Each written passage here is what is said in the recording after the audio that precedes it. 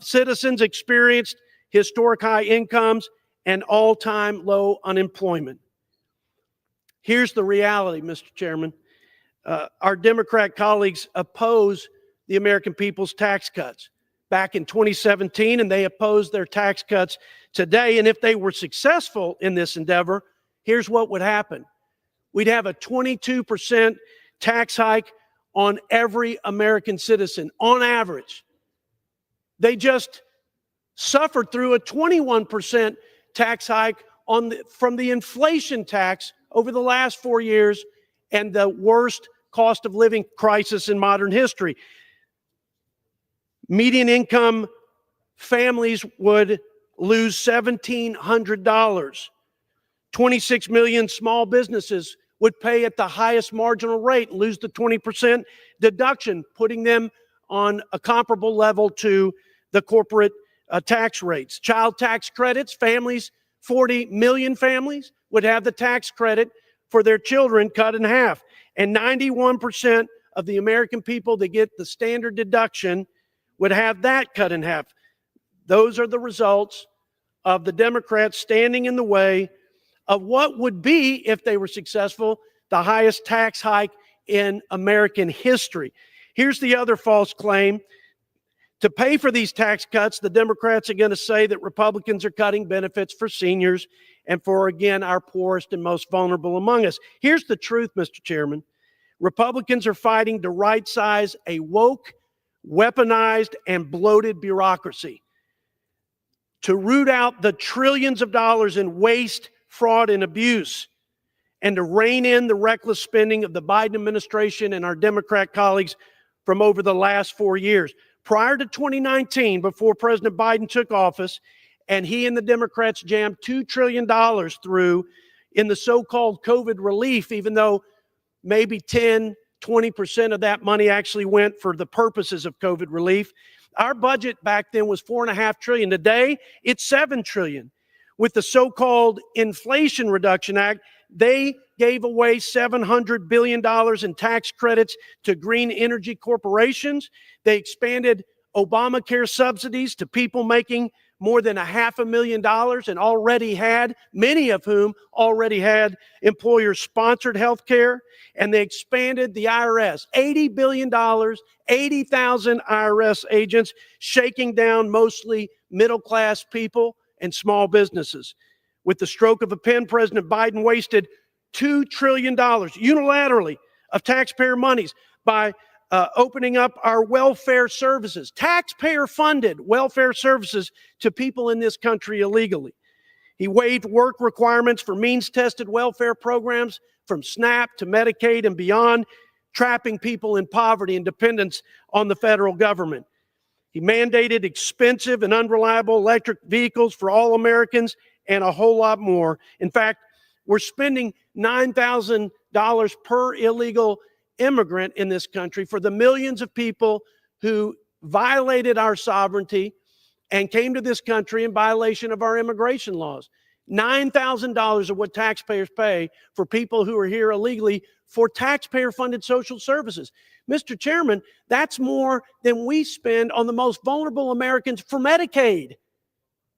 That's more than we spend collectively for our veterans for their military retirement.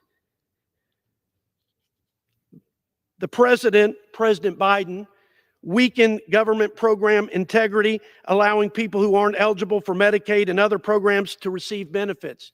Case in point, we used to review the Medicaid rolls twice a year to make sure people who were on the rolls were those who were most vulnerable and those who qualified according to the law. That was revoked by the Biden administration. And they only did it once a year. And if you changed it back, you'd eliminate fraud, waste, and abuse and save $160 billion of taxpayer monies. He implemented unconstitutional and regressive student loan bailouts, forcing working Americans to subsidize the upper middle class, law students, medical students. These are folks that deferred their education. These are hardworking people that didn't think they could afford college. We have an unprecedented opportunity, Mr. Chairman, and my fellow Republicans, and we have a sacred obligation at this moment to meet this moment, with the urgency it demands. Now more than ever is the time for Republicans in Congress to demonstrate the courage of their convictions and take the bold action in this historic moment. Save this country. Save our children's future. Save us from wrecking the greatest economy in the world, for jeopardizing our national security and our leadership in the world. The world is counting on a safe, strong, and free America. And I believe that this bill encapsulates the policies that are going to restore America's greatness. And with that, Mr. Chairman, I urge my colleagues to support it, and I yield. And I reserve the remainder of my time. Gentleman's time is reserved. Gentleman from Pennsylvania, Mr. Boyle. Mr. Chair, I yield myself such time as I may consume. Gentleman is recognized.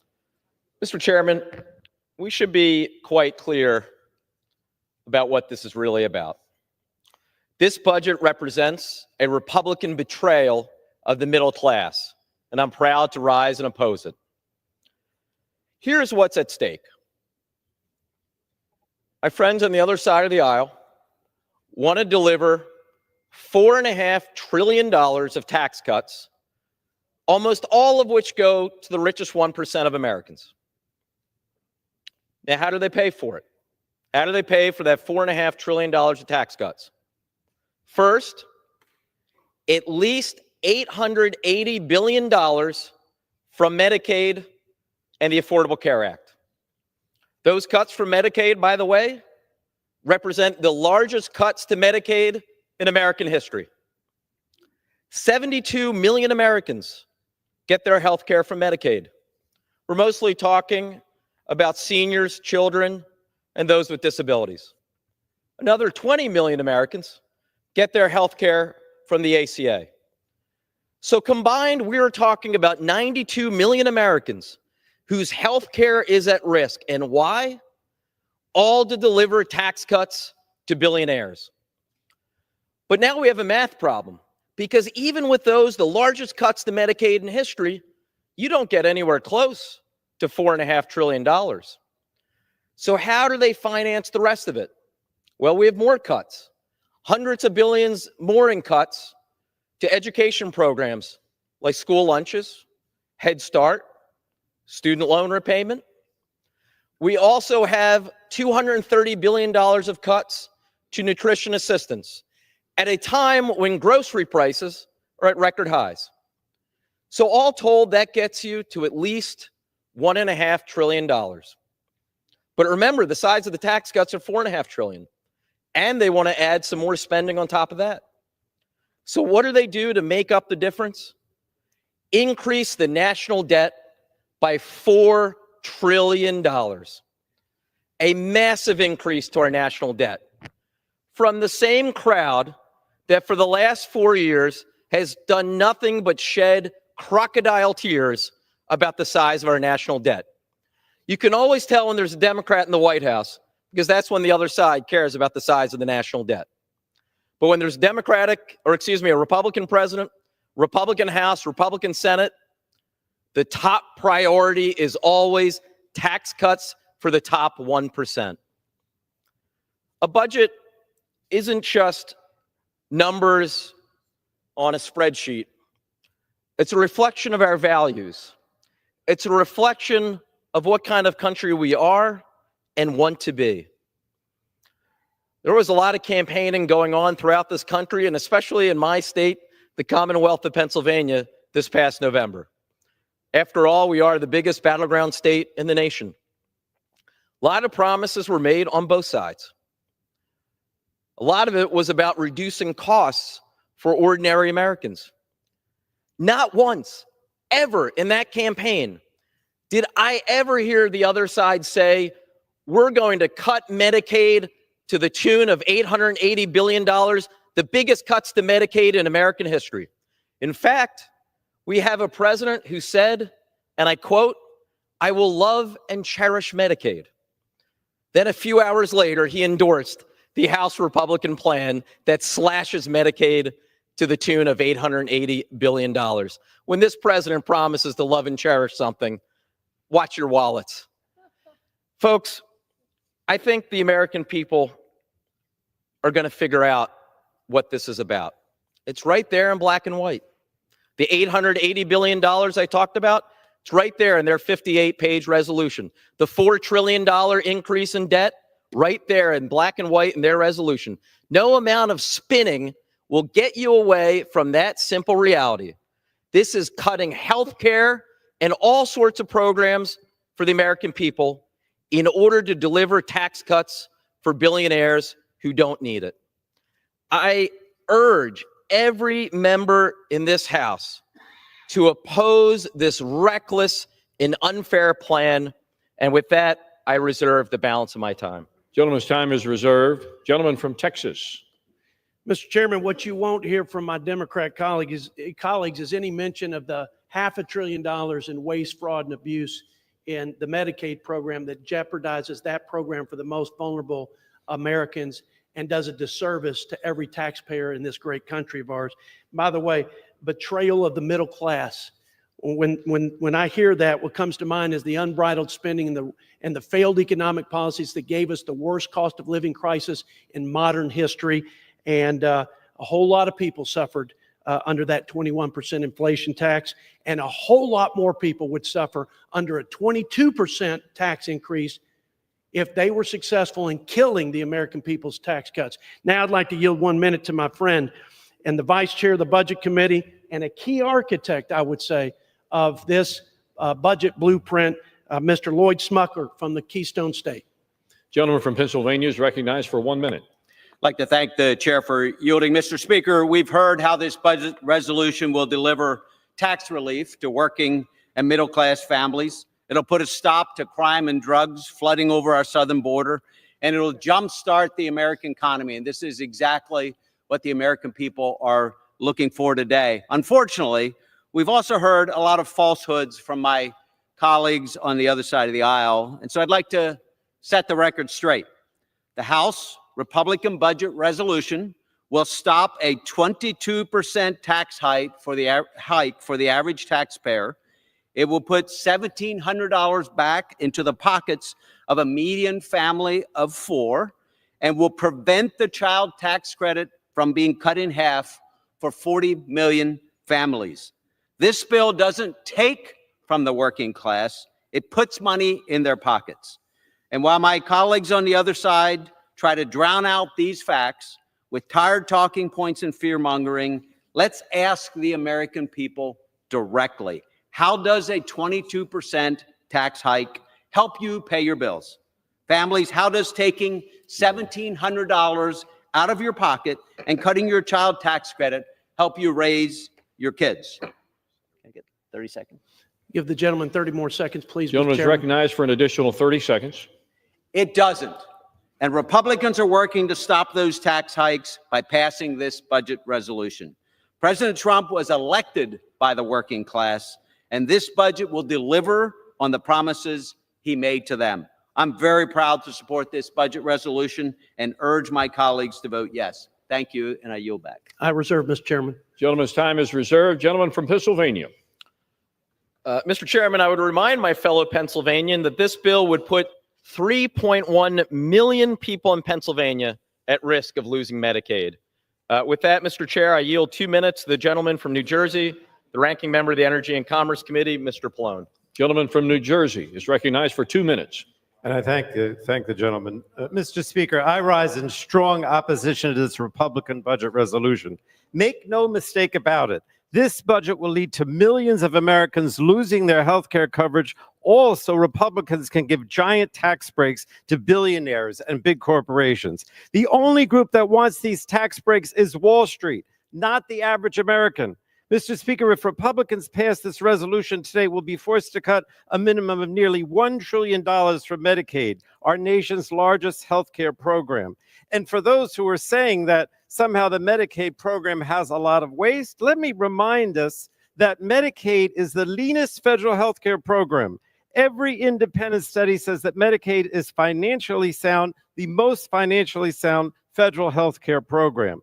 The consequences of these cuts will be devastating. Medicaid provides health care to 1 in 3 Americans, nearly half of the children in the United States, and it's the largest source of funding for nursing home for seniors and people living with disabilities. This is a life-saving program for 80 million Americans. They count on it every day. And yet today, House Republicans are unnecessarily rushing forward with a budget resolution that will impose the largest health care cuts in our nation's history. Millions of people will lose their health care, but that's just the beginning. Health care prices will sharply rise. Hospitals, particularly those in underserved and rural communities, will be forced to close. So too will nursing homes. Seniors will lose the care that they rely on, and doctors and nurses will be laid off. Emergency rooms will once again be overflowing as people are forced to delay care until absolutely necessary. And states will be bankrupted and forced to make painful cuts to important healthcare services. This is the reality, not what the Republicans are telling you. Mr. Speaker, it doesn't have to be this way. If just a few of my colleagues on the other side of the aisle take a stand today, we can stop this from happening. So I implore my Republican colleagues to think about the harm, the devastating harm that would be done to their communities if this budget resolution is adopted. Stand up. I urge my colleagues to think twice and vote no, and I yield back. Gentleman from Texas. Chairman, I yield 1 minute to the gentleman from the Tar Heel State, former Speaker of the House of North Carolina and Budget Committee member, Mr. Tim Moore. Gentleman from North Carolina is recognized for 1 minute. Thank you, Mr. Speaker. Last November, the American people said enough is enough. They're tired of government waste, they're tired of rising prices, and they're tired of policies of the last administration. This budget is a critical step forward towards reining in out-of-control federal spending. To be clear, this resolution has no provisions that make cuts to Social Security, Medicare, and Medicaid. For those folks watching at home, read the bill. It's not in there. When Democrats vote against this today, they are voting to raise the average family of four's taxes by nearly $1,700. They're voting to raise taxes on small business. They're voting for open borders, and they're voting for higher energy costs. I'm proud to have worked with my fellow House Budget Committee members on this bill, as well as the chairman, who's done an amazing job on this. And I encourage my colleagues to vote yes on this important measure. I yield back, Mr. Speaker. Gentleman from Texas reserves. I reserve. Gentleman from Pennsylvania. I would remind the gentleman that this bill would put 2.8 million people in North Carolina at risk of losing Medicaid.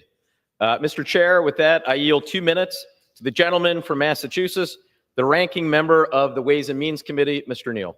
Gentleman from Massachusetts is recognized Thank for you, 2 Mr. minutes. Speaker. Well, the looting is underway.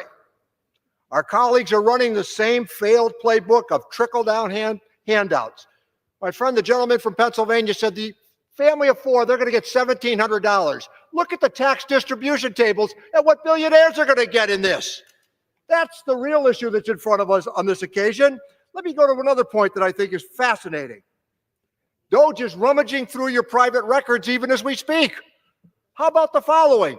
Imagine what the Republican reaction would have been if Bill Clinton, Barack Obama, or Joe Biden said, we're going to borrow $4 trillion more for these tax cuts for the wealthiest amongst us. Don't kid yourself.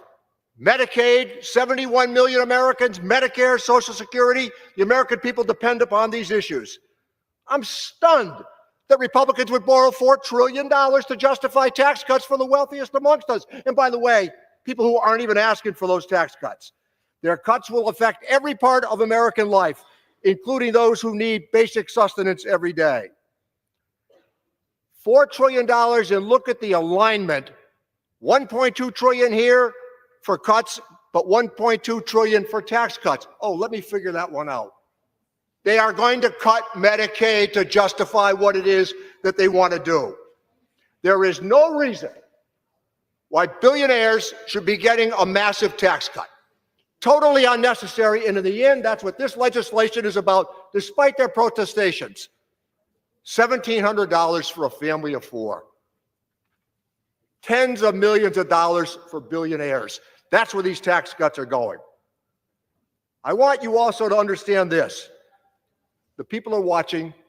We're going to defend Medicare. We're going to defend Medicaid. And we're going to defend all of these entities that have made a difference in American life for average people every single day. Let me close on this note. My father had a great saying. He used to say, Jesse James at least had the respect to wear a mask. They should be wearing masks for what they're doing today. And I yield back my time. Gentleman from Pennsylvania reserves. Gentleman from Texas. Mr. Chairman, I yield 1 minute to my friend, the gentleman from Kansas, another Budget Committee member, had a hand in developing this fiscal framework, Mr. Ron Estes. Gentleman from Kansas is recognized for 1 minute. Mr. Speaker, I rise today in strong support for starting the process to pass one big, beautiful bill for America. For 4 years, Americans suffered from an open border, crippling inflation, massive federal spending, and burdensome regulation. On top of that, we're on the verge of increased taxes for families, workers, and small businesses if we fail to act. Our mandate is to restore and secure our nation, both physically and financially. It's critical that we pass a bill that enables us to address all of these priorities, including an extension of the Tax Cuts and Jobs Act. In my home state, Kansans will see an average of $2,200 increase in their taxes if we don't act now and we allow the tax cuts to expire. My colleagues on the other side of the aisle have made false claims about this budget resolution that will cut Social Security.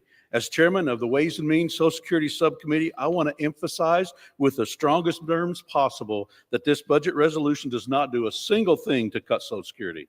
In fact, Social Security cannot be amended in the budget resolution in the budget reconciliation process. The Byrd Rule prevents consideration of reconciliation in the Senate that changes the Social Security program. I support today's budget resolution as a next step in advancing America's first policies. And with that, I yield back. Gentleman from Texas reserves his time. Gentleman from Pennsylvania. Mr. Chair, the gentleman from Kansas is right. It is a big, beautiful bill for billionaires. I would also remind the gentleman that this bill would put 410,000 people in his state of Kansas at risk of losing Medicaid. I yield 2 minutes now to the gentleman from the Commonwealth of Virginia, the ranking member of the Educational Workforce Committee, also a distinguished member of the Budget Committee, Mr. Scott. Gentleman from Virginia is recognized for 2 minutes. Thank you, Mr. Speaker. Mr. Speaker, I rise in opposition to this resolution. It's frankly hard to take my colleagues on the other side of the aisle seriously when they come up here and give speech after speech complaining about the deficit and then support this resolution that what increases the deficit. Let's start with some facts. Every single Democratic president since Kennedy has left for their Republican successors a better deficit situation than they inherited. And every Republican president since Nixon has left a worse deficit situation than the one they inherited, all without exception. So here we are again.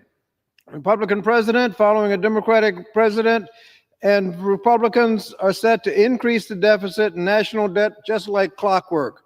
Democrats have been finding solutions and cleaning up Republican messes for 6 decades, and thanks to Republican tax cuts and for the corporations in the top 1%, they added over $7 trillion to the national debt during Trump's first term, and here we go again. Help billionaires run up the debt and make everybody else pay.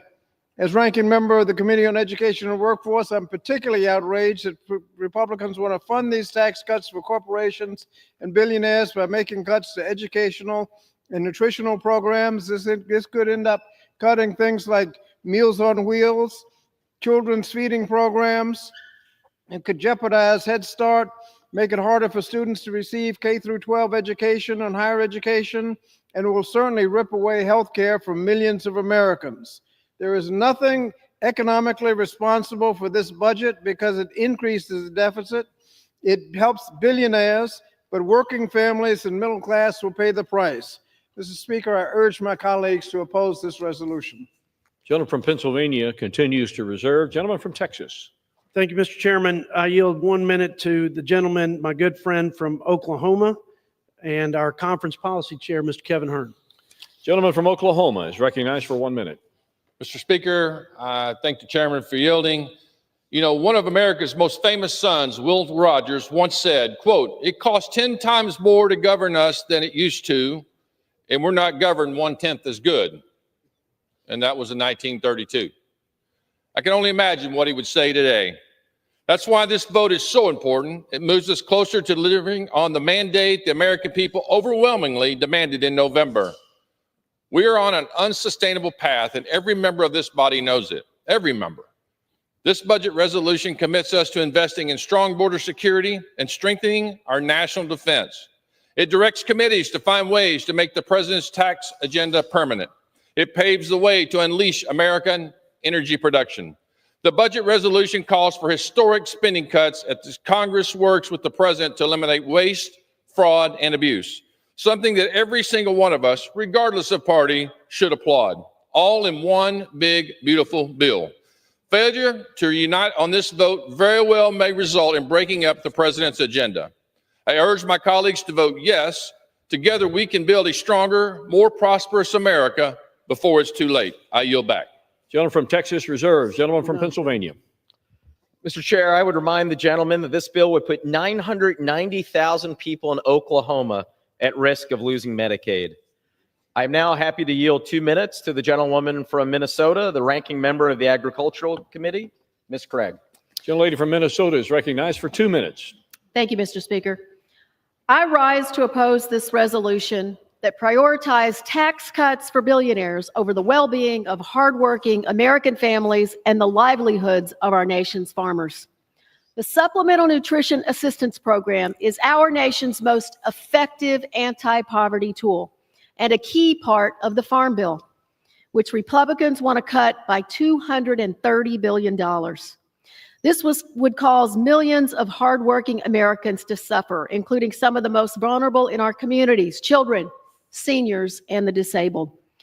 Decimating SNAP in this way would break up the coalition that is critical to passing a bipartisan farm bill and hurts the entire food supply chain when times are tough in farm country and in many communities, especially rural communities across this country.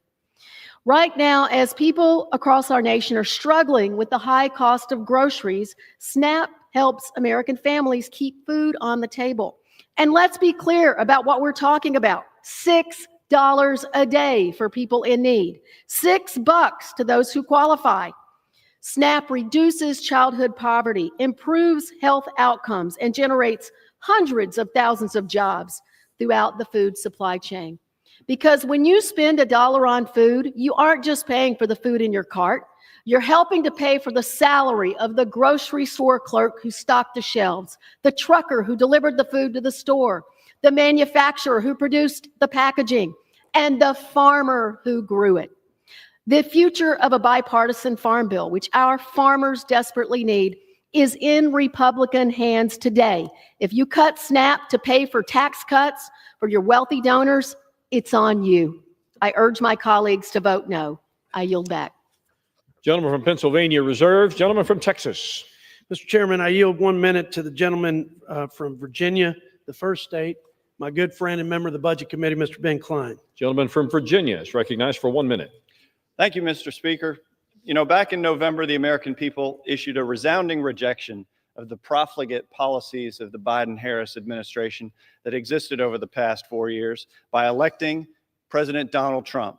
In the first month of the new administration, President Trump has answered this election mandate, signing executive orders aimed at securing our nation's borders, unleashing domestic energy production, and rooting out the waste, fraud, and abuse that was left over as the final remnants of Biden's failed legacy.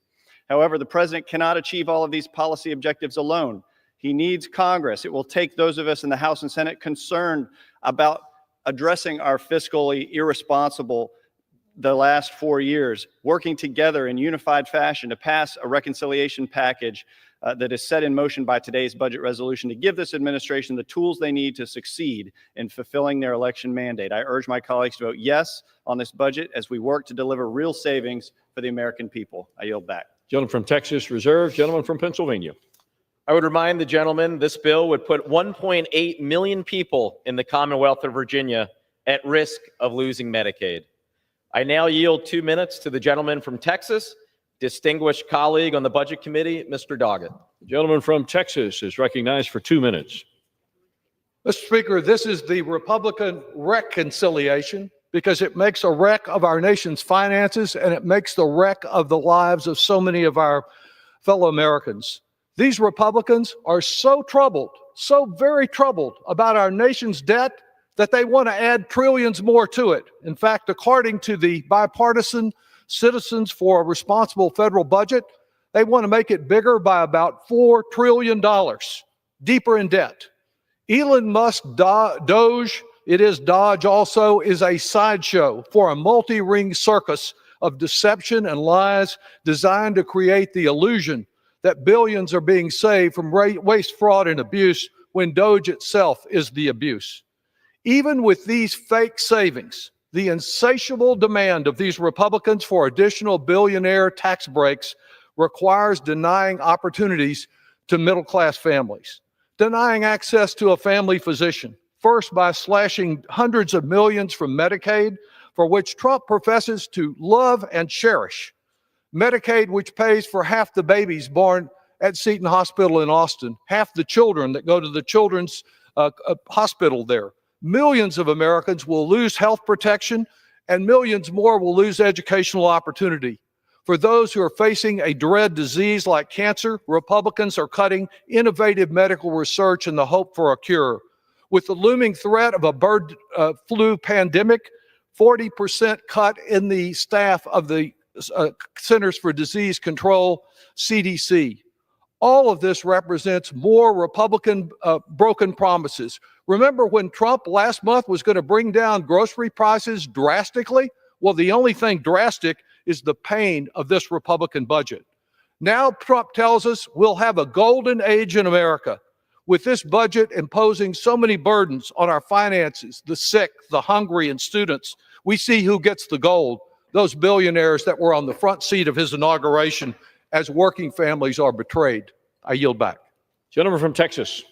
Chairman, I wonder when my Democrat colleagues will direct their indignation and outrage to the fact that that Doge and our friend Elon Musk has exposed a tremendous, outrageous, and utterly offensive waste like transgender operas in Colombia, DEI musicals in Ireland, transgender comic books, $20 million on Sesame Street, which is I would only have to assume my Democrat colleagues think that's the way to find peace in the Middle East. It's insane and it's offensive to the taxpayers, but you'll never hear a single word about that in this debate today. And with that, I yield 1 minute to my friend, General Jack Bergman from the great state of Michigan. Gentleman from Michigan is recognized for 1 minute. Thank you, Mr. Speaker. Thank you, Mr. Chairman. It's crucial that we're clear about the focus of today's debate. Our aim is not to remove vulnerable Americans from the government assistance programs they and their families depend on. On the contrary, we are focused on strengthening the integrity of these programs to ensure the taxpayers' dollars are directed to those who genuinely need them. In the past decade, Medicaid has accounted for over $550 billion, with a B, dollars in improper payments, making it one of the government's largest sources of payment errors. It would be irresponsible and a betrayal of our fiduciary duty to American taxpayers not to make a focused effort to recover these misused funds and redirect them to those who need them most. That said, it's essential that these efforts are made with a careful approach that avoids unintended consequences for vulnerable Americans and providers. As my colleagues on the Energy and Commerce Committee begin their critical efforts, I would urge them to keep this in the top of mind, and I urge all my colleagues to support this good resolution. Thank you. Gentleman from Texas reserves. Gentleman from Pennsylvania. I would remind the gentleman that this bill would put 2.4 million people in Michigan at risk of losing Medicaid. And Mr. Chair, let's be clear. That's what this debate is about. Because the other side is great at trying to distract you, holding up the shiny object of a few outlandish stories about tens of thousands of dollars to distract you from the trillions of dollars that are at stake. 1 in 3 Americans, 1 in 3, get their health care from Medicaid. That is at risk because of this proposal, and don't forget it. Don't allow yourself to get distracted. With that, I am happy to yield 2 minutes to the gentleman from California, my colleague and friend on the Budget Committee, Mr. Peters. Gentleman from California is recognized for 2 minutes. Thank you, Mr. Speaker. Our national debt is more than $36 trillion. We borrow nearly $2 trillion every year just to pay our expenses. And we spend more on interest payments now than we do on Medicaid, schools, childcare, and the national defense. Republicans have raised the alarm about this deficit, but this budget actually makes the debt and deficit much, much worse. They say we have a spending problem. Okay, then cut annual spending to a level that's covered by our revenues and stop the deficits. But that's not what they're doing here. Oh, they will make big cuts to healthcare, air traffic controllers, cybersecurity, the people who fight wildfires, but they will not use those savings to cut deficits. They will use those savings to pay for tax cuts for people who don't need them. America doesn't have a spending problem. We have a borrowing problem. And this budget would lead to more borrowing we can't afford. It would limit our ability to borrow money when we do need it, when there's a future urgent need. But today the economy has low unemployment and high interest rates, the exact wrong time to blow up the debt. This bill will add between $4 and $11 trillion to the debt, which will increase interest rates, raise prices, and keep inflation high, and our kids are going to pick up the bill. Don't vote for this self-inflicted harm. I work with many of my Republican colleagues as co-chair of the Bipartisan Fiscal Forum on controlling the debt and deficit, and I know some are sitting here quietly agreeing with me. I know personally also how hard it is to buck your party, because when Democrats held the House, the Senate, and the White House, I voted no on our reconciliation budget to get a better product. Let me tell you, it was very unpopular, but I held my ground. And people at home knew I was standing up for them. We got a better product, and they sent me back. We work with presidents. We don't report to them. We report to our constituents as independently elected members of Congress who are elected on the exact same day as Donald Trump. Do your job. You know better. Vote no. I yield back. Gentleman from Pennsylvania reserves. Gentleman from Texas. Mr. Chairman, I yield 1 minute to the gentleman from the great state of Texas, my friend, Mr. Brandon Gill, also a member of the Budget Committee. Gentleman from Texas is recognized for 1 minute. Thank you, Mr. Speaker, and thank you, Chairman Arrington, for your leadership throughout this process. Mr. Speaker, President Trump delivered historic results. He is securing our border, restoring common sense, lowering costs, and reestablishing America's strength in the world. And he is stopping our tax dollars from funding woke, perverted projects that the other side of the aisle seeks to push. But today, 60% of American taxpayers are facing rising taxes and uncertainty. To address these challenges, this resolution will provide for the extension of the Trump tax cuts, funds the largest mass deportation operation in U.S. history, and cuts at least $1.5 trillion in waste, fraud, and abuse from our federal budget. This is something that should receive bipartisan support. Our commitment to fiscal discipline is clear. Conservatives on the Budget Committee added a provision that incentivizes a total of $2 trillion in reductions. The American people are begging for Washington to unlock the Trump agenda, which this bill does. They gave us a mandate to save this country. I urge my colleagues to support this resolution, and I yield back my time. Gentleman from Texas reserves. Gentleman from Pennsylvania. I would remind the gentleman that this bill would put 4.2 million people in Texas at risk of losing Medicaid. Mr. Chair, I'm happy to yield 2 minutes to the gentlewoman from Ohio, distinguished member and friend from the Budget Committee, Ms. Capter.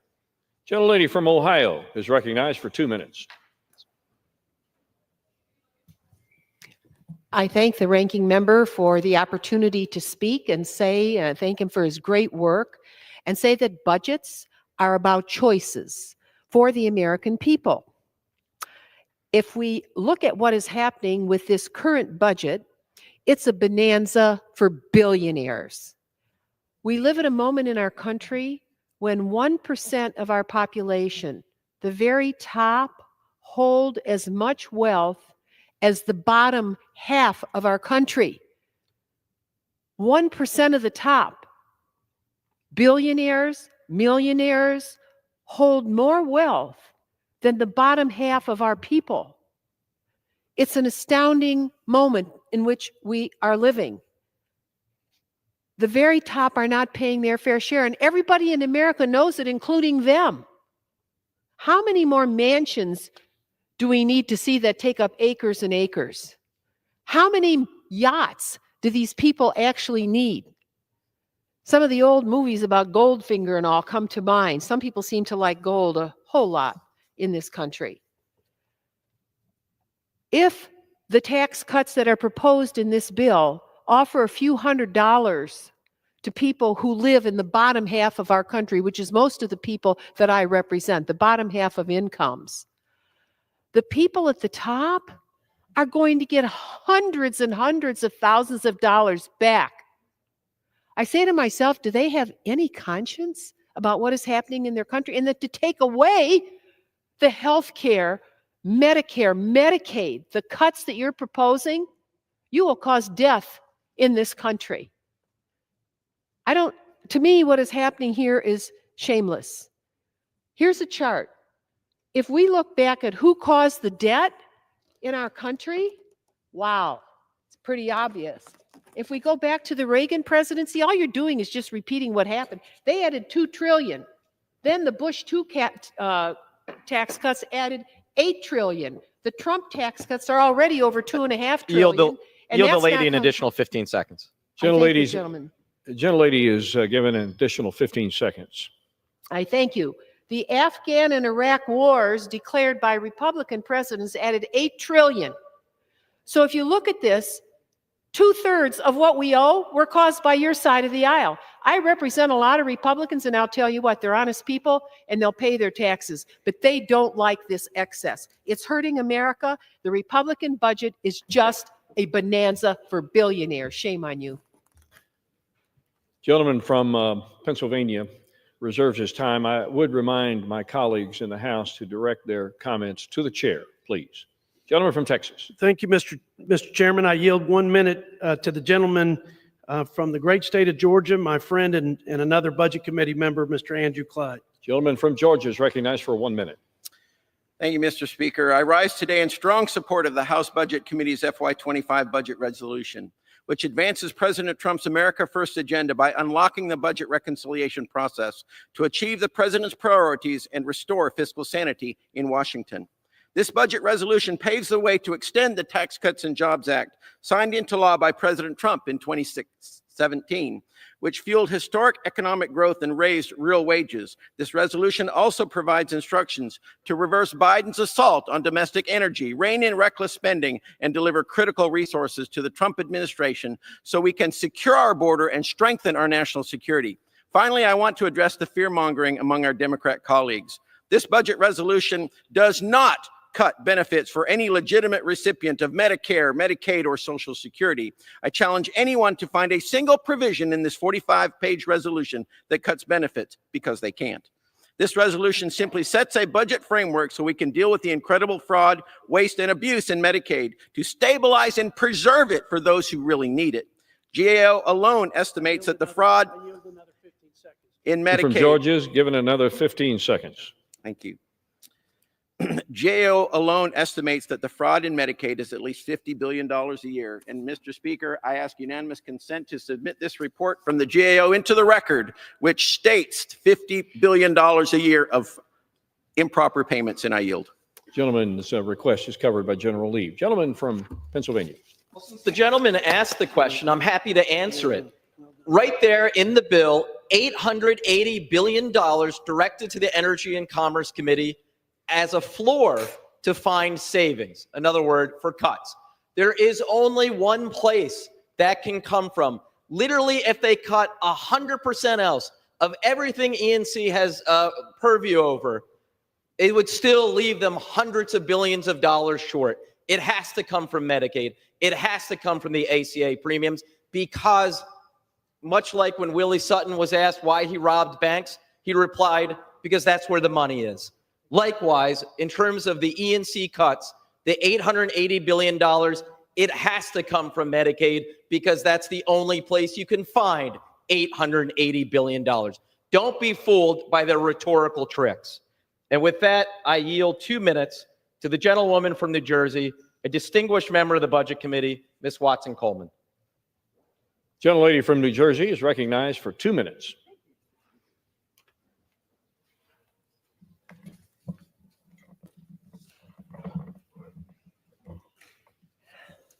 Standing in opposition.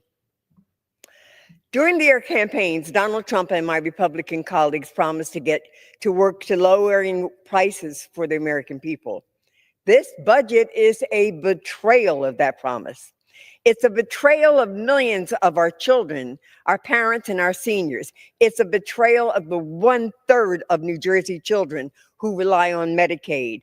It's a betrayal of the 1/3 of new mothers who count on Medicaid for their prenatal care. It's a betrayal of 6 in 10 New Jersey seniors living in nursing homes. It's a ripoff of New Jersey taxpayers as Republicans have prioritized tax cuts for their billionaire donors over the lives of everyday citizens who will suffer under this new budget. My neighbor, Tom Kane, has over 70,000 Medicaid recipients, including over 27,000 children. Does Congressman Van Drew from New Jersey know a vote for this budget means abandoning 177,000 of his residents for the billionaire class?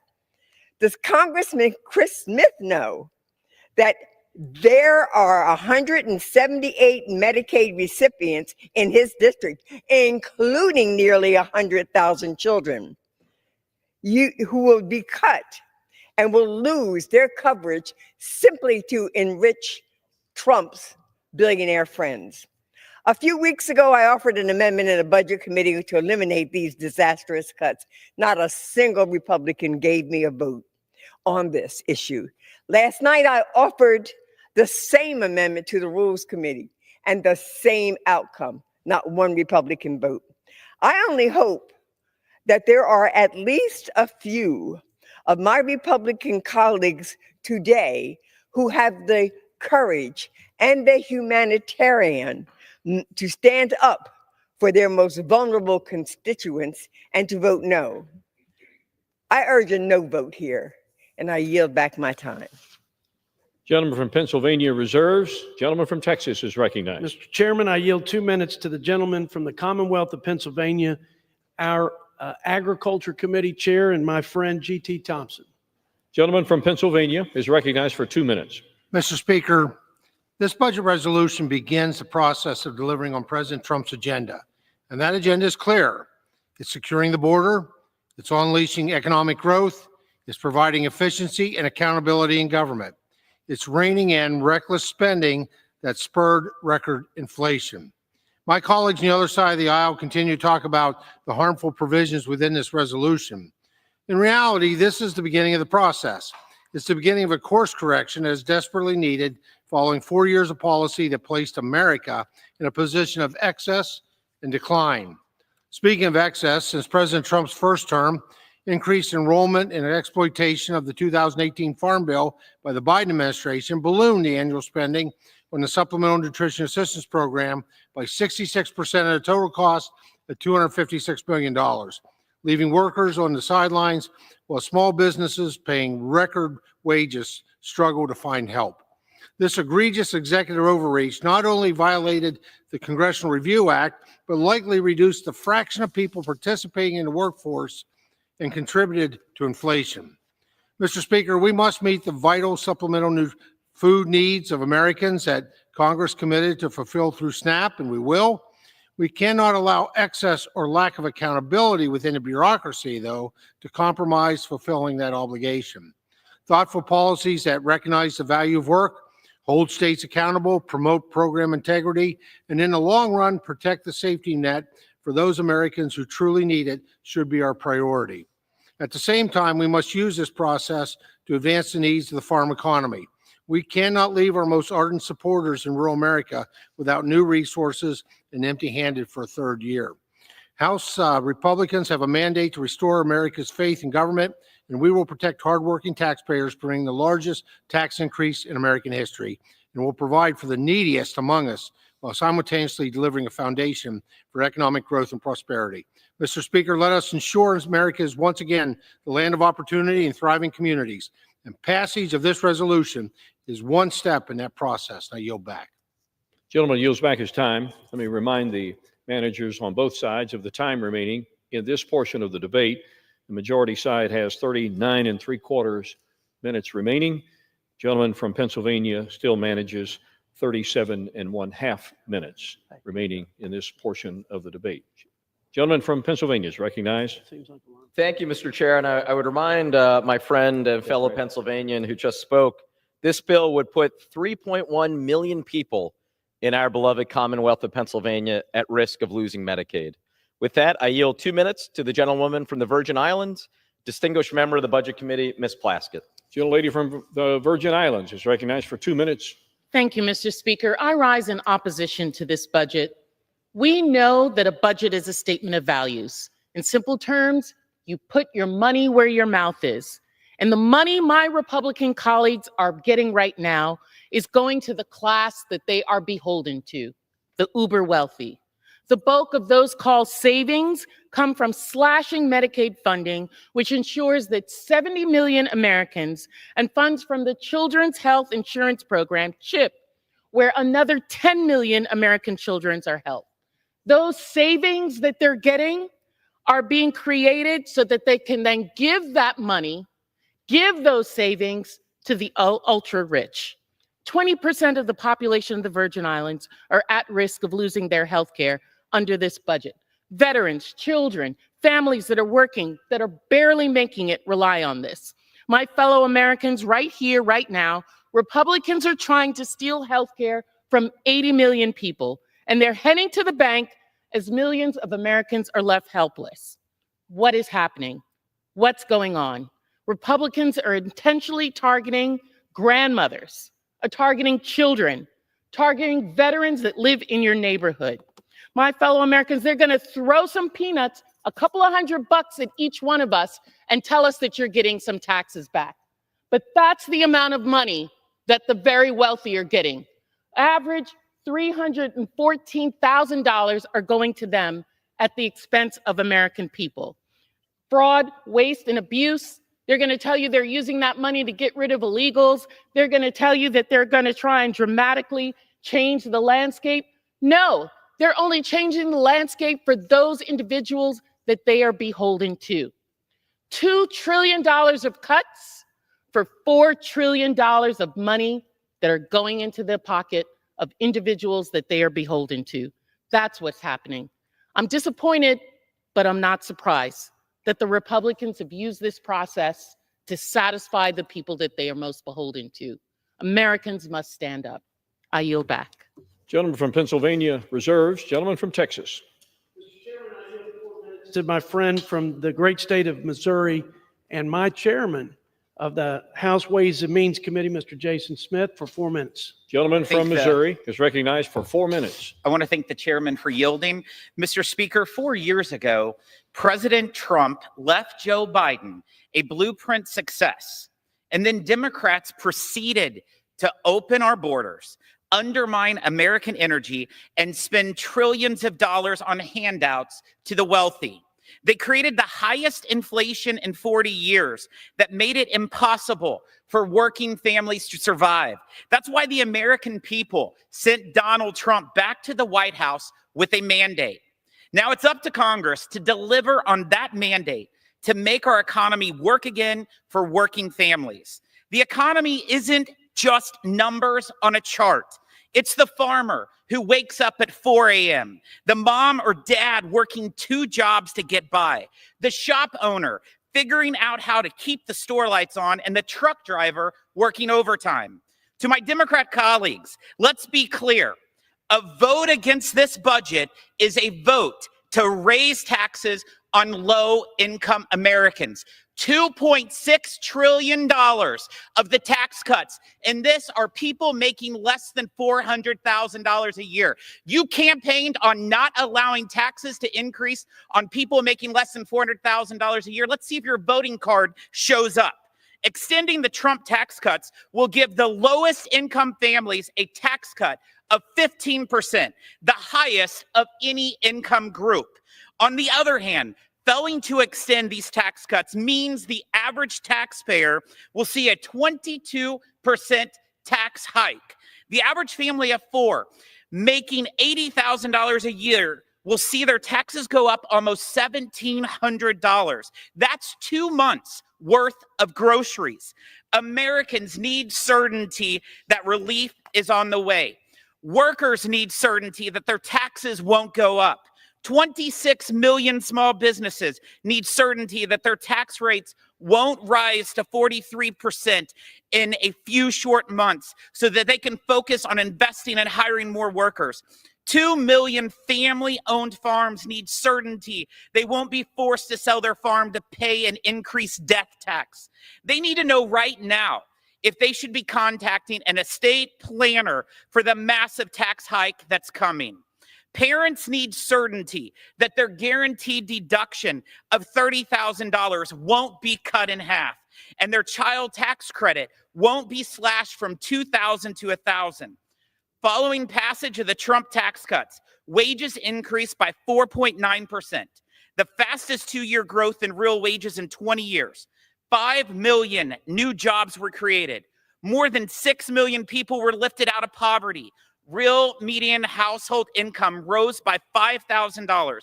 The economy grew a full percentage point higher than CBO's initial forecast, and revenues have remained steady at 17% of GDP. Building on President Trump's tax cuts will deliver a new golden age of prosperity.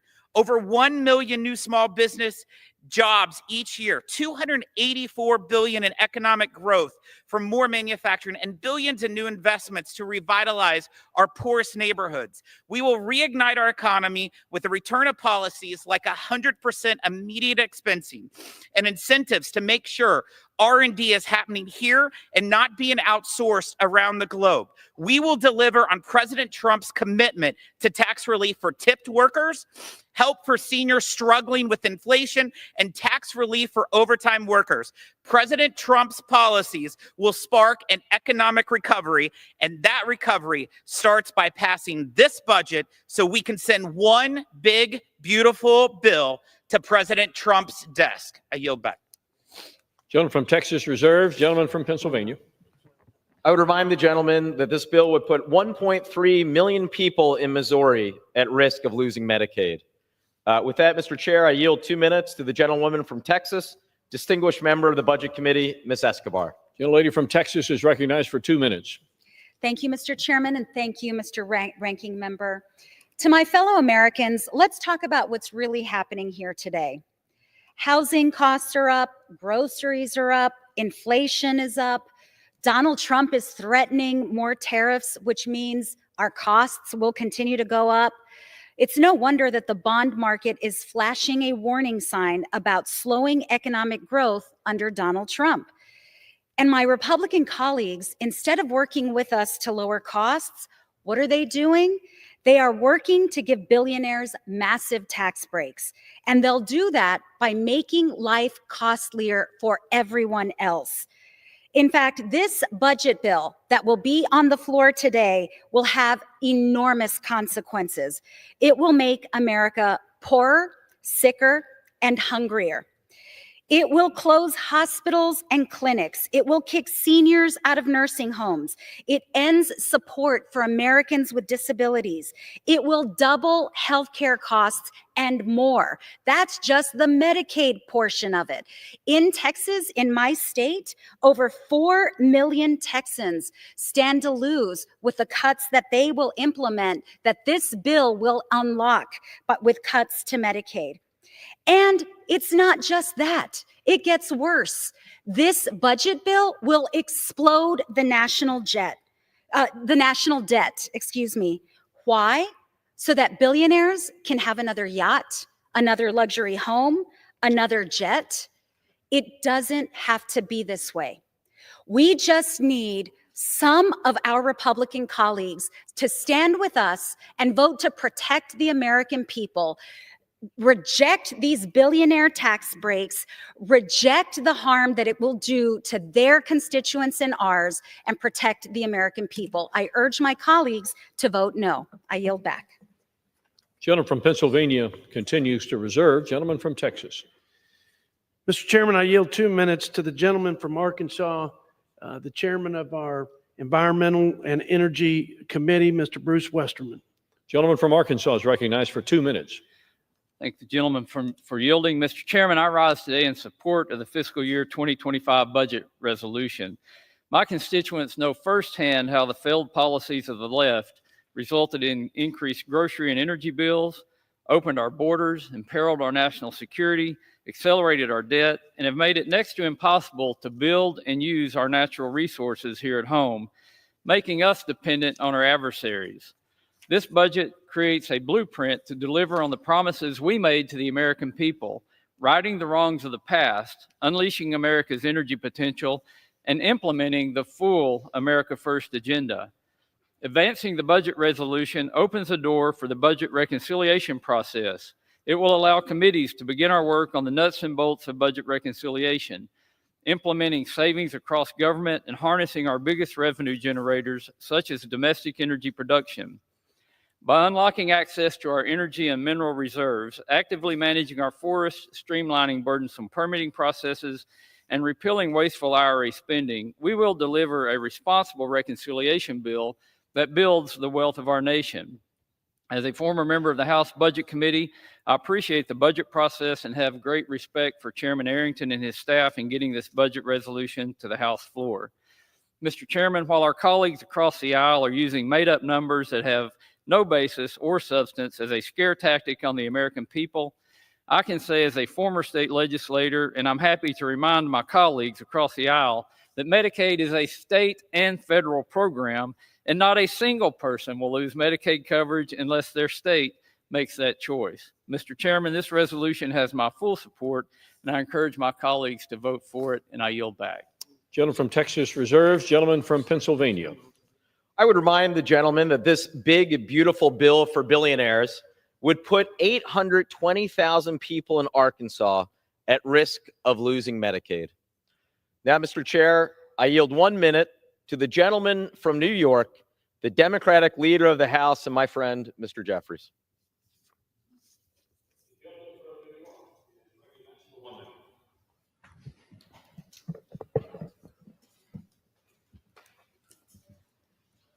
Speaker, I rise today in strong opposition to the reckless Republican budget, which is a betrayal of working class Americans, middle class Americans, children, seniors, and everyday Americans all across the country. I thank the distinguished gentleman from Pennsylvania, the top Democrat on the Budget Committee, Brendan Boyle, for his leadership, all of the members of the Budget Committee, all of the members of the House Democratic Caucus who are standing up for the American people by opposing this reckless Republican budget that will devastate people all across the land. It's not consistent with promises that were made to the American people. It's the exact opposite. Here's the promise that was made to the American people over and over and over again, that Republicans were going to drive down the high cost of living in the United States of America and combat inflation. That was the promise that you made to the American people. As House Democrats, we're working hard to lower housing costs, lower grocery costs, lower insurance costs, lower utility costs, and lower child care costs because we know America is too expensive. We want to drive down the high cost of living. But on the other side of the aisle, we haven't seen a single bill introduced by Republicans to drive down the high cost of living, address the affordability crisis in the United States of America. Not a single executive order issued by President Trump has anything to do with driving down the high cost of living. Not a single administrative action taken this year by the Trump administration has anything to do with driving down the high cost of living. In fact, costs aren't going down in the United States of America. Costs are going up. Grocery prices are going up. Inflation is going up. Republicans are crashing the economy in real time. So you've betrayed the American middle class, working families, everyday Americans, children, and seniors with this $4.5 trillion budget scheme. And don't come to the House floor and act like this was being done in the name of fiscal responsibility.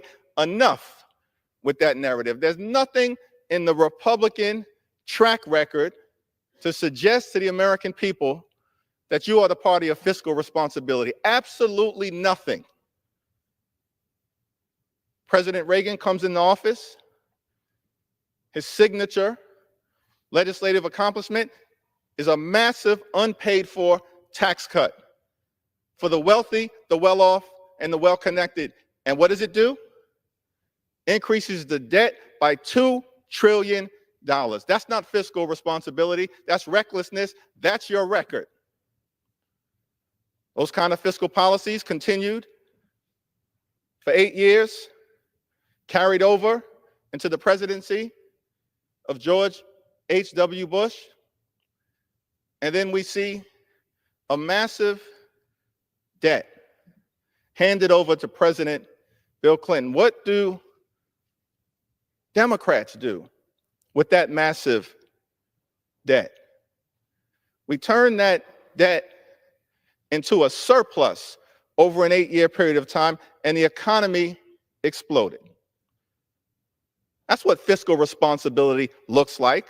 That happened under President Bill Clinton. Stop saying to the American people that you're the party of fiscal responsibility. The facts say exactly the opposite.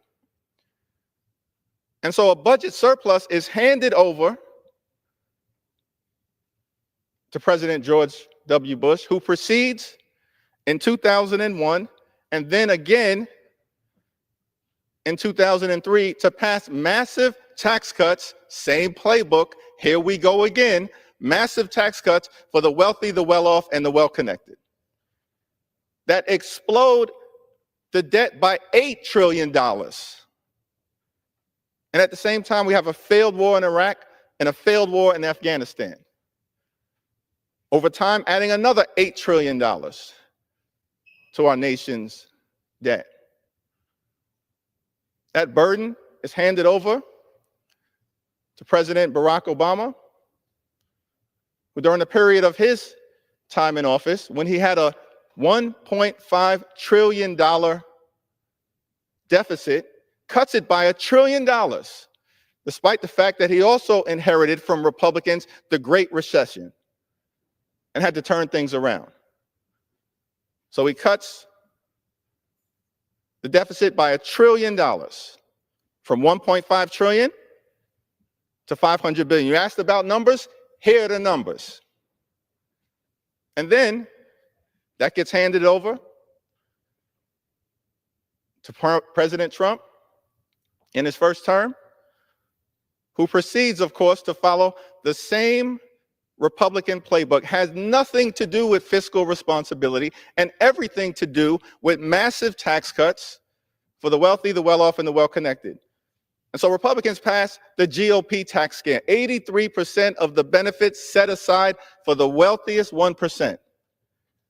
And in connection with the GOP tax scam, explode the debt by another $2 trillion that you force working families, middle-class folks, and everyday Americans to pay for. Republicans are not the party of fiscal responsibility. Stop trying to convince the American people otherwise. Same playbook. In fact, during the administration of Donald Trump, during his first 4 years, the debt exploded to such a degree that 25% or so of our nation's debt came from just the first term of President Donald Trump. 25%. We've been around for over 248 years.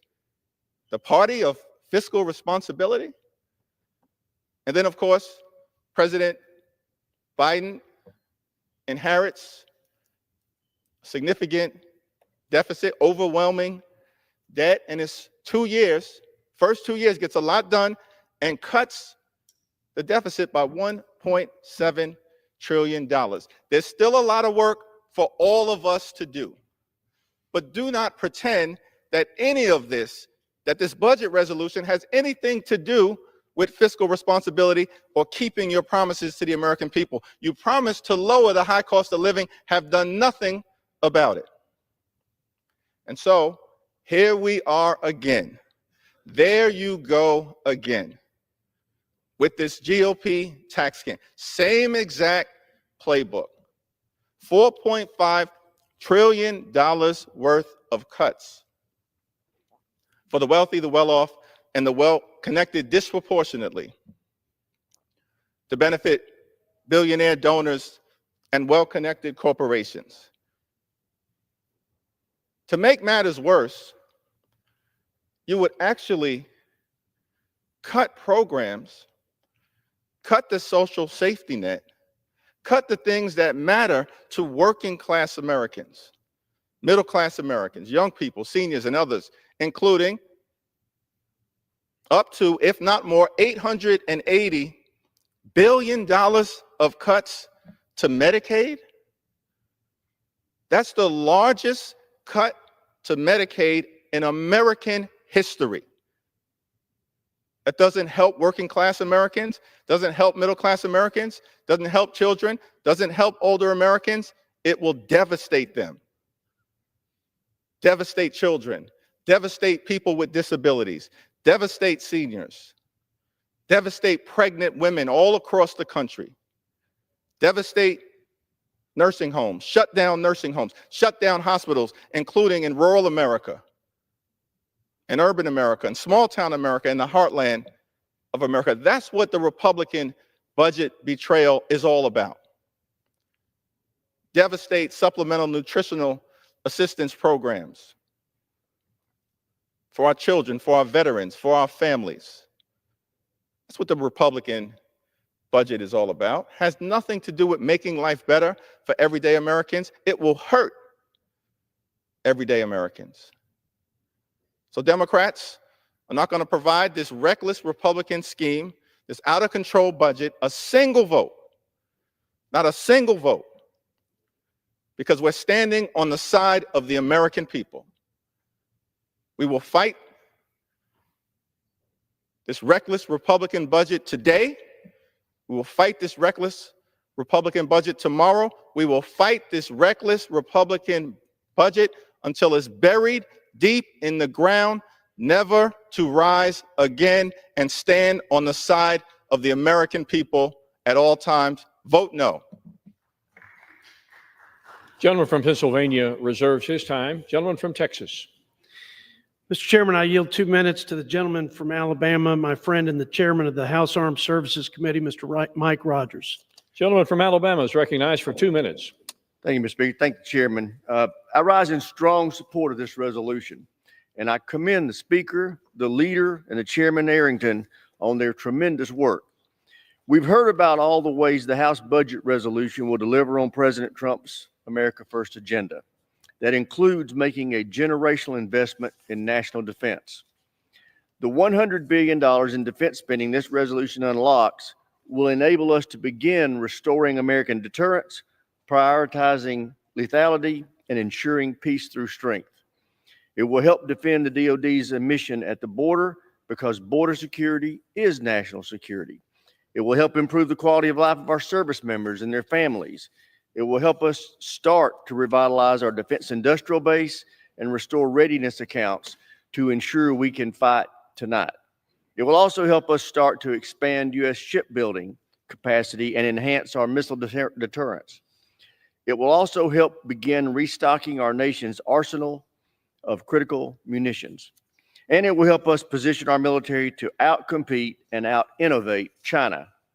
Achieving the president's goal of peace through strength will ultimately require us to get defense spending back above 4% of GDP. But none of that can happen unless we pass this budget resolution today. I urge my colleagues to join me in supporting this resolution. I yield back the balance of my time. Gentleman from Texas reserves. Gentleman from Pennsylvania. Mr. Chair, I would remind the gentleman that this bill would put 950,000 people in Alabama at risk of losing Medicaid. With that, it is my honor to yield 2 minutes to the gentlewoman from Minnesota, distinguished member of the Budget Committee, Ms. Omar. Gentlelady from Minnesota is recognized for 2 minutes. Thank you, Ranking Member. Thank you, Mr. Speaker. I rise in strong opposition to this Republican budget resolution because it is not a budget, it is a blueprint for American decline. Let's be clear. They want to exploit your labor, your tax dollars, and gut your earned benefits, all to bankroll tax cuts for their wealthy friends and donors. They want to increase your healthcare costs while Elon Musk and his friends hoard even more wealth. And they have the audacity to call it fiscal responsibility. This proposal will only deepen the constitutional crisis we are already in. A president trying to rule like a dictator, an unelected billionaire using hate and fear to expand his control over our country, and congressional Republicans pretending this chaos is normal, even as their own constituents call them out for their cowardice. Our government is being hollowed out, our institutions are falling apart, and today, House Republicans are slashing programs that people rely on to enact massive $4.6 tax giveaway to the rich. So I ask my Republican colleagues, who will you serve? The people who sent you here or the billionaires trying to buy our democracy? I yield back. Gentleman from Pennsylvania continues to reserve his time. Members are advised to not only direct their comments to the chair, but to refrain from engaging in personalities toward the president. Gentleman from Texas. Mr. Chairman, the minority leader regurgitated a talking point from the Democrat Party we've heard now for years. We heard it prior to the passage of the Tax Cuts and Jobs Act in 2017. He said 83% of the Tax Cuts and Jobs Act benefits would accrue to the top 1% of income earners. The Washington Post, which is no bastion of conservative journalism, said that, well, they gave him 2 Pinocchios for that one and called it a zombie claim, called it galling, and PolitiFact agreed with them and said it was flat out misleading. With that, Mr. Chairman, I'd like to yield a minute to my friend, the gentleman from California, Mr. Tom McClintock, also a member of the House Budget Committee. Gentleman from California is recognized for 1 minute. Mr. Chairman, this resolution not only saves an average family about $16,000 over the next 10 years through reduced spending, it also prevents a crushing $1,500 annual tax hike on a struggling family earning just $75,000 a year. I have news for the minority leader. That ain't rich. They can't afford it, and they don't deserve that. The details will come in the reconciliation bill, which can't be drafted until this resolution passes. So our Democratic colleagues ought to wait to see what the committees actually propose before setting their hair on fire. You know, the people didn't save our country last November. They gave us the tools to save it. It's now up to us to use them. This resolution unlocks a powerful tool and is a critical step to stop the reckless theft of the earnings, the productivity, the prosperity, and the dreams of the American people. I yield back. Gentleman from Texas reserves his time. Gentleman from Pennsylvania. Mr. Chair, I would remind the gentleman that this bill would put 13.4 million people in California at risk of losing Medicaid. I would further remind my friend, the chair of the Budget Committee, that it was not the Democratic leader's statistic that he was quoting, about 83%. It was the Congressional Budget Office that found that 83% of the 2017 Trump tax cuts go to the richest 1% of Americans. With that, I yield 2 minutes to the gentleman from New York, distinguished member of the Budget Committee, Mr. Tonko. New York is recognized for 2 minutes. Thank you, Mr. Speaker. It was quite remarkable to go back home to New York's 20th District last week after spending 12 hours moving this monstrosity through the Budget Committee. Everywhere I went, folks were imploring me, begging, pleading to stand up to this cruelty. And that's after weeks of receiving nonstop calls from thousands of activated and engaged constituents, many of whom are reaching out to me for the very first time. I held a town hall at Albany High School, and like many of my colleagues in recent weeks, it was packed. The energy in the room was palpable. Fear, helplessness, anger. Why, Mr. Speaker, are we forcing through legislation that will hurt the very people we represent? My constituents should never have to stand up and tell me they will interrupt their lives to fight with me in D.C. against the Republican agenda, but they did. Our job is to serve the American people, not rip access to basic necessities away from them at the behest of a president who declared himself king. Frankly, it's insulting to me, to this institution, to the working families of New York's 20th District, and every American who is still struggling just to get by. But here we are, blowing a $3 trillion hole in our national debt to serve billionaire oligarchs instead. Billionaire oligarchs and donors who will never have to wonder whether they can afford to go to the doctor, retire with dignity, or even put food on the table to feed their children at night. It's outrageous. It's a ripoff. It's a heartless betrayal of the American people, the middle class, working families, and future generations. My district has asked me, where's the solution to this? It rests right in this chamber. Let us assume the responsibilities, the duties, the authority, the power we have by the Constitution, with the power of the purse placed in our hands here in the House of Representatives. Let's act accordingly. They didn't want a president to circumvent Congress. They didn't want an agent who never had a background check, who was never confirmed by the U.S. Senate, and who is wielding a chainsaw at our programs and not showing sensitivity, compassion, intellect, and academics that will make the true difference. With that, I yield back. Yields. Gentleman from Pennsylvania reserves his time. Once again, the chair would remind and implore all members to not engage in personalities toward the president and direct your remarks to the chair. Gentleman from Texas.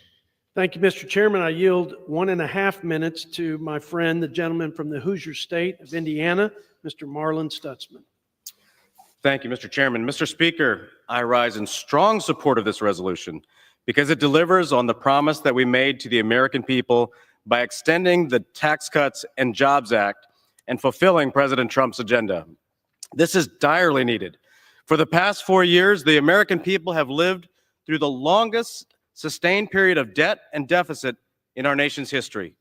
During that same time, Americans have also had to grapple with hyperinflation and record high energy costs and grocery costs at the grocery store. This budget will usher in a new golden era that the American people are yearning for, and where free enterprise can flourish, energy production is unleashed, and our fiscal health is restored.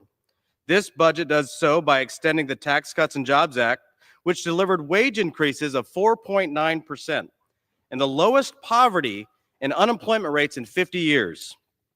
This budget also achieves a deficit reduction of $1 billion over 10 years and achieves massive savings in our spending. Washington doesn't have a revenue problem. Washington has a spending problem. Mr. Speaker, the American people sent us here to fulfill a mission, putting our nation back on a trajectory towards success and prosperity. Passing this resolution is the first step in that process. This budget doesn't betray the middle class. It saves the middle class and empowers the middle class for a prosperous future. Mr. Speaker, I support this resolution, and I encourage my colleagues to do the same. This is the first time that I remember where we are actually being fiscally responsible, and I'll yield back the balance of my time. Gentleman yields. Gentleman from Texas reserves. Gentleman from Pennsylvania. Mr. Chairman, I would remind the gentleman that this bill would put 1.8 million Hoosiers at risk of losing Medicaid. With that, I'm happy to yield 2 minutes to the gentlewoman from California, the ranking member of the Financial Services Committee, Ms. Waters. Gentlelady from California is recognized for 2 minutes. Thank you very much, Mr. Speaker. I strongly oppose the Republican budget ripoff. I hear from constituents every day about the high cost of living. Under the Trump administration, healthcare costs are rising, and putting food on the table is getting harder as egg prices skyrocket and housing remains unaffordable. Unfortunately, the Republican ripoff is a slap in the face to working families. Trump, Elon Musk, and House Republicans are asking us to support axing Medicaid by $180 billion, even though food stamps reduce rural poverty. Republicans will cut this program too by $230 billion. Republicans are defunding the police by stripping funding from the Consumer Financial Protection Bureau, and the CFPB is the only federal cop on the block to hold Wall Street banks and big tech payment apps accountable when they cheat Americans. It is shameful that while families suffer from high prices, Musk is firing thousands of federal workers and stealing sensitive data from his competitors. Although this ripoff cuts $2 trillion in vital programs. And what do Republicans plan to do with this money? Oh, they're going to give it. They're going to give it to the billionaires in this country. $4.5 trillion in tax cuts. If that math doesn't compute, it's because they expect Americans to buy the next mega yacht for Jeff Bezos. Well, I tell you, we're not going to do that. And we want to tell you today, we're no. Democrats are no on this budget. It is outrageous that you all have the audacity to come here with this budget that harms so many Americans and ask us to support billionaires and think we're going to buy it? You think we're going to support it? Well, you got another thought coming. We ain't doing it. Chairman from Pennsylvania reserves. Gentleman from Texas. Mr. Chairman, I can't believe my ears criticizing the audacity of us here in Washington, our nation's capital, giving the hard-earned money back to the people, letting them keep more of their money as they've suffered 4 years under record inflation, record interest rate hikes, record consumer debt. How dare us give money back to small businesses and working families so they can pay the bills and provide for their families. Mr. Chairman, I now recognize and yield 2 minutes to the gentleman from the Show Me State of Missouri, our House Transportation and Infrastructure Chairman, Mr. Sam Graves. Gentleman. Thank you, Mr. Chairman. Thank you, Mr. Chairman. I rise today in support of the House's fiscal year 2025 budget resolution, which is a critical step needed to unlock a reconciliation bill that's going to help secure our border, revitalize our military. It's going to unleash American energy independence and extend tax cuts for American families and small businesses. Simply put, this budget delivers on all of President Trump's America First agenda by prioritizing the economic and national security of hardworking Americans. Failure to act on this budget resolution, our House Republican budget, risks trillions in tax increases on Missouri farmers, small businesses, and families. So as a member of the House Armed Services Committee, I'm pleased to see that the budget directs an investment of $100 billion for our national defense after years of underinvestment. And as chairman of the Transportation and Infrastructure Committee, I am ready to do our part to produce a bill that fulfills President Trump's border security agenda by providing funding for the United States Coast Guard for drug and migrant interdiction. The Coast Guard has been underfunded for years. However, this administration recognizes that the Coast Guard is the workhorse when it comes to securing our maritime border. And I'm grateful for the president's focus on providing robust resources to the services to do even more. And I know that the men and women in the Coast Guard are very much up to the task. Despite delivering these robust investments, this budget still requires the Transportation Infrastructure Committee to generate at least $10 billion in savings overall. Committee Republicans have been hard at work to make sure that we are prepared to support the Coast Guard while also being good stewards of taxpayers' dollars by responsibly offsetting our investments. With that, I would urge my colleagues to support this budget resolution, and I yield back the balance of my time. Thank you, Mr. Chairman. Gentleman from Texas reserves. Gentleman from Pennsylvania recognized. Mr. Chairman, the chair of the Budget Committee moments ago said something to the effect of, this is about giving the people their money back. Not so. How's it going? This is about the 1 in 3 Americans on Medicaid who are at risk of losing it. Because what is in this budget plan in black and white, the largest cuts to Medicaid in American history, cuts to other programs like SNAP, school lunches, Head Start. And why? To deliver tax cuts, 83% of which go to the richest 1% of Americans. That's what this plan is about. With that, I'm happy to yield 2 minutes to the gentlewoman from Connecticut, my friend, the ranking member of the Appropriations Committee, Ms. DeLauro. 2 minutes.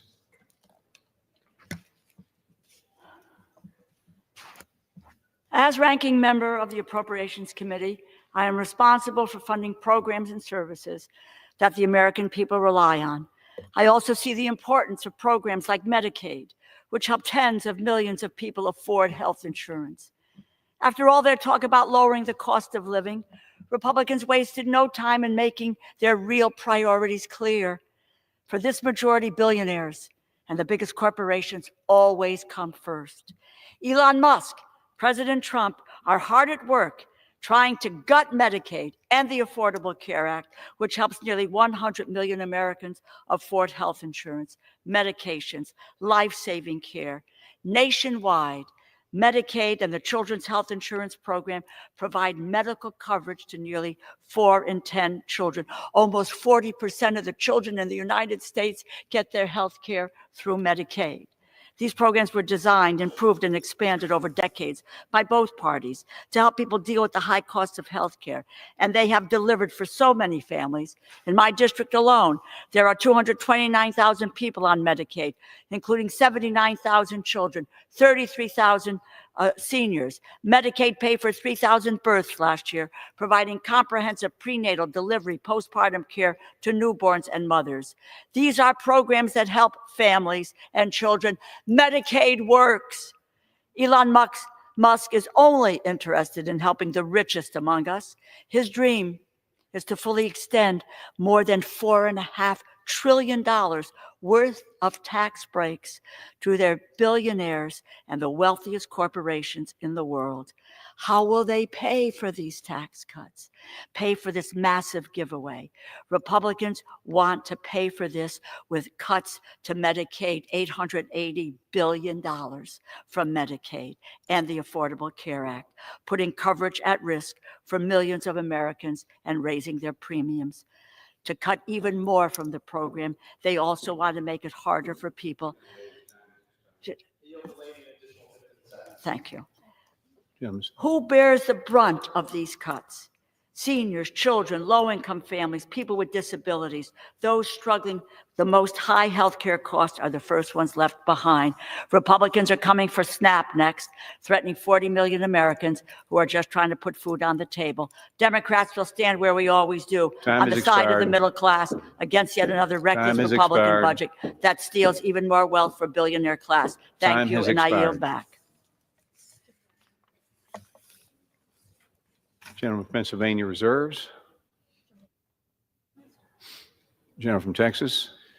Mr. Chairman, I yield 3 minutes to my good friend from the great state of Ohio, also chairman of the House Judiciary Committee, Mr. Jim Jordan. Recognized. Thank you, Mr. Chairman. Thank the gentleman for yielding. The budget resolution will allow us to cut taxes, reduce spending, help our national defense, and secure the border, which is exactly what we told the voters we were going to do in the election. I always say this, we make this job way too complicated. It's pretty darn simple. What'd you tell the voters you were going to do when you put your name on the ballot? If you get elected, go do what you said. The American people elected us. Majority in the House, majority in the Senate, 77 million voted for President Trump. We told them what we were going to do. Now it's time to do it, and this is step one of that process. Ranking member referenced the American people. We're remembering the American people exactly what we told them, why they elected us. And to do all that, it takes resources, particularly the one that focuses in our committee, securing the border. It takes resources. And the reason we need so many resources to secure the border is because the previous administration screwed everything up so bad. Day one of the Biden administration, they made 3 decisions. No more building the wall, no more remain in Mexico, and when you get here, you will not be detained, you will be released. And when you do that and advertise to the entire planet, those are the new policies, everybody comes. 10 million people came, almost the equivalent of the entire population of the state I get the privilege of representing. And so now to fix that, you got to find resources, you got to find savings, you got to do what we're doing in this legislation. Because it takes personnel, it takes equipment, it takes space, it takes detention beds, it takes judges, it takes lawyers to handle to secure that border and handle what needs to be done to fix what they caused, what they created. So I want to thank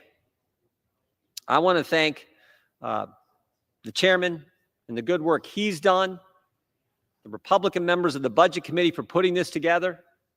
Look, he's right. If we don't do this, taxes are going to go up on the families across this great country. I don't want the taxes to go up on the families I represent in the 4th District of Ohio. I don't want that to happen. I want the border secured. I want to reduce spending because I know we're running $1 trillion deficits and we piled up $36 trillion in debt. And I want to help our national defense because it's still a dangerous world. Just got back from Israel last week. We know how dangerous it is. They know how dangerous this world is.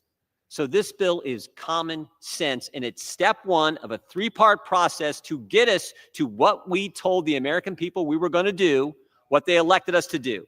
And that's why I hope we can pass this. I urge a yes vote. And again, thank the chairman for his good work and his committee's work. And with that, I yield back. Thank you, Chairman.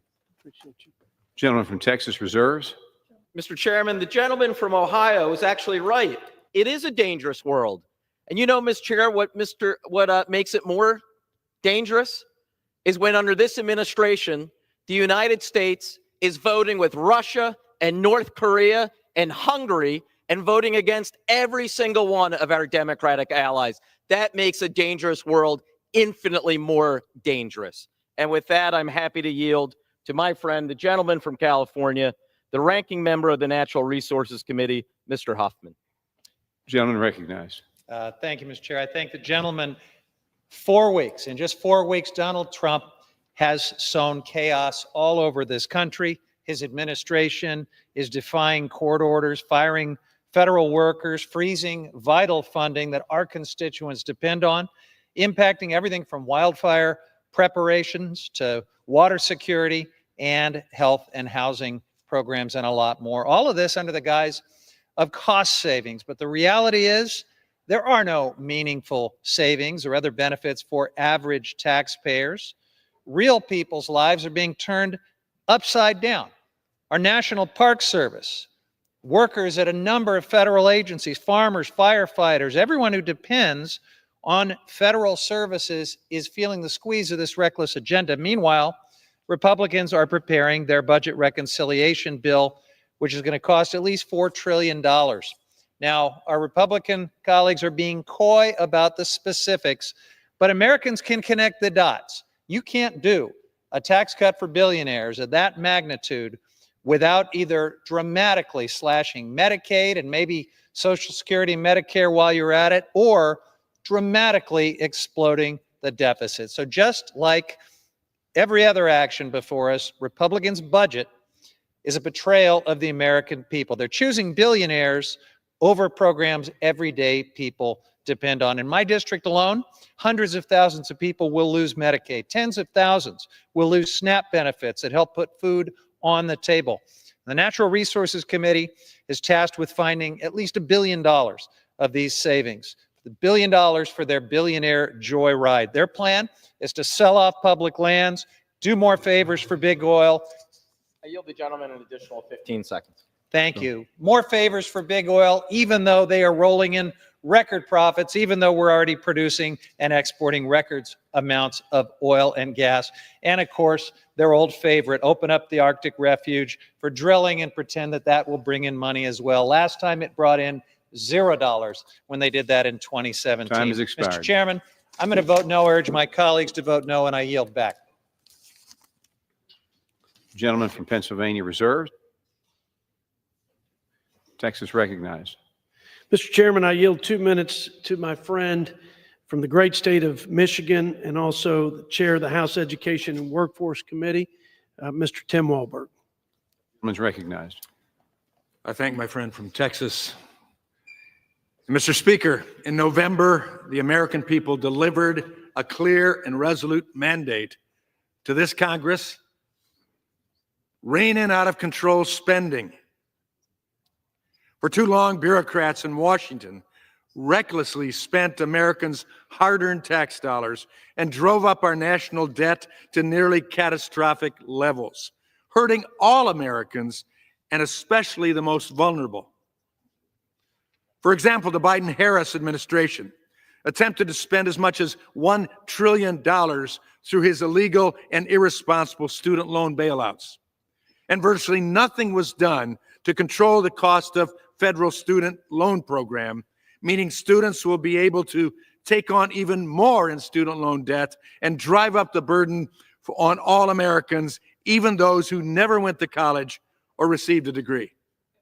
Why should we continue to spend Americans' tax dollars on a system that is clearly not working? Something must change, and Americans are sick and tired of this wasteful spending. With Republicans in control of the House, Senate, and White House, we have a real opportunity to cut through the waste, fraud, abuse, and falsehoods in Washington. Reconciliation provides us with a chance to address Washington's spending problem. Under the new Trump administration, we can cut spending, deliver on the mandate given to us by the American people, and put more money back in Americans' pockets. I thank you, Mr. Speaker. And as I begin to yield back, I will await the false report on Medicaid in Michigan. I yield back. Gentleman yields. I want to disappoint the gentleman from Michigan, so I'm happy to inform him the accurate number that this bill would put 2.4 million people in Michigan at risk of losing Medicaid. With that, I yield 2 minutes to the gentlewoman from Washington State, distinguished former member of the Budget Committee, Ms. Jayapal. Gentlelady's recognized. Thank you. Mr. Speaker, this bill is a Republican betrayal of the middle class, of working families across the country. If you are at home watching this, I want you to think about what Republicans want to slash from your life so that they can lower taxes for the biggest corporations and wealthiest billionaires like Elon Musk. They want to cut a minimum, the floor of $880 billion from Medicaid, which covers health care for 72 million Americans. Medicaid pays for nursing homes for 5 out of 8 seniors across the country, pays for health care for 38 million kids, including over 3 million kids in Texas and 1.2 million kids in Ohio. In fact, it pays for 64% of childbirths in Speaker Mike Johnson and Majority Leader Steve Scalise's home state of Louisiana. Any Republican who votes for this resolution is voting for those cuts, as well as devastating cuts to nutrition and Medicare. Don't listen to Republicans who try to say that Medicaid won't be touched. I introduced an amendment to protect Medicaid, which they blocked during our budget markup because they intend to cut Medicaid. Remember when Donald Trump said that he would tackle inflation and lower costs on day one? Well, here we are, a month in, and prices are rising. Musk has taken a literal chainsaw to tens of thousands of jobs, putting families and local economies at risk. This budget resolution makes it clear that the only people that Republicans are willing to fight for in this country are the wealthiest billionaires who apparently now rule the country. This is unbridled greed and corruption. Vote no on this disastrous budget resolution. I yield back. Gentleman from Pennsylvania reserves. Gentleman from Texas. Mr. Chairman, I yield 1 minute to my good friend from the Cornhusker State of Nebraska, who is also chair of the Ways and Means Trade Subcommittee, Mr. Adrian Smith. Gentleman's recognized. Thank you, Mr. Speaker. The American people want us to have a thoughtful exchange here, and I want to hopefully contribute to that, especially when I hear some of the accusations made that are just off base, misleading, false. And Warren Buffett has paid a record amount in taxes. I think that's worth noting. That's been in the press very widely in the last few days. But this budget framework delivers on House Republicans and the president's promise to minimize tax burdens for Americans across the income spectrum, promote security in our communities, and unleash economic growth. The resolution would allow us to extend the historic tax relief from the Tax Cuts and Jobs Act, which has been enormously successful, and we know this, in allowing families to keep more of their paychecks and supercharging growth for small businesses. If these tax cuts are allowed to expire, as we've heard, the average American would suffer. Make no mistake. That's small businesses, family farms, so many other folks. In addition to averting the most severe tax hike in American history, this deficit-neutral budget will reduce the debt-to-GDP ratio by 8 percentage points. And the American people— I'd like to yield another 15 seconds. The American people, again, want us to have a thoughtful exchange on this. Let's elevate the debate and stick to the facts, realizing we can do well for the American people by doing so. Thank you. I yield back. Gentleman from Texas reserve. And you're recognized. Thank you, Mr. Chair. I would remind the gentleman this bill would put 340,000 people in Nebraska at risk of losing Medicaid. I now yield 2 minutes to the gentlewoman from California, member of the Budget Committee, Ms. Chu. I rise in opposition to the Republican ripoff. Budgets tell priorities, and as inflation goes up and Americans continue struggling to pay their rent, purchase groceries, and afford going to the doctor, Republicans stand united. Sell out the working class by ripping away health care coverage and food from children to pay for tax cuts for the rich. This is the unbelievable but real cruelty of their budget. Make devastating cuts to Medicaid for 135,000, mostly seniors and children in my district alone.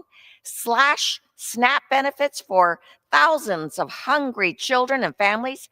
End ACA premium tax cuts that currently save families over $6,000 annually. And for what? To give $5 trillion in handouts to those who need it the least, the ultra rich and big corporation. And let's be clear, my Republican colleagues will declare that this resolution is necessary to extending the 2017 Trump tax scam to purportedly help the middle class. This is a lie. The majority of the tax cuts that they aim to extend will only benefit the rich, and the middle class will lose so many of the benefits they rely on. In their 2017 Trump tax scam, Republicans slashed the corporate tax rate and watched 100% of those benefits flow to shareholders, billionaires, and high-paid executives. And what did workers get? A big, fat zero. But even still, President Trump wants to cut the corporate tax rate by even more. What's more, Republicans' apparent concern for fiscal responsibility is nowhere to be found. Their budget will actually balloon our national debt in a reverse Robin Hood scheme that betrays working Americans Time we has all expired. represent. Time has expired. I'll yield the lady an additional 15 seconds. My constituents deserve better. All of our constituents deserve better. I once again voice my opposition to the Republican ripoff that will do nothing to address the needs of everyday American people. Gentleman reserves. Gentleman from Texas, recognized. Thank you, Mr. Chairman. I now yield 2 minutes to my good friend from Arkansas and the House Chair of the Financial Services Committee, Mr. French Hill. Was recognized. Thank the Speaker. I thank Mr. Arrington for yielding this time. What's irresponsible to those watching this debate and is the truth about the Biden-Harris policies, that when you combine irresponsible fiscal policy in this nation over the past 4 years and an irresponsible monetary policy, what's irresponsible, Mr. Speaker, is the fact that our families are suffering from inflation, the highest in 40 years. It takes $1.21 for what it cost $1 just 4 years ago. The resolution before us changes the direction. It delivers on President Trump's agenda to put the American people first. This resolution does protect the American people from the largest tax increase in American history. And let's set the record straight. The top 1% are paying more in taxes, the most they've ever paid in the history of the country. They pay 45% of all the taxes in this country. And yet the rest of us, at less than that 50%, they're paying the least amount of tax they've ever paid in American history. This bill goes on to support border security and national defense that President Trump campaigned on and Republicans campaigned on, and it reins in wasteful spending.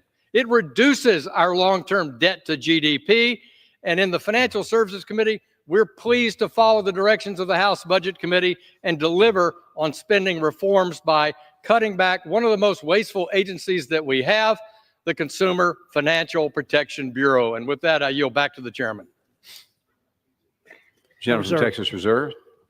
Well, Mr. Chairman, upon hearing that the richest 1% of Americans pay 45% in taxes, my heart is breaking. I'll be sure that at church this Sunday we take up an extra collection, but God knows the billions of dollars they're about to get in this budget resolution will certainly help line their pockets. With that, I'm happy to yield 2 minutes to the gentleman from the Commonwealth of Kentucky, distinguished member of the Budget Committee, Mr. McGarvey. Gentleman's recognized. Mr. Speaker, I rise in opposition to the Republican budget resolution and urge my colleagues to reject it for what it is, a total scam and betrayal of the middle class. A budget isn't just a policy document. It's a moral document. And in their budget, the Republicans make their moral code clear.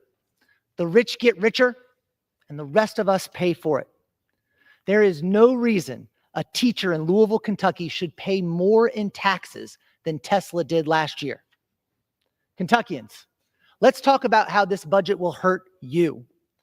This budget mandates at least $880 billion of cuts to Medicaid, $230 billion of cuts to take meals away from seniors, veterans, and kids, and at least $330 billion of cuts to our public schools.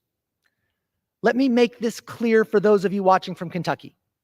If you are one of the 1.4 million people in the Commonwealth who gets health insurance through Connect, Republicans are coming for your health care. If you have a kid in JCPS, Republicans are coming after their education, fewer teachers, fewer opportunities, and no more free school lunch. If you are one of our veterans or our seniors or the 1 in 5 Kentucky kids going hungry as we speak, Republicans want to take away your next meal. It's wrong. I met with over 1,000 of my constituents this weekend. They're angry. I'm angry too, because this budget hurts people. And for what? So Elon Musk can get even richer?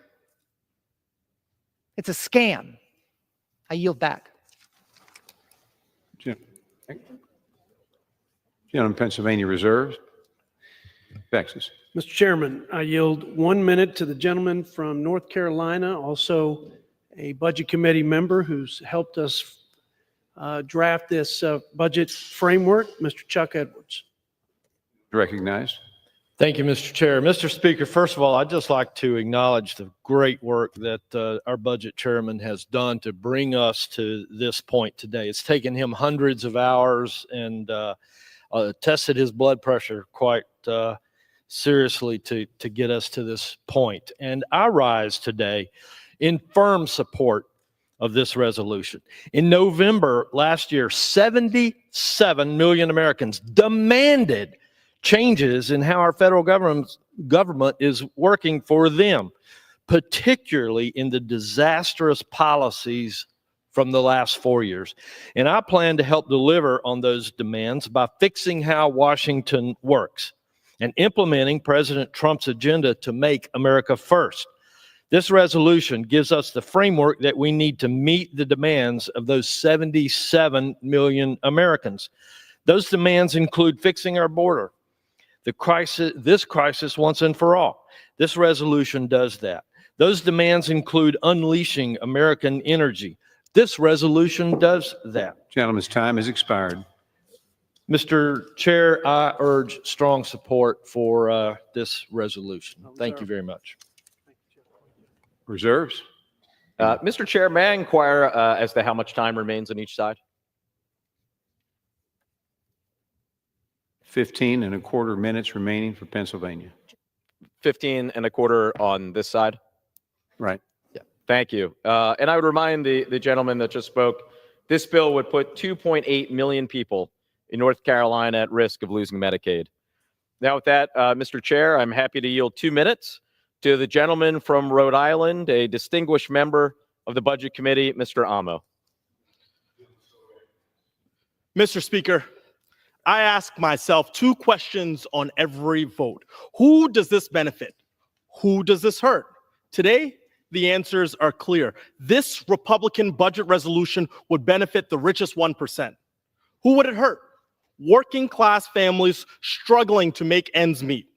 It threatens third graders in my hometown of Pawtucket who rely on the community eligibility provision to eat school breakfast and lunch.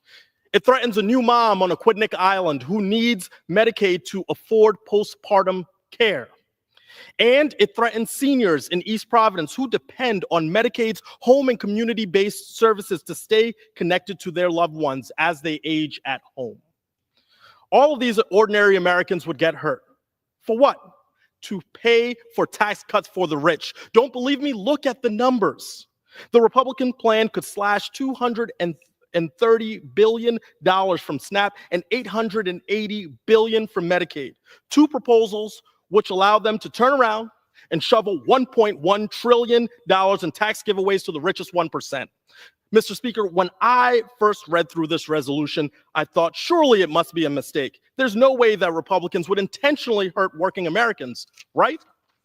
Wrong. Democrats tried to stop the madness over and over, but Republicans refused to listen. Just yesterday, Republicans refused to consider my amendment to block cuts to SNAP and programs that provide free and reduced price lunches for students. You heard that right. Republicans want to make it harder for hungry children to eat. Republicans also refuse to join me in supporting Medicaid. It provides health coverage to 72 million Americans, including over 300,000 Rhode Islanders. That's not a typo.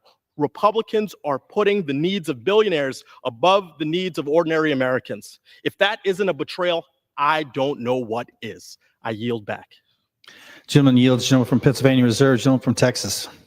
Mr. Chairman, I yield 1 minute to the gentleman from the Tar Heel State of North Carolina, also Budget Committee member and good friend, Mr. Addison McDowell. Gentleman from North Carolina is recognized. I thank the chairman for yielding. And while we may not agree on whose state has better barbecue, one thing we do agree on is that today is a momentous day, not for one party, but for all Americans. Today, we take a giant step towards fulfilling the mandate given by millions of Americans. For too long, the people's interests have been drowned out by an agenda pursued by elite left-wing politicians. You see, elite left-wing politicians don't feel the impact of their reckless policies, whether it be pursuing open border policies or policies that fuel inflation. It's normal citizens who feel the impact. Today, we start the process of restoring America's strength rather than pursue a reckless ideological joyride agenda. This resolution paves the way for historic investment in our country's border security, permanent tax relief for the middle class, getting rid of the inflation tax that's hit the working class, and rooting out waste, fraud, and abuse throughout our government. Mr. Speaker, Americans demand better. This resolution does that. I urge a yes vote and yield back. Expired. Gentleman from Texas reserves. Gentleman from Pennsylvania. Thank you, Mr. Chair. I would remind the gentleman this bill would put 2.8 million people in North Carolina at risk of losing Medicaid. I now yield 2 minutes to the gentleman from Florida, member of the Judiciary Committee, Mr. Moskowitz. Gentleman is recognized for 2 minutes. Thank you, Mr. Speaker. You know, today, Representative Thomas Massey, who is a budget hawk who walks around with the debt clock, which, by the way, I bought, it's $99 on his website, or on a website, talked about today that the Republican budget, if the Republican budget passes, the budget deficit doesn't get better, it gets worse. And then Elon Musk commented, and he said, that sounds bad. Boy, that is awkward. I mean, you know how much we hate it when you guys fight amongst each other. And you know, so that wasn't enough, right? Then Representative Massey went to the meeting, the Republican meeting where the budget was being discussed, and he came out and he said, you know what? They convinced me. They convinced me that he's a no. And the reason he's a no is he said over the next 3 years, it's going to add almost $1 trillion to the debt. And he said, and that's in the most best case, the most rosy scenario. And then he said, that's a lie. Man. You know, so this clock that we have that has the debt, you know, it's still going up. DOGE has not yet reversed it. And I say that as a member of the DOGE caucus who wants to shrink the size of government and cut spending. But this 36, instead of your budget making it a 35, it's going to make it a 37. We're going to go to $37 trillion in debt. And so, look, if you pass this today, this idea about DOGE or the Republicans being fiscal hawks or wanting to cut spending is no longer reality. I yield back. Thank you. Members are reminded to address their remarks to the chair. Gentleman yields. Gentleman from Pennsylvania reserves. Gentleman from Texas. Mr. Chairman, I want to remind the gentleman that the last 4 years, President Biden and my Democrat colleagues set a record of $8 trillion added to the national debt. If you add the $5 trillion in interest expense, well, I don't know that anybody's going to ever accomplish that feat. That's $8.5 trillion borrowed a day. And during that reign of reckless spending, they added $116,000 to the debt burden that our children will bear into the future. With that, I recognize and yield 2 minutes of time to my friend from California, also a Budget Committee member, Mr. Jay Obernolte. Gentleman from California is recognized for 2 minutes. I thank my chairman of the Budget Committee and my friend from Texas for yielding. Mr. Speaker, this year we will borrow almost $2 trillion, which represents almost a third of all federal spending. For the first time in the history of our country this year, we will spend more on interest paying the national debt that we have already borrowed. And in several years, 3/4 of all federal borrowing will be just to pay interest on the money that we have already borrowed. Several years after that, we won't even have enough money to pay the interest on the national debt, which will signal a devastating default for our country. Mr. Speaker, we cannot allow that to happen. And yet, Mr. Speaker, we have a spending problem. We do not have a revenue problem. Last year, we collected more dollars in federal tax revenue than ever in the history of our country. That's why this budget resolution is so important. It starts us finally down the path of reducing federal spending rather than increasing federal spending, and it does it without increasing taxes on hardworking Americans. That's why I'm proud to urge a yes vote. I yield back. Gentleman yields. Gentleman from Texas reserves. Gentleman from Pennsylvania. Thank you, Mr. Chair. I would remind the gentleman this bill would put 13.4 million people in California at risk of losing Medicaid. With that, Mr. Chair, I now yield 2 minutes to the gentlewoman from Vermont, a great member of the Budget Committee, Ms. Ballant. Gentlewoman is recognized for 2 minutes.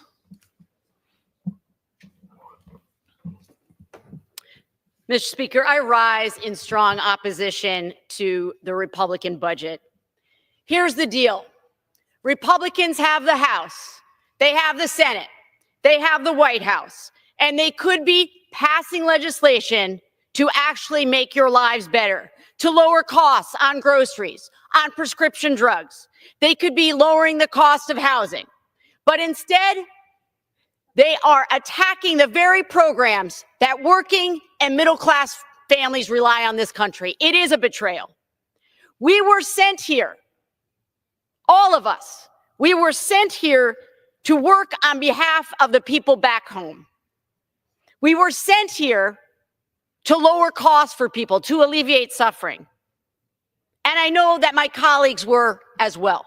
So I ask you, why are they letting Trump do this? Why? This Republican budget doesn't do anything to address the costs that working people are facing. They have proposed a budget that gives massive tax cuts to the wealthiest and corporations in this country. And how will they pay for it? They will pay for it by making deep cuts to Medicare to the tune of $880 billion and deep cuts to SNAP benefits. That's right, taking food away from families who need it. And they will be increasing the deficit.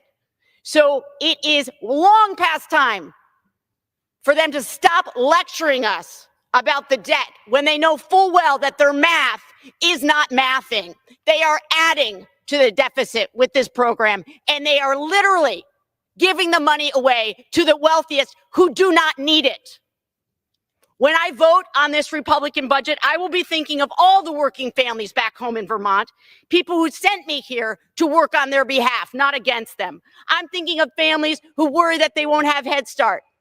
I'm thinking about the people who, thank you so much. I'm thinking about the small businesses in Vermont who have reached out to me to say that Trump's proposed tax war with Canada, tariff war, is going to crush them. I'm thinking about the 150,000 Vermonters who are dependent on Medicaid.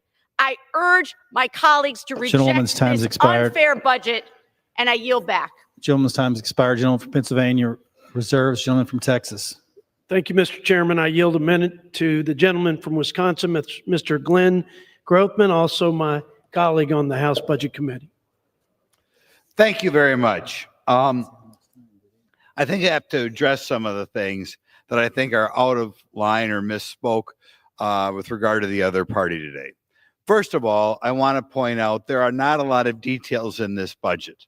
The budget has a lot of top line numbers in which we try to keep tax cuts that went into effect 8 years ago in effect, because we need a strong economy with high employment. But there are no specific cuts in here. The frustrating thing I hear from the other side is that they're taking out that any cut or any reduction in spending is a problem. Let me remind people, 26% of the current level spending for the current year is borrowed. That should be of huge concern to everybody. The average American has about $100,000 their share of a debt. Think of that. A family of four has $400,000 in their share of the debt.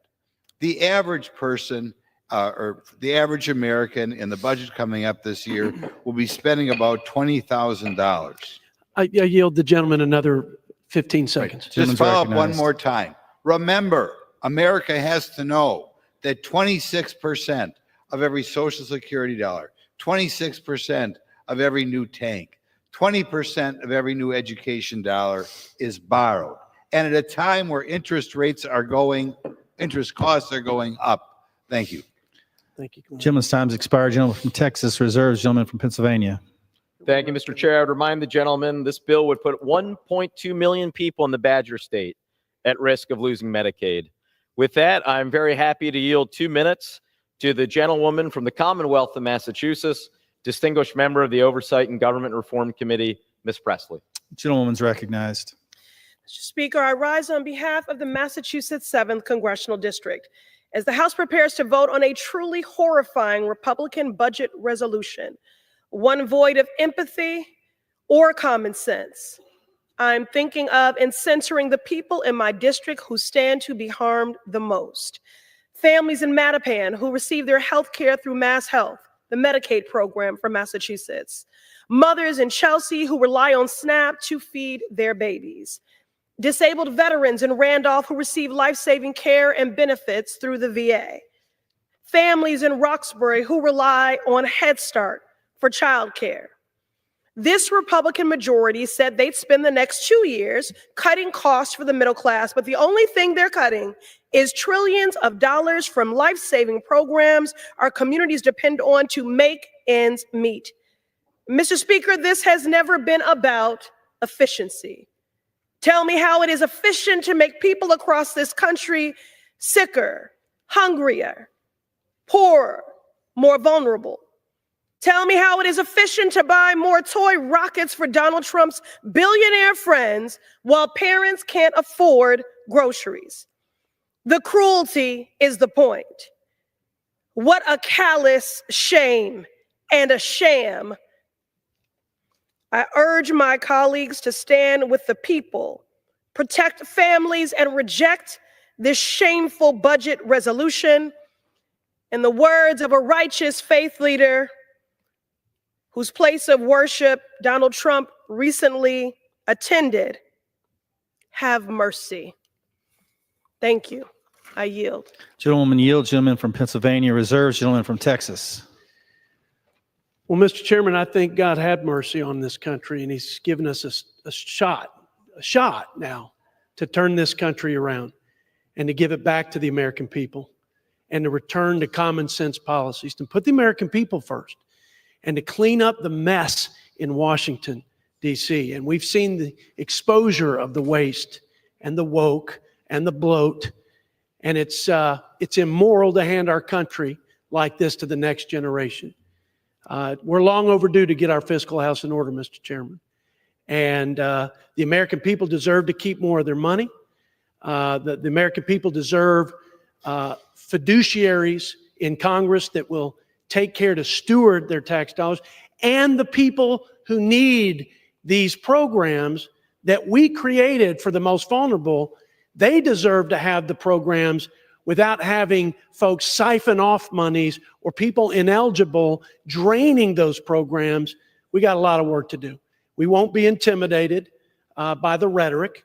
We won't be scared into paralysis anymore as a Republican Party. We're standing up with our president and fearless leader, Mr. Donald J. Trump, And we know the American people are behind us 100%. We're leaning in, and we're going to save this country, and we're going to give our children a fighting chance at the blessings of liberty and the land of opportunity. With that, I yield 2 minutes to my good friend, who is a fighter for our freedom and fiscal sanity. He's on the Budget Committee from South Carolina, Mr. Norman. Gentleman from South Carolina is recognized for 2 minutes. Thank you, Mr. Speaker. I rise in full support of the House budget resolution. And Jody, I just want to thank you for the yeoman's work that you've done. You've stood tall and you stood strong. You know, for those who are watching on TV and for those of you who are listening, you know, we got in a steady diet of the same old worn out tactics, rich, poor, divinity politics, taking children, food from hungry children. You hadn't used Granny is going over the cliff yet, but I assume that's coming. You know, my question to my good friends on the other side, where were you the last 4 years? Where were you? We got a steady diet of high inflation. We got a steady diet of 15 million illegals coming across this country, using every public school, every hospital, not being a citizen, draining the payroll and draining the economy of America. What about the empathy for the poor unaccompanied children who came over here and are in sex trades, and if they're still living, many of them, well over 400,000 children? What about the inflation at every level? Where were you the last 4 years? House prices, where were you? Interest rates, you were nowhere to be found. Where were your solutions? You didn't have any, because we've got a total two world views. You think taxes paid by Americans is your money to spend like you want. Elon Musk and what Donald Trump are doing are identifying the waste.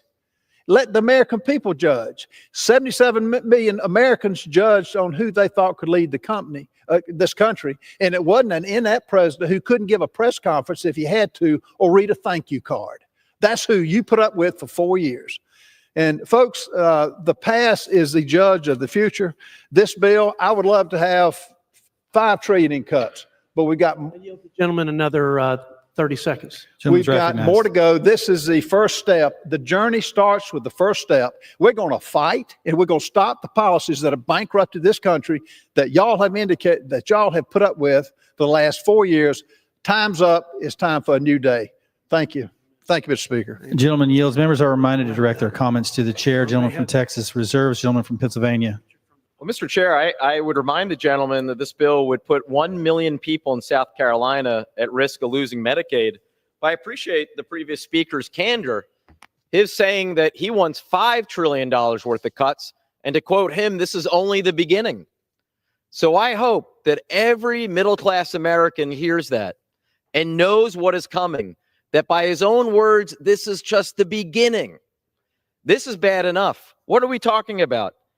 $880 billion worth of cuts to Medicaid and the ACA, $230 billion worth of cuts to nutrition programs, $330 billion of cuts to student loan programs, Pell Grants, Head Start, school lunches, and more and more. And why? Also tax cuts worth $4.5 trillion can go to the richest 1% of Americans. With that, Mr. Speaker, I am happy to yield 2 minutes to a wonderful new member of this body, the gentlewoman from New Jersey, a distinguished member of the Transportation Committee, Ms. Poe. Gentlewoman is recognized for 2 minutes. Thank you. Mr. Speaker, I rise for the first speech on the floor of this body to reject the Republican so-called budget. I came to Congress to help my constituents. I came here to provide direct relief to struggling Americans and lift people up. This Republican budget does none of those things. It is nothing more than a blueprint for cruelty. This GOP budget will destroy Medicaid and take health care away from millions of Americans. In my district alone, this could strip health care from the 215,000 people on Medicaid, blow up hospital budgets, raise insurance premiums, and all to give trillions in tax cuts to the millionaires. Another cash giveaway to the super rich at the expense of ruining American lives. I reject and I intend to vote no to this cruel Republican budget and yield back. Thank you. From Pennsylvania reserves, gentleman from Texas. Mr. Chairman, my good friend and ranking member made a comment about Mr. Ralph Norman from South Carolina. He said, listen closely to what he said. He'd like to cut $5 trillion from the budget. Well, you know what? Add my name to that list, because the GAO says there's $5 trillion of fraud throughout the four corners of this federal government. That's the people's money. And we ought to spend every waking hour together across the aisle, bipartisan, to go and root out that waste and fraud that is fleecing the taxpayers. So you can count me in the camp of Mr. Ralph Norman. When the Government Accountability Office says that there are $5 trillion of defrauding the people's government and the people's money. You're not going to hear anybody on the other side of the aisle, and there's some good people and well-intended people. But in this debate, you're not going to hear them talk about illegals being on welfare rolls, or the fact that their President Joe Biden, with the stroke of a pen, welcomed illegals on to welfare and health care rolls. We can't even afford Social Security benefits that will, the fund of which will be insolvent within the next 10 years. And instead, we're bringing people that aren't even citizens onto the social safety nets that are paid for by taxpayers. And we're not spending that money, that precious treasure of taxpayers, to shore up Medicare and Social Security. It makes no sense to me, but you know what? It made no sense to the American people, and that's why they gave this president a mandate and gave this country unified Republican leadership. Now, they're still in denial, apparently, and they're definitely disconnected from the reality of the last 4 years. They may have had all the best intentions, but the pain and the suffering that the American people endured because of the reckless record trillions of dollars in spending and the failed economic policies of the last administration is real. They didn't forget it, and they voted with that acid test, that fundamental question: is my life better today? There's never been, I don't think, in American history, a clearer contrast between the two parties, back to back. Republican total control in 17 and 18, Democrat unified leadership on the heels of that, the philosophies, the values, the worldviews, the policies, and the consequences borne by the American people. And they have chosen a very different path, and they have asked us to reverse course and to reverse the curse that looms not only over this country, but our children's future. And I am surprised that I haven't heard one sentence about the waste, fraud, and abuse in the federal government at $5 trillion. I'm surprised that I haven't heard any criticisms of the millions of people who've come to this country illegally and drained Medicaid, according to CBO, by billions of dollars. That was a letter in response to an inquiry that we sent. How much of the tax dollars in Medicaid are being siphoned off for people who are here illegally? I can't believe that there's not more indignation on account of the fact that $9,000 is what we're spending on people who broke the law, violated our sovereignty, and are here in this country illegally, and taxpayers are spending $9,000 per illegal immigrant for social services that were intended for the United States citizens. And that $9,000 represents more money than we spend on our own vulnerable American citizens on Medicaid. But you're not going to hear any of that today. But the American people know better. They've always had the better judgment, and they made the right call, and we aim to deliver for them. I don't know if my colleagues, how much time do I have, Mr. Chairman, remaining? Minutes remaining. I reserve. Gentleman reserves. Gentleman from Pennsylvania. May I inquire as to how much time I have remaining? Gentleman has 4¼ minutes remaining. I am prepared to close. Gentleman's recognized. Well, thank you, Mr. Chairman. I yield myself the balance of my time. First, let me say before my closing, my good friend and chair of the Budget Committee, and we've worked closely together in opposition a lot of the time, but actually in agreement some of the time with some real achievements, though not today. He said something that really interests me, that there's this GAO report showing $5 trillion of fraud. Well, I certainly would be interested in seeing that report. The size of the entire budget every year is only $6.5 trillion. So how in the world $5 trillion out of $6.5 trillion is really fraud? I find that a little hard to believe. Now, Mr. Chairman, we're at a pivotal moment. I said at the beginning of this debate some 2.5 hours ago that this budget resolution represents the Republican betrayal of the middle class. For the last 2.5 hours, you have heard speaker after speaker on my side expose exactly why that is so. First and foremost, and I think most crucially, the $880 billion in cuts to Medicaid, the largest cuts in American history to Medicaid. Why is that important? 72 million Americans rely on Medicaid. Another 20 million rely and get their health care through the Affordable Care Act. They are also at risk. We have heard further that while those are the biggest cuts, there are even more, hundreds of billions of dollars in cuts to nutrition assistance, school lunch programs, Pell Grants, Head Starts, and the list goes on and on. And why? All to deliver $4.5 trillion of tax cuts to the richest 1% of Americans.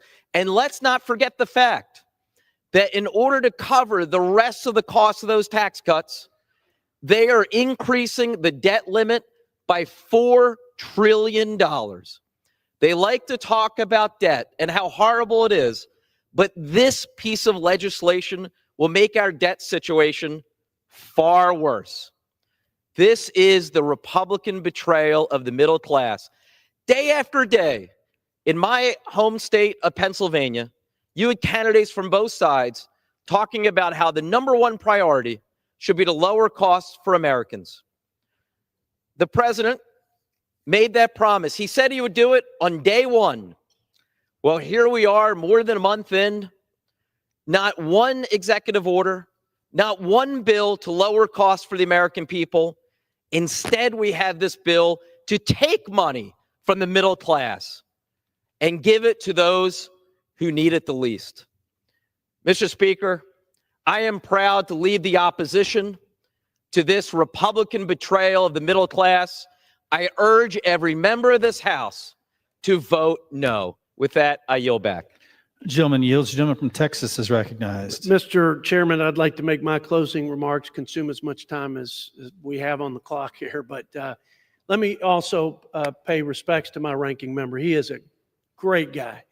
He has been a really good partner. We've done some really important things together on a bipartisan basis. In fact, we've passed more bipartisan legislation to fix the broken budget process, which doesn't serve either party in this institution well.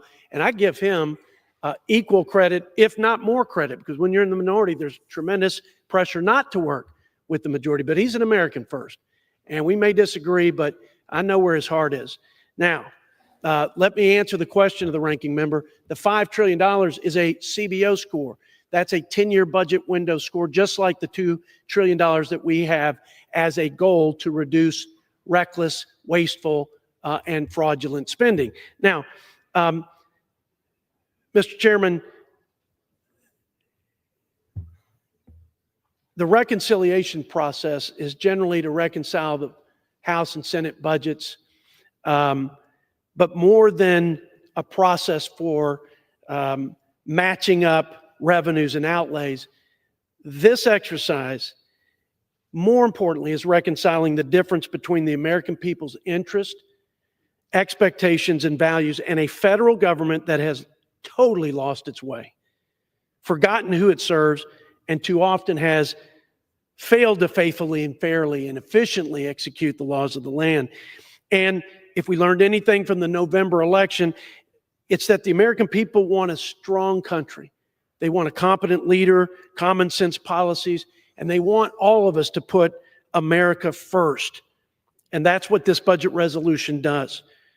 I'd like to think of this budget resolution as a promissory note to our children to preserve the land of liberty and opportunity by safeguarding it from an unwieldy government and with unbridled spending, taxing, and regulating that threatens to destroy it.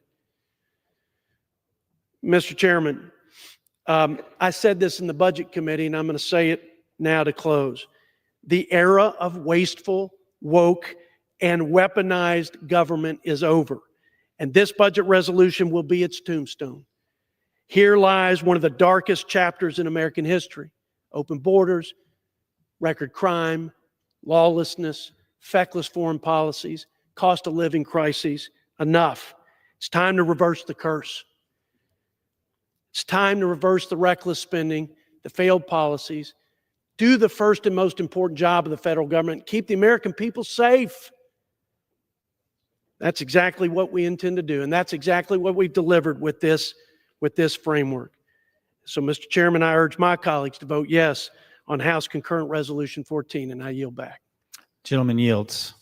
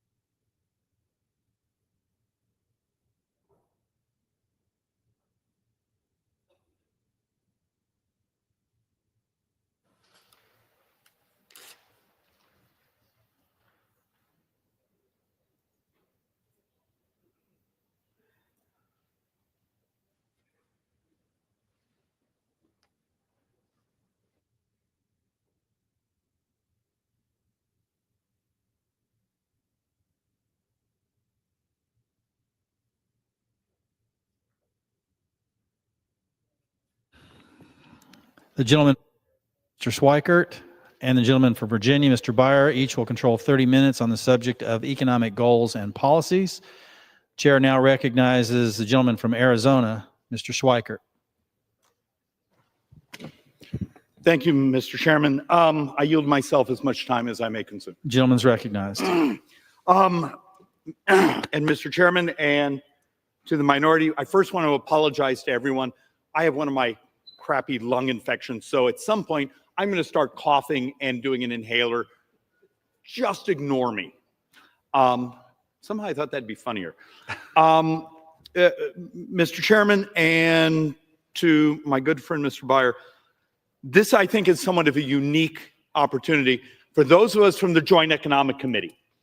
We actually take math seriously.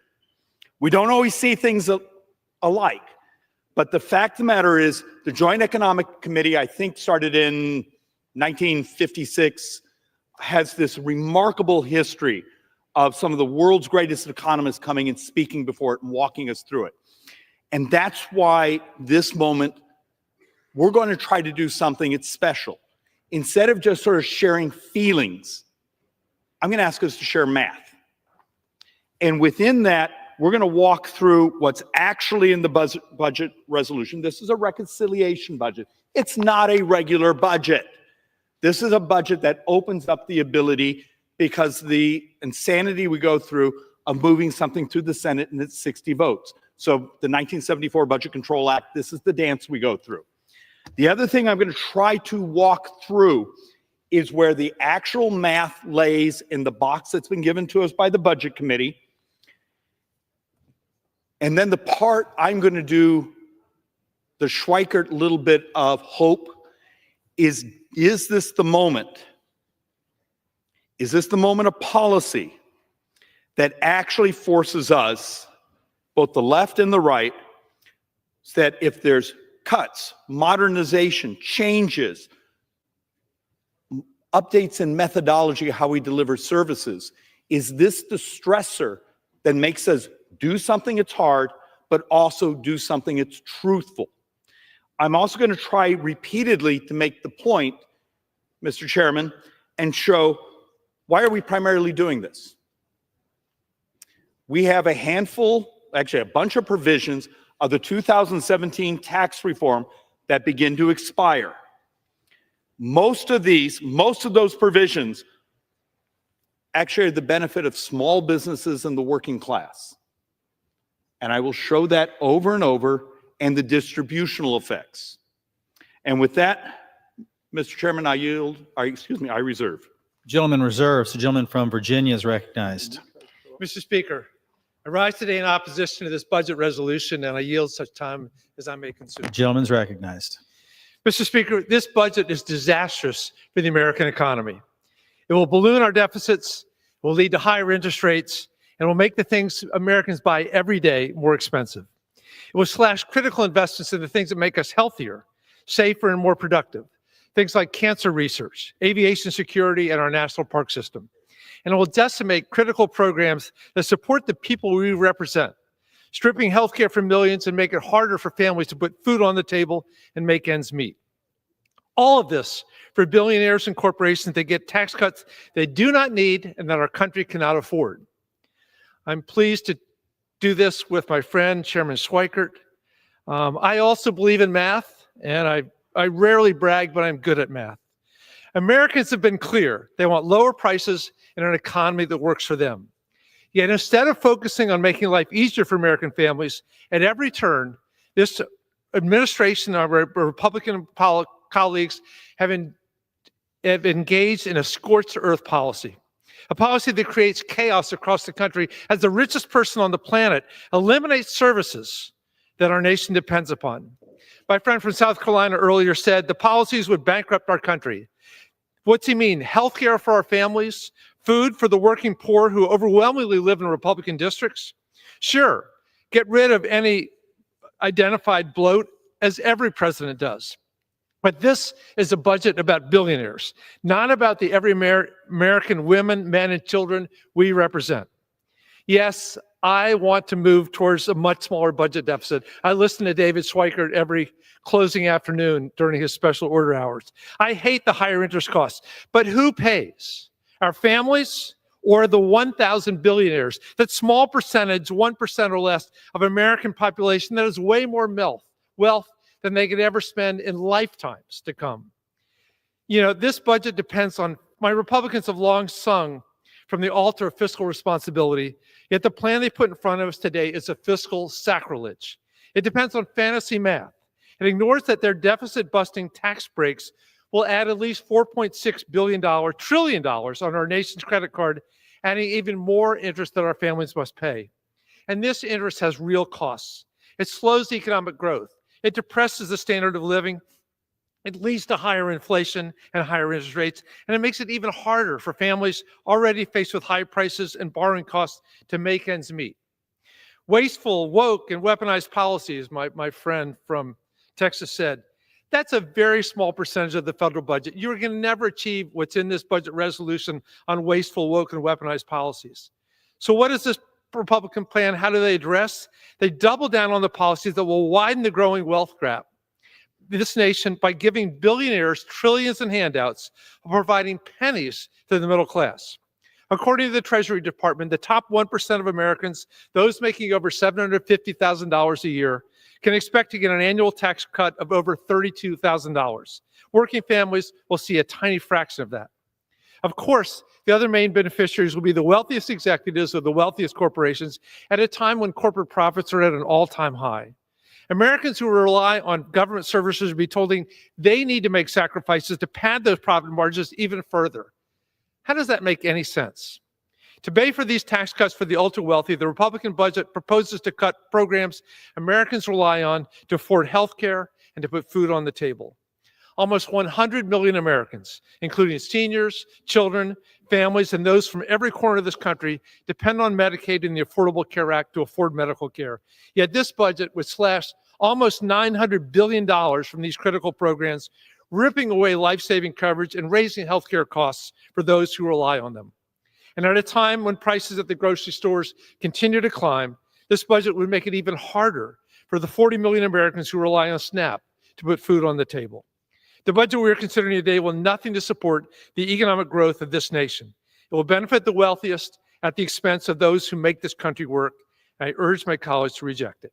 With that, I reserve, Madam Speaker. The gentleman from Virginia reserves.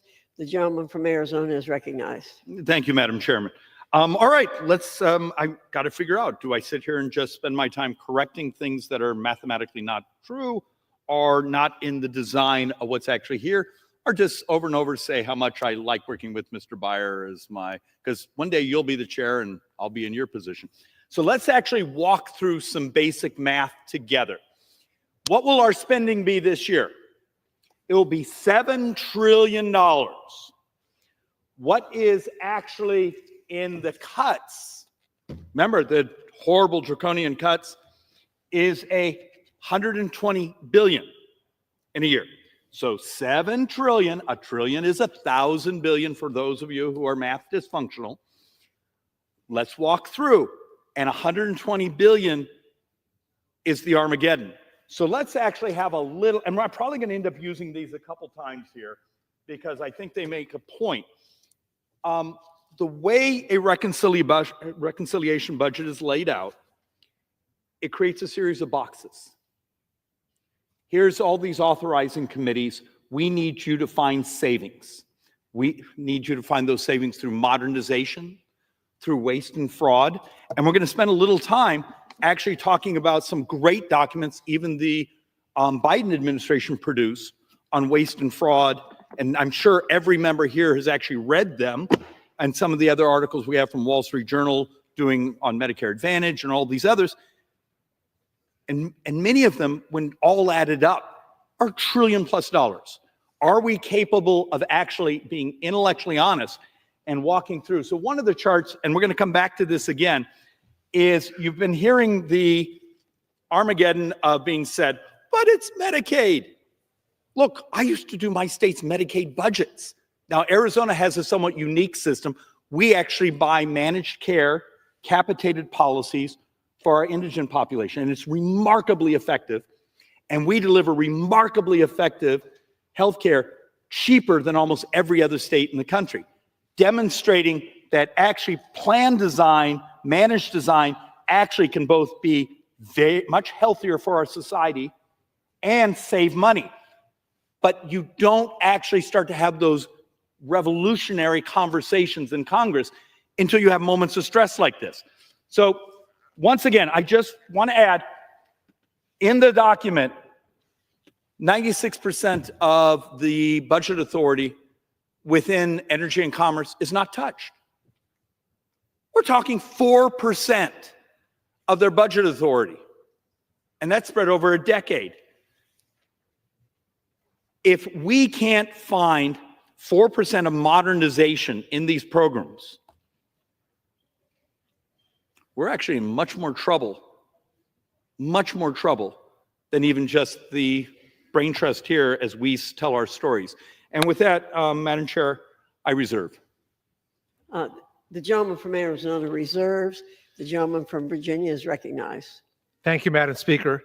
While we're doing math, when I divide $2 trillion in savings and cuts over 10 years, I get $200 billion a year. With that, let me recognize the gentlelady from Massachusetts, the whip of the House Democratic Caucus, Ms. Clark. How much time? For 4 minutes, Madam Speaker. The gentlewoman's recognized for 4 minutes. Thank you, Madam Chair. Despite all the promises on the campaign trail, House Republicans have chosen to do three things with their majority: raise the cost of putting food on the table, raise the cost of getting health care, and use that money, deserving taxpayers' money, to cut billionaires' taxes. That's it. That's the agenda. And let's look at the scale of what they're sacrificing.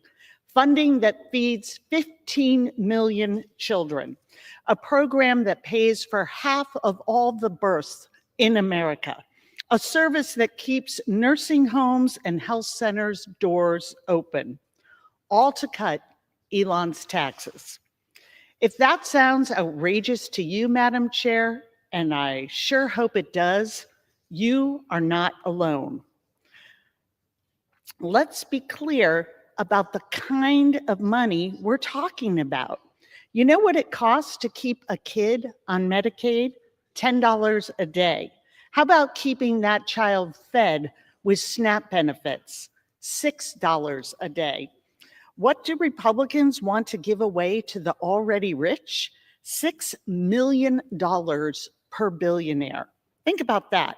For a billionaire, $6 million is not even a rounding error. For a hungry child, it's enough to eat every single day for 34 lifetimes. Inflicting hunger on children to give billionaires money they don't need and won't even notice, there is no moral code under which that is acceptable. There is no public demand for it. There is no logical reason for it other than total fealty to billionaire donors, billionaires who will never feel they have enough. I'll close with a family that has been on my mind. A mom-to-be, 5 months pregnant.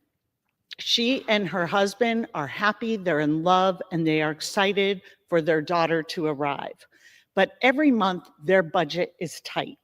They get a little bit of help from food pantries, but sometimes, even if they arrive by 6 a.m., the food is already gone. Without the SNAP program, the mom said, I honestly don't know what we would do. Honestly, don't know what we would do. Every Republican has a choice to make with this vote.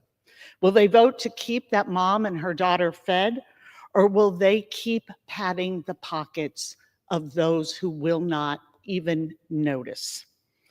The American people can forgive a lot, but they will not forgive this betrayal. I yield back. Reserve. The gentleman from Virginia reserves. The gentleman from Arizona is recognized. Woman, look, I love public policy by storytelling, but this being the Joint Economic Committee, let's actually go back to math. And to Mr. Byer, I want to make sure I'm communicating right, but at least we're down to, instead of the Armageddon, his number was, well, if you cut 2 trillion over 10 years, that's 200 billion. He's right, but that's actually not what's in the document here. It's functionally 1.2 with a shock absorber. Once again, I'll give you the shock absorber, depending on what Ways and Means ultimately does. So thank you again. I mean, it shows actually we're fairly close on math. Another thing, and this is just someone who actually had worked on the tax reform in 2017 and the storytelling that has existed, particularly with my brothers and sisters on the left. Madam Chairwoman, how would you feel if I could document to you that the post-2017 tax reform was more progressive? Now, there were lower rates, but the top portion of income earners actually were paying a higher percentage of federal income tax. So when you actually start looking at this, remember, and this is the distributional problem that I was going to try to walk through. I believe when you do the math here, 5% of the population, now these are people making stunning amounts of money. And if we want to have a discussion, should they pay more? Guess what? This opens up that discussion because there are no rates locked into this. It just creates the capacity to now have the discussion. But the fact of the matter, the top 5% pay 38% of all federal income taxes. Functionally half the workers in the United States pay less than 1%. And the bottom, and I'll take a correction if someone actually knows the actual number. I think the bottom 25% actually receives more because substantially earned income tax credit, which is the old negative income tax model. Look, we have a distributional problem. If you want to have a discussion of wealth and income equality, I have some great charts to show you of what inflation did, what the previous punctually 3.5 years of inflation did to wealth in the working class. When you inflate up people who have assets and you crush those who are trying to survive, congratulations. But remember, before the pandemic, under the TCJA, the tax reforms of 2017, it was the fastest closure of income inequality in American history. What's being discussed here is, do you allow those very tax benefits for small businesses, for individuals, to expire? Now, we don't get a huge economic pop from continuing them. You maintain consumption, but we know if you don't do them, that loss of consumption in those populations actually really hurts us economically. I'm going to reserve in a moment, but then we're going to come back and we're going to talk about some of the other provisions that we're just, once again, Madam Chair, just trying to create the capacity so we can actually have the more elegant debate of what should the distributional effects be? Where do we get the most economic growth from? And next time we're going to come back, let's actually do a bit of where the economic growth can come from, and we'll walk through what the model of expensing and those things. And with that, I reserve. The gentleman from Arizona reserves. The gentleman from Virginia is recognized. Thank you, Madam Chair. To add to the distributional impacts, the top 5% pay 38% of the taxes, but they have more than 60% of the wealth. The bottom 10% pay very little, but live hand to mouth, including more than 12% of our children. Madam Chair, I yield 2 minutes to the gentleman from California, the chairman, the distinguished chair of the House Democratic Caucus, Mr. Aguilar. The gentleman is recognized for 2 minutes. I thank the gentleman for yielding. Thank you, Madam Chair. I rise in opposition to this Republican budget. House Democrats came to Congress ready to work with our Republican colleagues to lower the cost of eggs, take on price gouging, expand the child tax credit, build more housing, and put the pocketbooks of working families first. This is what the American people told us was their top priority. And these are the issues that drive our caucus. Instead, Madam Chair, they have turned their attention to the only policy priority that they really care about: ensuring billionaires pay less. My constituents can't afford eggs at the local grocery store, while my Republican colleagues are fighting amongst themselves about who to hand out tax breaks to, corporations or individuals. Tesla pays $0 in federal taxes, while teachers and firefighters in San Bernardino are paying more than their fair share. Here is the reality, Madam Chair. My Republican colleagues are going to take away health care from more than 10 million Californians to pay for tax cuts for billionaires. This is not going to make the cost of eggs cheaper or housing less expensive, but it is going to put children and seniors who need health care at risk. House Democrats believe that the people who work for a living ought to get a little breathing room, and the wealthy and well-connected shouldn't get special treatment. The Republican budget is not good for the economy, it's not good for the country, and it's a betrayal of the middle class. I urge a no vote. Gentleman from Virginia reserves.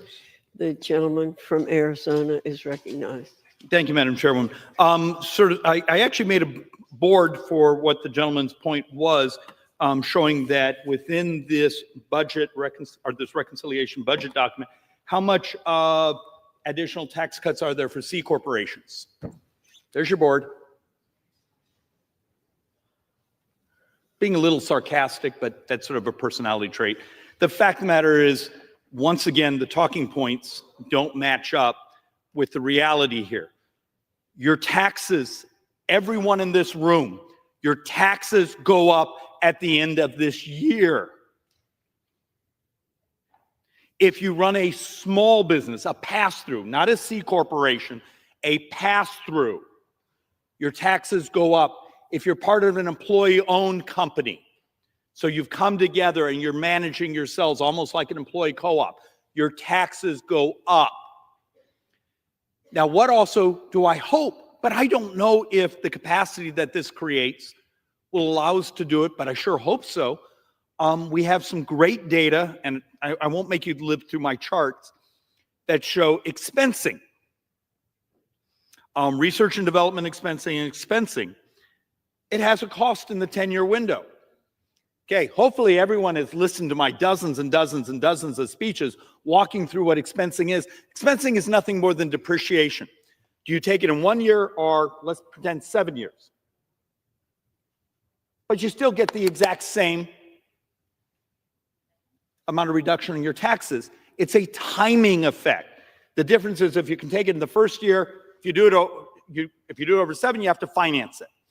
We actually have great economic modeling that shows when you do expense research and development, when you do expensing, you actually get a virtuous cycle of, well, we bought the piece of equipment, so we do it better, faster, cheaper. Well, our competitors just did it. The next year, we got to do it again. And that was one of the reasons, particularly pre-pandemic, we had that sudden spike of capital expenditures in productivity. The punchline on that is that actually does not exist now. It's our fading out for those C corporations, which actually have their rates already locked in, but also for all those other small businesses to make those capital expenditures. Why is this really important? Well, there's lots of data that shows that part of the tax code actually does, from an economic growth standpoint, create incredible vitality. And it's a timing effect. It's the tyranny of living within a 10-year window in our models. I just hope that actually starts to actually elevate a little bit of the economics discussion instead of the storytelling. And with that, I reserve. Gentleman from Arizona reserves. The gentleman from Virginia is recognized.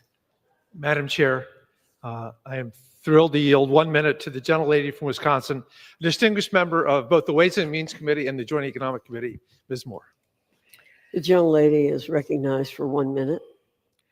Thank you, Madam Speaker and Mr. Byer. You know, Republicans pretend to care about the nation's debt and annual deficits, but they have instructed Ways and Means to add $4.5 trillion to the debt to provide tax cuts to the wealthiest. Now, what we have heard from our Republican opponents here today, that if we don't pass this resolution, that everybody's taxes are going to be raised. Well, I'll tell you what. There will be crumbs from the master's table for the average American earning under $200,000 a year versus tax cuts for the wealthiest corporations and individuals. That is the math. I know how fond you are of math. That is the arithmetic. And let me tell you, the handouts to the wealthiest will come on the backs of the least of us. From affordable health care to the ACA and Medicaid, veterans health care, nursing home coverage, food assistance, student loan repayment options, energy tax credits, national security, cancer research. You all contend that the 78 million people voted for this. No, they did not. 15 seconds. 15 more seconds, Madam Chair. No, 78 million people did not vote for this. Who do you think you are fooling? And they are not fooled by your notion that somehow these tax cuts are going to pay for themselves. And they're backed up by all kinds of economists, the CBO, the Committee for a Responsible Federal Budget. Time has expired, and members are reminded to address their comments to the chair.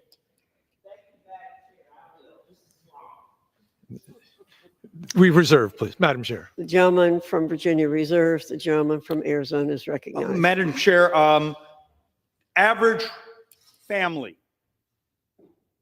$2,853. That's your crumbs. I would argue for the average family that have been crushed by the previous 3-4 years in inflation. If you don't make 27% more money in my district, you are poorer today than you were 4 years ago.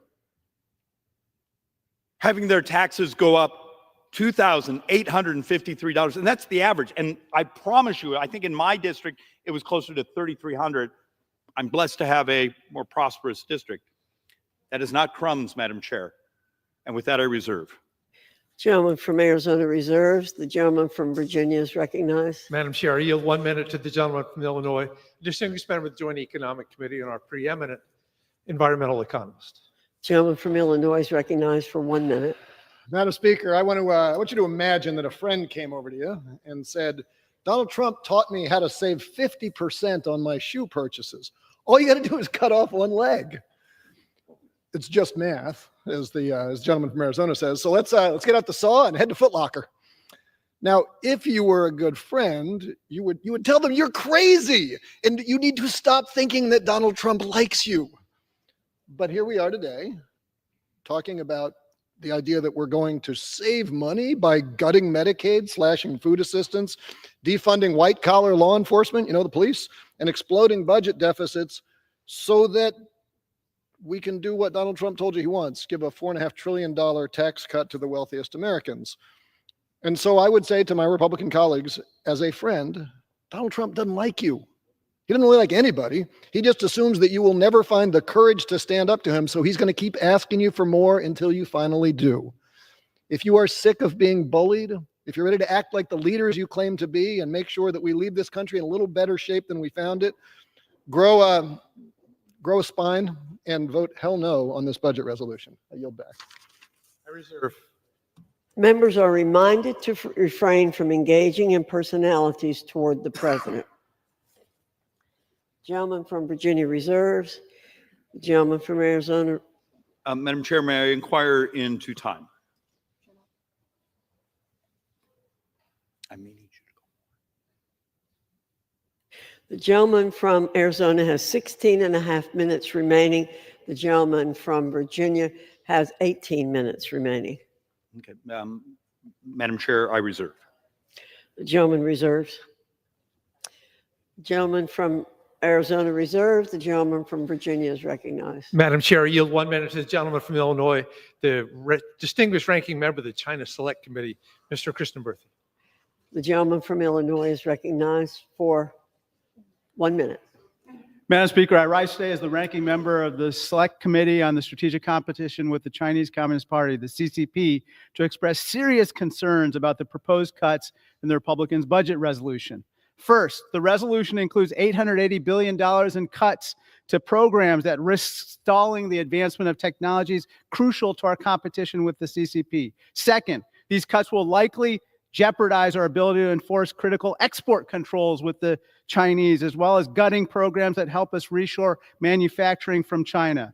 While we got to restore our fiscal house, these cuts to critical programs amount to the GOP's perverted version of DEI, devastating, extreme, and irresponsible. The CCP is cheering for the GOP budget resolution tonight. I object. I yield. Reserve, the gentleman from Virginia reserves. The gentleman from Arizona Thank you, Madam Chairwoman. is recognized. Hey, can you believe this, Madam Chairwoman and my friend, Mr. Byer? We broke our printer. But thank heaven we didn't break the markers. So I thought actually just because we're doing we're trying to do fact-based, the average family, your taxes are going up at the end of this year, $2,853, and 62% of taxpayers 62% of taxpayers will see hikes. And and I'm sorry, we just didn't have time to make a much prettier chart for everyone. Remember, after 2017, we actually moved up, but some of that was some of the deductions and things were added. We moved up the threshold, so almost the half of our tax-paying population actually didn't pay income taxes. They still had payroll taxes and FICA and those things. A bunch of that population that has not paid taxes in years and years and years will be getting tax bills with the opposition to this. Madam Chair, I'm going to reserve, and then we'll come back and go over more. Gentleman from Arizona reserves. The gentleman from Virginia is recognized. Madam Chair, I yield 1.5 minutes to the gentleman from New York, the distinguished ranking member of the Administration Committee, Mr. Morelli. Thank you, Madam Chair, and I thank the distinguished The gentleman. gentleman's recognized for one Yes. and a half minutes. Thank you, Madam Chair. I want to thank my friend, the gentleman from Virginia, for giving me time. I rise today in strong opposition to this budget resolution. As an Appropriations Committee member, thoughtful consideration of government spending is a responsibility I don't take lightly. I believe every hard-earned taxpayer dollar must work for all Americans, not fuel widely irresponsible economic theory. I'd like to think my colleagues on the other side of the aisle believe the same thing, given the rhetoric we've all heard over the last several years. So I encourage the American people to watch what House Republicans do, not what they say. Remarkably, instead of lowering costs, this reckless budget resolution bestows tax cuts for the wealthiest 1% of Americans while jeopardizing essential health care and nutrition programs. For this reason, I strongly oppose the budget resolution authored by House Republicans. Shockingly, gutting programs our communities rely on isn't harmful enough, because this resolution will also require taxpayers to borrow another $1.6 trillion over the next 10 years. Our nation's founders vested in the House of Representatives a unique set of powers to make it responsive to the will of the people. The father of our Constitution, James Madison, said the House should have immediate dependence on and intimate sympathy with the people. House Republicans demonstrate no dependence on nor sympathy with the American people. I urge my colleagues to reject this handout to millionaires and billionaires and work on a budget that instead advances the interests of American families. With that, Madam Chair, I yield back. The gentleman from Virginia reserves. The gentleman from Arizona is recognized. Madam Chair, once again, here's the budget document. Here's the spreadsheets. I keep hearing you're giving away to billionaires. Where's that? Where is it? Madam Chair, it doesn't exist because this is a box.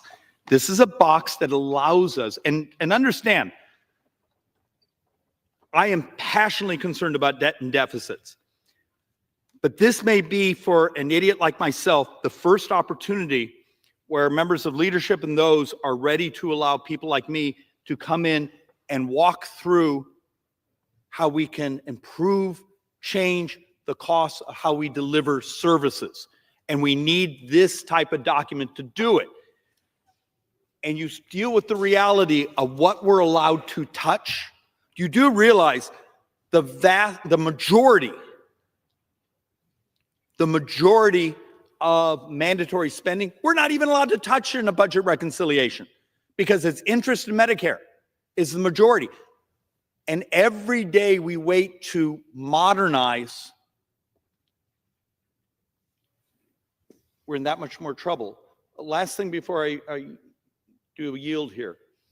We're going to spend 86 trillion, and I'm partially doing this off the top of my head, over the next decade.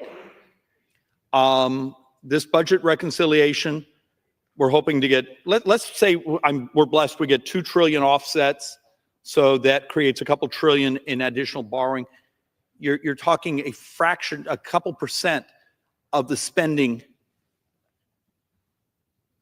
I would argue this is the moment for us where it's not about cuts.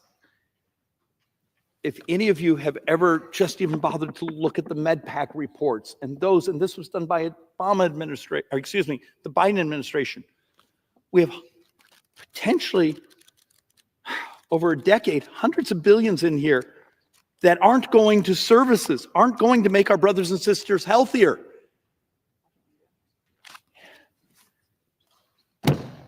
Help us.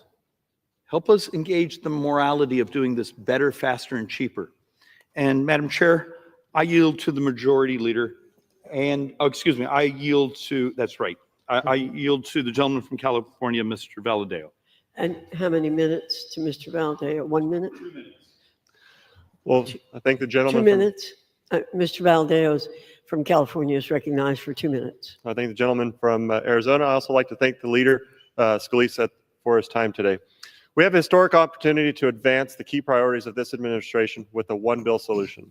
And I fully agree we need to move forward in a way that reflects the needs of the American people. This budget resolution unlocks the next step in the reconciliation process to deliver on our priorities. That includes extending key provisions of the Tax Cuts and Jobs Act, like doubling the standard deduction, expanding the child tax credit, and maintaining the death tax exemption.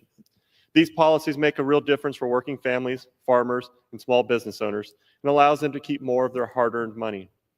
We also need to fulfill our commitment of securing our border, strengthening our economy, and rooting out fraud, waste, and abuse. It is my understanding after this resolution passes, House leadership will be working with the Senate to come to an agreement on reconciliation language so that the committees can begin drafting specific policies to achieve the administration's agenda. There's been a lot of political rhetoric about what this upcoming budget resolution does and does not do, and I want to be clear on where I stand.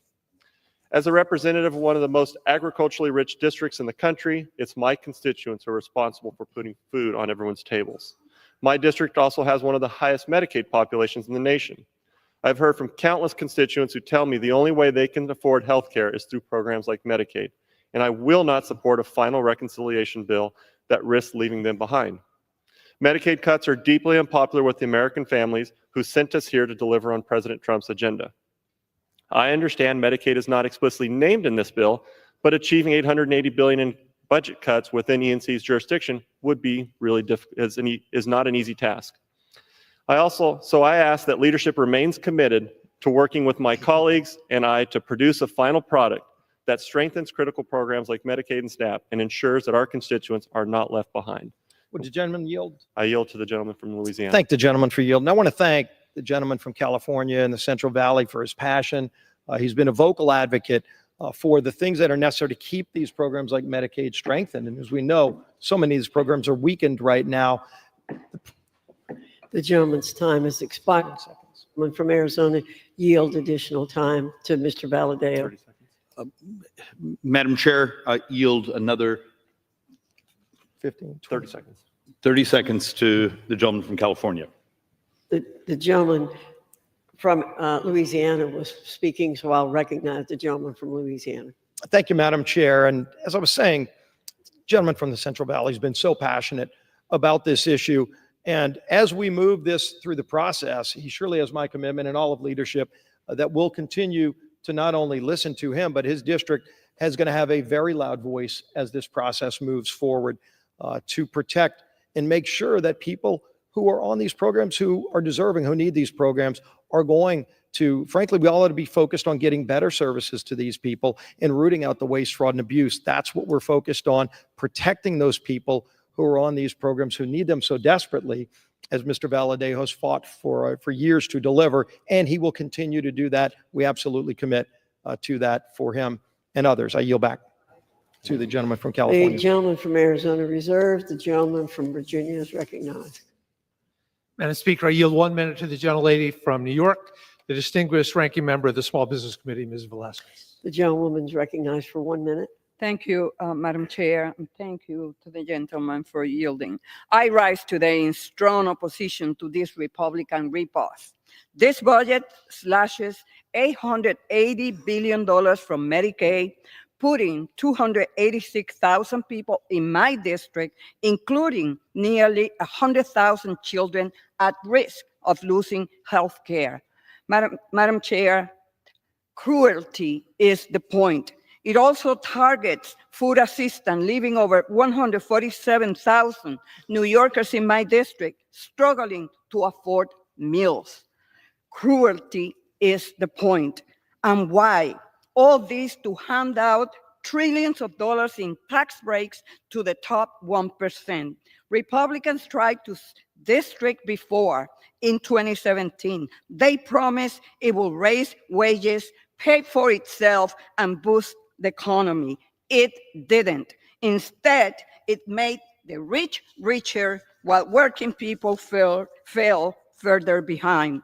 Now they are doubling down, making America sicker, poorer, and hungrier just to funnel more money to their billionaire donors. The gentlewoman's isn't time has expired. Republican responsibility, is economic cruelty. Vote no. The gentlewoman's time has expired. The gentleman from Virginia reserves. The gentleman from Arizona is recognized. Thank you, Madam Chairwoman. Economic literature, and I think even the board here demonstrated that if we go back to the original TCJA, those corporate tax cuts, over 70% show up in wages. That's one of the reasons there was such remarkable wage growth without inflation. If you care about workers, you get tax policy correct. And with that, Madam Chair, I'd like to yield 60 seconds, a magic 60 seconds to the leader. The majority leader, the gentleman from Louisiana, is recognized for 1 minute. Thank you, Madam Chair, and I thank my friend from Arizona for yielding for 1 minute. I rise in strong support, first of all, of this budget resolution. It's a critically important piece of legislation, frankly, might be one of the most important resolutions that this chamber has taken up in years to start the process of delivering on the mandate that President Trump and this House and Senate Republican majority got from the voters of America in November. I understand that my friends on the other side of the aisle are upset with the voters of America that they lost the election. They're upset with the results. But if everybody here listened to what the American people said in November, frankly, first of all, they would vote for this resolution because the resolution delivers on those commitments, the things that were talked about, the things that sent people to the polls that say, finally, let's get America back on track. And how do we do it? We start, number one, by staving off a $4.5 trillion tax increase. $4.5 trillion. So we've heard a lot of hyperbole over the last few days. Just here on this House floor, we've heard from the other side of the aisle, Madam Chair, about millionaires and billionaires. For some reason, it seems like if somebody's successful in America, the other side of the aisle wants to demonize them as if that's wrong. But clearly, if you read this bill is not about millionaires and billionaires. This bill is about whether or not you're going to stand up for the middle class of America who will be devastated if this bill fails. A lot of times when we come to the House floor, Madam Chair, you can vote for or against a bill. And maybe the bill does good things. Maybe you think the bill does bad things. And if you vote against the bill, nothing happens. And some days, nothing happening is a good day. Today, if nothing happens, it's not nothing that happens. A no vote. And let's be clear. You've got options, Madam Chair. You can vote yes to pass this resolution and get this process of budget reconciliation started, or you can vote no, like all of my colleagues on the other side of the aisle brag they're going to do. So if that's the case, Madam Chair, and maybe I can persuade a few because maybe they don't know this, because clearly they haven't read the bill. You hear them talking about Medicaid over and over and over again, cuts to Medicaid, cuts to Medicaid. Clearly they haven't read the bill, because if you read the bill, the word Medicaid is mentioned a total of 0 times in the bill. 0. But that's all they want to talk about. If you read the bill, you would talk about what this does to engage 11 different committees in this Congress, 11 committees, to start a process called budget reconciliation, where they will go into open hearings on C-SPAN. Everybody in America can watch the deliberations, where there will be a discussion about how to get this country back on track, which the people of this nation are hungering for. Not people yelling and screaming and telling lies and trying to scare people with false information. We are here to talk facts. And the facts are a no vote imposes $4.5 trillion in taxes that primarily hit middle and low income families, not the millionaires and billionaires that they seem to want to demonize. You know, we're trying, for example, and you heard President Trump at every rally talk about no tax on tips. Now, clearly the other side of the aisle was against that. They wanted everybody's taxes to go up. They said they were against renewing the Trump tax cuts, let alone adding things like no tax on tips. And so we know they were against making sure that those people that work for tips don't have to pay taxes on it. Well, who are those people that work for tips? Last time I checked, Elon Musk does not work for tips, Madam Chair. The billionaires aren't the ones working for tips. In fact, we went back and checked. There's over 6 million Americans in this country, 6 million, that actually do work for tips. And what is their average salary, Madam Chair? Is it $1 million? Is it tens of millions? Is it $1 billion?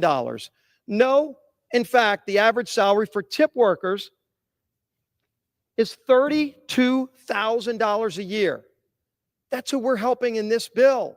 If you vote no, you're saying to those tip workers who are struggling, some of them may be working 2 or 3 jobs. They're not the millionaires and the billionaires.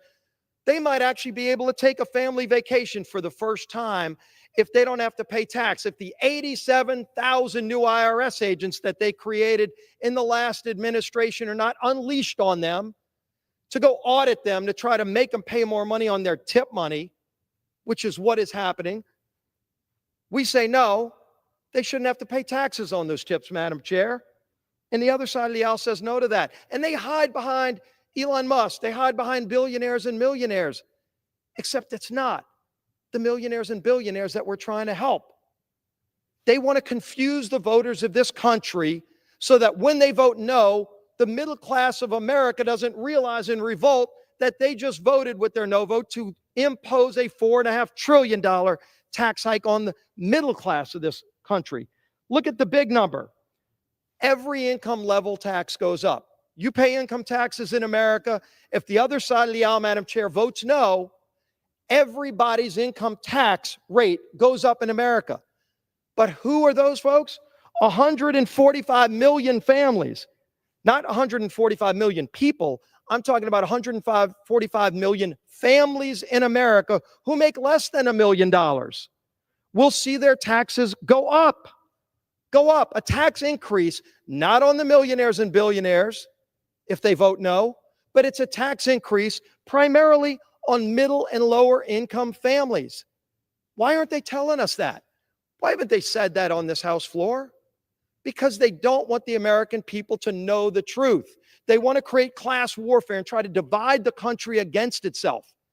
Shame on people who want to divide this country even more. It's time we unite this country and grow this country, grow the middle class, actually create more jobs and wealth and opportunity, which, by the way, as Mr. Schweikert pointed out earlier, and he's got the charts to prove it, wealth and opportunity for lower and middle income families is what happened in 2017 and beyond when we started with the Trump tax cuts. And just because they don't like the person whose name is behind those tax cuts, they want to try to demonize them. But the facts still remain. Who benefited the most? The low and the middle income. We were losing our middle class in America in the decade before we passed those tax cuts. Why? Go look at the record, the facts. We were losing great American company after great American company moving out of America. They were leaving the country. Why? We had the highest corporate tax rate in the world. Now, the other side would say, stick it to them even more, raise tax rates even more. By the way, there are laboratories of democracy where that's been tried. It's called New York and California. And every time they keep raising rates, what happens? People move in droves. Million plus people have left those states to go to other states, Texas, Florida, Tennessee, that have no income tax.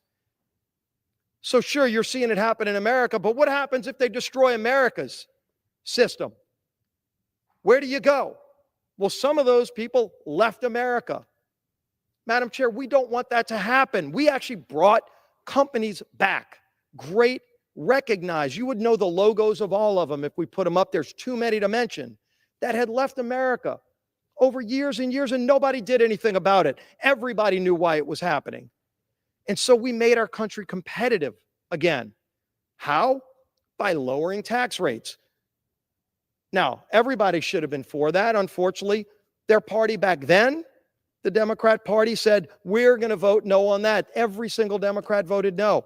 Why did they make it an issue, a partisan issue? I don't know, but I know this. When we lowered those tax rates to make America competitive, we're a global competing economy. Our companies in America don't just compete against the person down the street. They're competing against companies all over the globe, and we should applaud that. We shouldn't just applaud it, by the way. We should make sure they remain the most competitive businesses in the world. America remains the most competitive country in the world, but we weren't. We were not. That's why we were losing people. Imagine people saying, I'm going to leave the United States of America, greatest country in the history of the world, because our country stopped being competitive. And we finally did something about it. This Republican majority in 2017 did something about it and finally brought those jobs back and brought wages up. Wages grew for everybody. Companies were giving out bonuses, pay raises. Our unemployment rate went to virtually zero. Those are the facts. And so they want those tax rates to go up. Not all of them expire. The corporate rate remains, by the way, competitively low at 21%. The corporate rate stays at 21. You know what doesn't stay low? If they vote no, and I'm a yes vote, because I want our country to be competitive. I want our small businesses to be able to be competitive with big businesses. They love beating up on the big guy, but guess what they're going to do? And let's look at the facts. Anybody who votes no on this bill, Madam Chair, will tell every small business in America. It's a provision of the tax code called 199A. And if you're not a small business, you've probably never heard of 199A. But you know what? If you are a small business, a 20-person mom and pop shop on Main Street, America, anywhere in this country, 199A is your lifeblood. Why? Because that's what allows you as a small business, a 10, 15, 20-person American dream story. You started your own business. But you can now compete and pay the same tax rate as the big global multinational corporation who's at 21. But what happens, Madam Chair, if they vote no? And again, the no vote does not mean nothing happens. If you vote no, you are saying you want the small business now to go from a 21% effective rate to as high as 43% taxes. So think about this. You're the mom and pop small business and you're barely hanging on. You're beating all the internet competitors and you're still being able to hold on to those jobs. You know, show up at work every day, employ the 20 people, the 15 people that you're creating jobs for. If the other side gets their way, you jack up to 43% tax rate when your competitor, the big global billionaire corporation, is still at 21. That's what happens if they vote no. Why haven't they said that during the debate? I haven't heard it yet. Again, all you hear about is the billionaires and the millionaires are the ones getting all the breaks. Except it's not true, Madam Chair. It's just not true. Every small business in America gets kicked in the gut if this fails. Every small business in America. And look at the numbers. You're talking about over 20 million small businesses. Think of how many workers that is. Do they just want to kick all those workers out to the street, to the unemployment rolls? Because if you're paying 43% and your competitor's paying 21, you don't need a math degree to figure out how quickly you're not going to be able to compete. We made them competitive in 2017. Why does the other side want to vote no and all of a sudden make every small business in America uncompetitive with the big billionaires? They're defending the billionaires, Madam Chair. This is insanity. But that's the reality of what happens if you vote no. And again, maybe by me going through the actual details, we might convince a couple of folks that maybe somebody duped them. They gave them some talking points. You just mention the word millionaire and billionaire, and next thing you know, you got a parade of 200 people that'll just line up and bash the bill. Except it's not in the bill. Do you want to stand up for the middle-class families of this country? Vote yes on the bill. Because that's who we're defending. Republicans are going to defend the ability for the next billionaire company maybe, but right now it's a dream in somebody's basement. This is what's great about America. And if you haven't, go look at your favorite company. Go look at the biggest companies. Most of them started with the dream in somebody's garage in Silicon Valley. I know a lot of entrepreneurs who started with great ideas and risked it all over and over again. And then ultimately they might have hit it big. But the only way they were able to hit it big is because they had the ability in the United States of America to turn that dream into a reality where now all of a sudden they might hire 300 people. We ought to applaud that. We ought to celebrate that. We ought to make sure that remains in place. The day we take away that ability in the United States, God help us as a country, because the few people that still want that dream, but they don't have America to go to pursue it, they might go to other places, but there just aren't that many other places in the world to pursue it. We cannot crush the American dream of America. It starts with strengthening the middle class and the lower income families' ability to compete with the big guys so that one day maybe they can be. And then they too will be demonized by the other side. But in the meantime, give them that ability to compete fairly. And you take that away if you vote no on this bill. Facts. Those are the facts. Whose rates go up, whose rates don't if this bill fails. That's where we are. And I do think it's important one more time just to go through the facts of the 2017 bill, because so many lies have been told about that. The poverty rate dropped to the lowest level in history. Again, this isn't the millionaires and billionaires. When we passed the bill in 2017 that every Democrat voted no on, the poverty rate in America dropped to its lowest rate in history. Unemployment hit a 50-year low. And lower income workers, not the millionaires and billionaires, lower income workers saw their wages grow substantially faster than the highest 10% of income earners. So whose side are you going to be on today?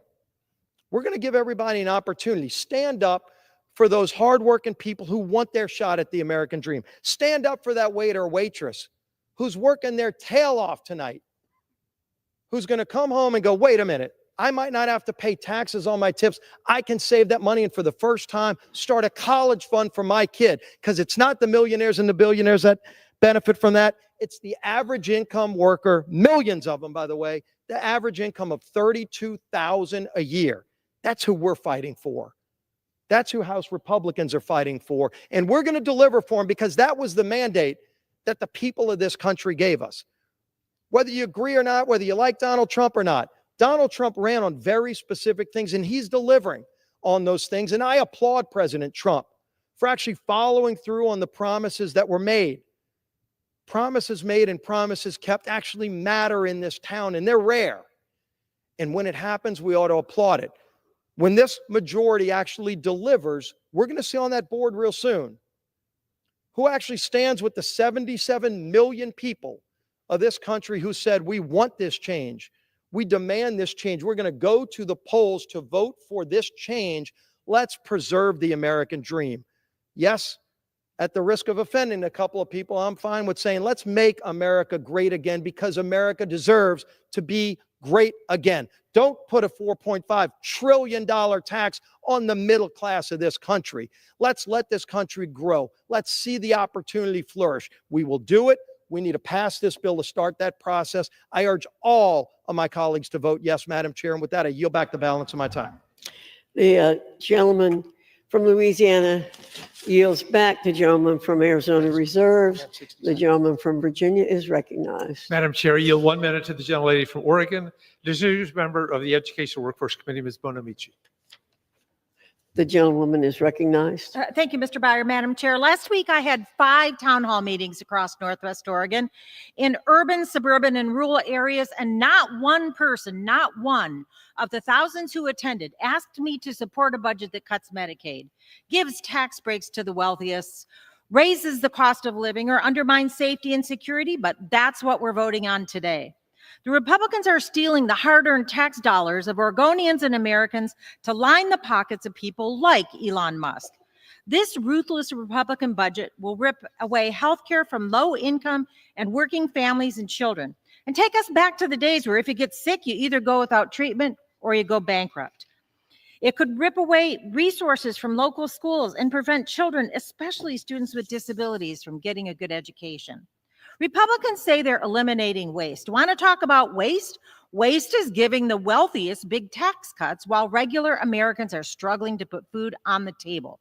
The cost of groceries is increasing, wages continue to remain stagnant, and too many families can't afford housing or childcare. The Republican majority's answer: rip you off and give tax breaks to the wealthiest, and then hope unrealistically, that it's going to trickle down. We must oppose this Republican billionaire budget. We must focus instead on the American people so everyone, not just those at the top, have the opportunity for a better future. I yield back the balance of my time. The gentlewoman yields back. The gentleman from Virginia is reserves, and the gentleman from Arizona is recognized. Madam Chair, may I inquire into the time?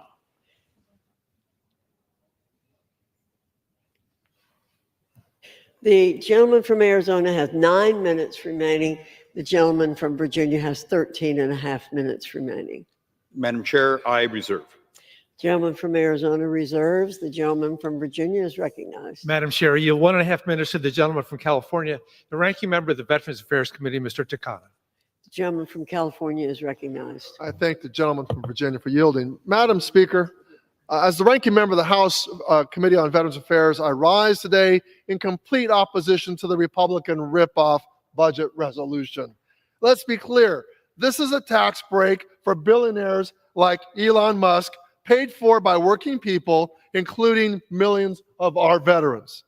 The Republican ripoff cuts at least $880 billion from Medicaid, the program that 80 million Americans, including 9 million veterans, rely on for health insurance coverage. This extreme budget also cuts $230 billion from SNAP. Every year, SNAP helps almost 43 million Americans, including over 1 million veterans, put food on the table.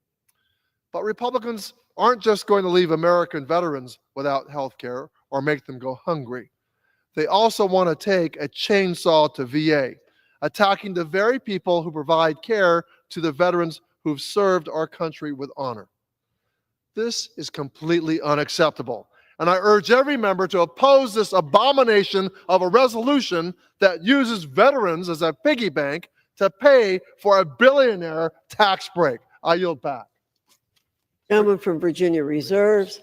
The gentleman from Arizona reserves. The gentleman from Virginia is recognized. Madam Chair, yield 1 minute to the gentleman from Nevada, a distinguished member of the Ways and Means Committee, Mr. Horsford. Gentleman is recognized for 1 minute. Thank you, and to the gentleman for yielding. I rise today not in favor or opposition. I rise in defense of 811,000 Nevadans and countless people across the country whose lives are in danger. I rise in defense of my constituents who will be impacted if Republicans are able to slash their health care services to fund $4.5 trillion to the ultra wealthy and to big corporations. Madam Chair, Nevada Democrats and Republicans worked together to implement the Affordable Care Act, including the expansion of Medicaid. We reduced the uninsured rate by a third. 563,000 children were able to receive coverage as a result. But the fact that Nevada did the right thing then means we have more to lose as Republicans do the wrong thing now. Our state would be the third hardest hit, including in rural communities. This isn't a budget, it's the Republican Screw America bill. That's why I'm calling on every member of this body to vote no. I will in defense of my constituents. The gentleman's time has expired. Gentleman from Virginia reserves. Gentleman from Arizona reserves. Gentleman from Virginia is recognized. Madam Chair, I yield 2 minutes to the gentleman from New York, distinguished member of the Appropriations Committee, Mr. Espaillat. Gentleman from New York is recognized for 2 minutes. Thank you, Madam Chair. Very often we take very serious votes on this floor. But this vote is a deadly serious vote. This is a vote about life and death. I represent just slightly over 780,000 constituents. Out of those 780,000 constituents, 524,000 of them are Medicaid recipients. 524,000 of them. Over 100,000 of them are Medicare recipients. So over 600,000 of the 780,000 constituents that I represent receive either Medicaid or Medicare. In addition to that, there are 263,000 households that receive food stamp. This bill will put their life and health in danger, Madam Speaker. This is about life and death. As the Republican majority proposes to cut Medicaid across this country, to give a massive 4.5 trillion with a capital T, trillion dollar cut in taxes to the very rich. And who will that go to? 50% of that will go to the shareholders. 44% of that tax cut will go to high-end executive. The fat cat executives are going to get this money, and working class and even middle class people are going to get stiff with the cuts. And this is about life and death. It's not a simple piece of legislation that we will pass. There are diabetics that will see the price of insulin go up. There are people with renal problems, with cardiovascular problems. Madam Speaker, this is about life and death. Vote no for this bill, and I yield The back. gentleman's time has expired. The gentleman from Virginia reserves. The gentleman from Arizona reserves. The gentleman from Arizona. Madam Chair, let me recognized. have just a couple moments of joy here. A reconciliation budget that only touches individuals and pass-through businesses, so there are no shareholders who are getting, that's actually already locked in. That's one of the reasons we're doing this, is because you want to see distortions in the economy, have a world where small businesses, pass-throughs, employee-owned, their taxes shoot up. But the C corporations are down here. What distortion did you just create in the world? I'm a C corporation. I'm buying everyone else. You want to see the big get bigger? It's one of the reasons you have to do this. But also, I beg my brothers and sisters, have a different view, but actually just try to get the most basic facts correct here. And with that, Madam Chair, I reserve. Gentleman from Arizona reserves. The gentleman from Virginia is recognized. Madam Chair, I yield 1.5 minutes to the gentlelady from New Mexico, a distinguished and unenviable member of the Rules Committee, Ms. Lezer Fernandez. The gentlewoman from New Mexico is recognized. Republicans are attacking women's ability to afford life as a mom or a daughter. Medicaid supports more than 40% of all births in the United States. Our grandmothers and parents in nursing homes rely on Medicaid to pay their health bills. Their caregivers, who are mostly women, depend on Medicaid themselves. Over 37 million children rely on Medicaid and CHIP. Republicans would strip this essential health care from women across the country. Why? To give tax breaks to their billionaire bros. Women need to know how they will be impacted wherever they live. Earlier today, we heard Representative Valadao acknowledge that his voters depend on Medicaid and are upset. Indeed, 507,000 of his constituents receive Medicaid, but he said he will vote yes on the bill. I need women across the country to visit the Democratic Women's Caucus website to find out how these cuts will impact them. How will the Republicans give billionaires and millionaire tax cuts on their economic pain? Republicans should stand with their moms and not the billionaires. Gentleman yields back. The gentleman from Virginia reserves. The gentleman from Arizona. Madam is Chairwoman. recognized. So apparently the Democrat position is the $2,000 you get per child, which was the doubling of the child tax credit in 2017, should go away and go back to the 1,000. Wow. Because I think that's what I just heard. So those of us who've adopted kids, those who have children, congratulations. Your child tax credit is going to get cut in half. Reserve. Gentleman from Arizona reserves. The gentleman from Virginia is recognized. Thank you, Madam Chair. That is, with respect to my friend from Arizona, that is not what I heard. We heard that this budget resolution is put together, promises cuts that we are desperately afraid of. When we do the math, people who count on, in Congressman Schweikert's district, Arizona 1, people who count on SNAP to put food on the table are 85,000. Medicaid recipients at risk of losing their health care, 127,000. And Affordable Care Act recipients to see their premium payments go up by varying amounts, 44,000. We'd love to see a budget work out that somehow gives the lie to those frightening numbers. With that, Madam Chair, I yield 1 minute to the gentleman from California, a distinguished member of the Joint Economic Committee, Mr. Min. The gentleman from California is recognized for 1 minute. Thank you, Madam Chair. I rise today in opposition to the disastrous GOP budget resolution. This bill seeks to cut $3 trillion in spending, supposedly by targeting waste and fraud. But the entire domestic discretionary budget is only $917 billion. The math simply doesn't add up. There's only one way to get to $3 trillion in cuts, and that's to slash lifeline programs, including nearly $1 trillion in cuts to Medicaid. Under the GOP budget, over 136,000 of my constituents would lose their health care, including over 42,000 children. This budget would also take food away from hungry children, deny health care to sick veterans. So why are House Repubs pushing such an immoral and cruel agenda? Not to reduce our deficits. In fact, their budget adds nearly $1.6 trillion a year to our debt. No, it's to pass tax cuts for billionaires and foreign investors. In fact, over $350 billion of these same tax cuts went to foreign investors over the last 10 years. Let's be clear. If this budget passes, kids are going to go to bed hungry so that we can give more money to Elon Musk and investors from Saudi Arabia, China, and Russia. This is immoral. It's wrong. I urge my colleagues to oppose this horrible budget measure.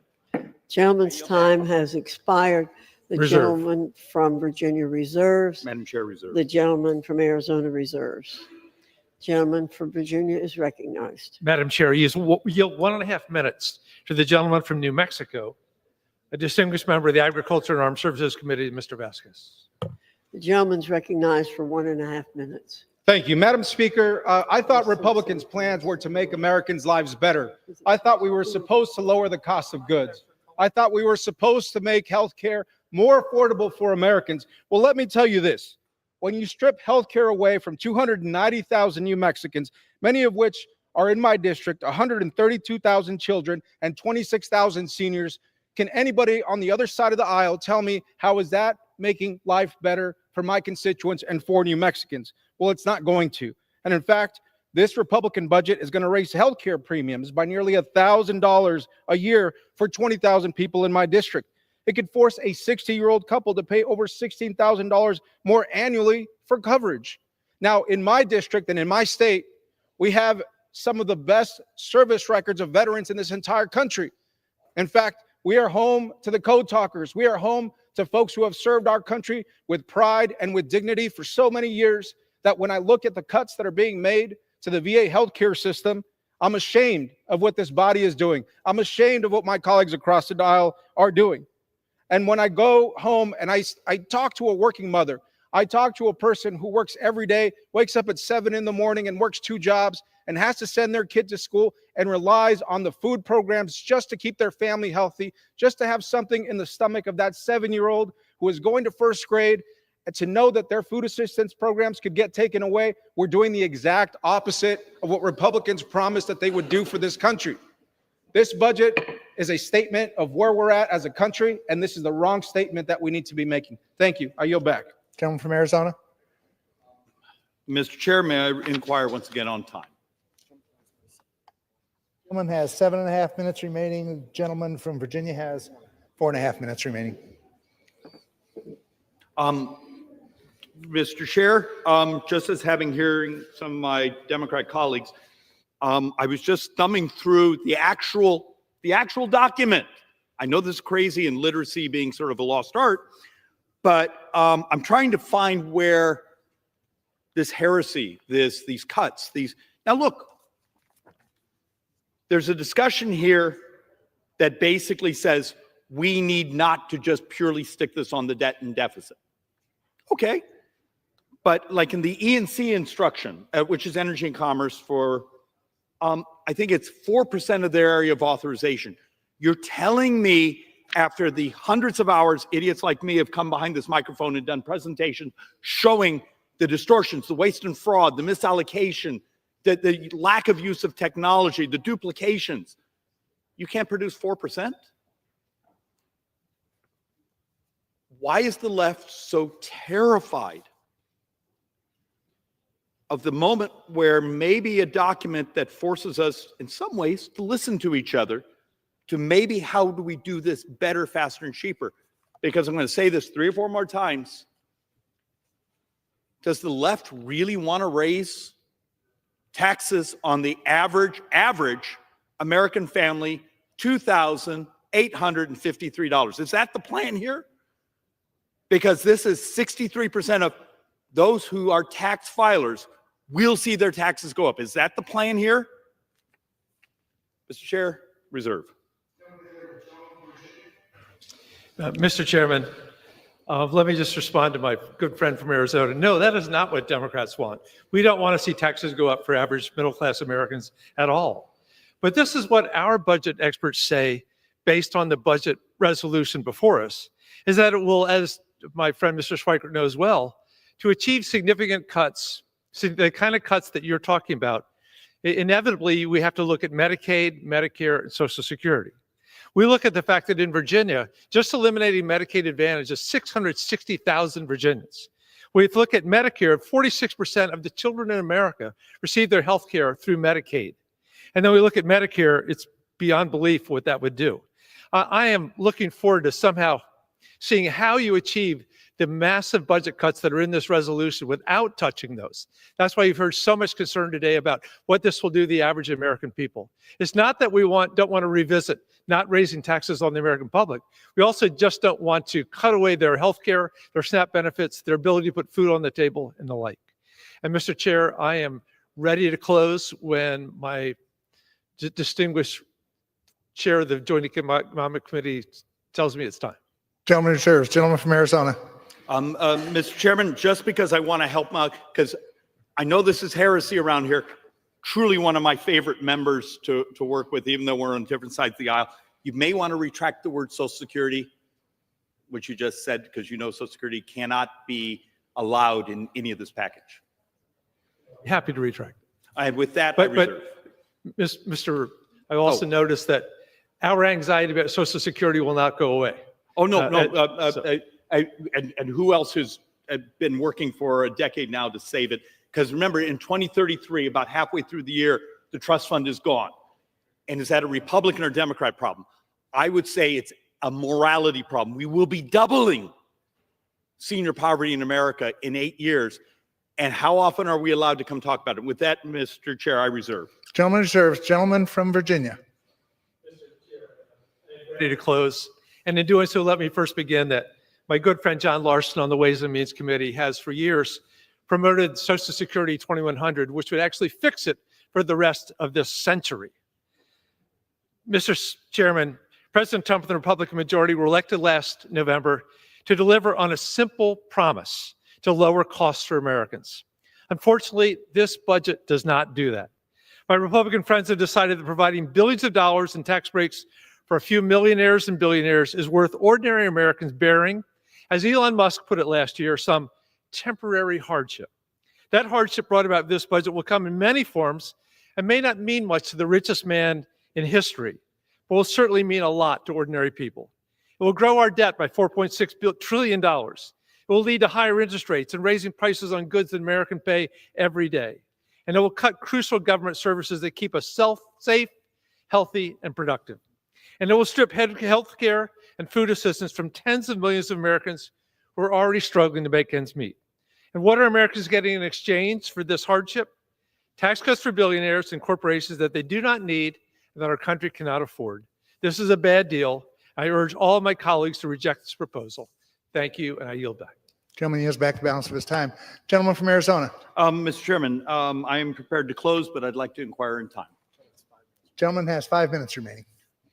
Mr. Chairman, I know it's painful to listen to an idiot like me for 5 minutes, but let's have some fun here. And first I want to say for everyone that's spoken, I love the passion. I love the caring. I'm just once again got to come back. So this is a reconciliation budget. It basically builds boxes. It's boxes for here's your authorization. You can go more, but you can't go less. Okay, I'm on the other side. I actually believe there should be more cuts in spending because I think we can achieve that by modernization, changing processes, the adoption of technology. Last week, I believe I was behind this very microphone and we were showing charts of, hey, this is Medicare. How many billions and billions do we spend every year on duplicative MRI, ultrasounds, x-rays? Does that make someone healthier? Does that make them better? No. We're basically, it's waste and fraud, but the ability to use technology to get rid of that. If we all agreed to do something like that, we're going to get rid of these duplicate servers. We're going to get rid of some of the, we like to say waste and fraud, but the fact of the matter is design problems in the model. You didn't cut a single service. You didn't take anything away from someone. But what you gave is my kids a chance to survive. Because part of this, look, part of this I don't like. I'm going to be brutally honest. I wish there were more cuts. I don't like the amount of borrowing here. But if this is the moment that opens up a chance for someone like myself that has spent a decade here passionately trying to say it doesn't have to be cuts. It's actually the adoption of technology. Look, I'm going to go slightly off track and then I want to get back into the distribution. If I turn to my brothers and sisters and anyone willing to listen right now, what's the single biggest cost in our society? This is where Schweikert soaks himself in kerosene and plays with matches, Mr. Chair. Turns out it's obesity. Our brothers and sisters, we calculate over $9 trillion in additional healthcare costs over the next decade. What would happen if the left and the right actually said, we are going to fixate on the way we deliver healthcare, the way we deliver nutrition support, the way we do agriculture policy, that we are going to help our brothers and sisters be healthier. Oh, by the way, family formation, the use of healthcare, the ability to have a life. Maybe it's moments like this where we go to battle and committees that have really smart people, but armies of lobbyists outside these hallways who look at us, who stress out when we start saying, time to modernize, time to find a better, faster, more elegant way to deliver services and slow down the piling of debt. Because the math still comes back to 63% of our tax-paying brothers and sisters will see their taxes go up. Now, for the comments you've heard over and over here that the distributional effects, okay, Mr. Byer and I are both on Ways and Means, battle in the committee saying, because remember, there is no bill, coming out of the committee yet. What's it going to look like? Do we actually have to make elegant changes? Are there things we can agree as a body that will maximize economic growth? Because at some point, you got to look, and I'm sorry I've beaten up this chart, but we've been trying to model what happens to the economy if we allow these tax hikes to come in automatically. But it turns out also the economy is benefited if we maximize how much we pay for. At the end of 10 years, and I know changing spending policy is hard, but if we were to maximize both, at the end of the decade, we're more prosperous. And Mr. Chairman, at some point, that's the ultimate question here. Is prosperity moral?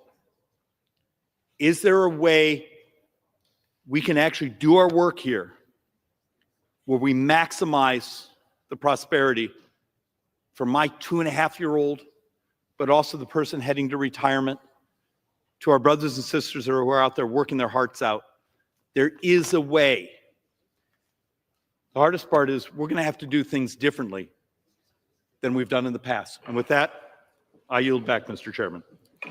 All time for general debate has expired. Pursuant to the rule, the amendment printed in House Report 119-5 is adopted and the concurrent resolution as amended is considered read. Under the rule, the committee rises.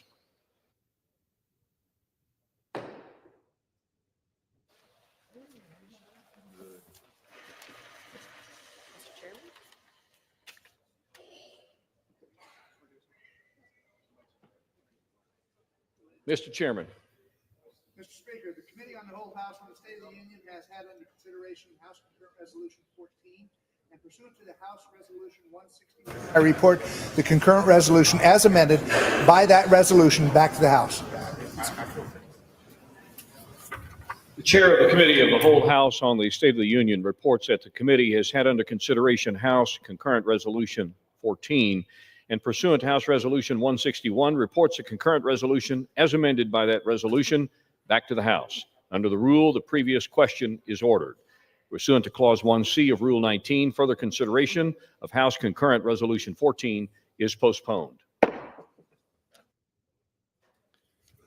Proceedings will resume on questions previously postponed. Votes will be taken in the following order: the motion to suspend the rules and pass H.R. 788, adoption of House Concurrent Resolution 14, and the motion to suspend the rules and pass H.R. 804.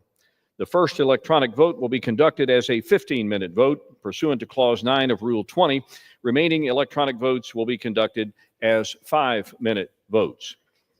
Pursuant to Clause 8 of Rule 20, the unfinished business is a vote on the motion of the gentleman from Texas, Mr. Williams, to suspend the rules and pass H.R. 788, on which the yeas and nays are ordered. The clerk will report the title.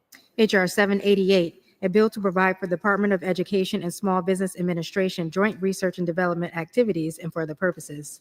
The question is, will the House suspend the rules and pass the bill? Members will record their votes by electronic device. This is a 15-minute vote.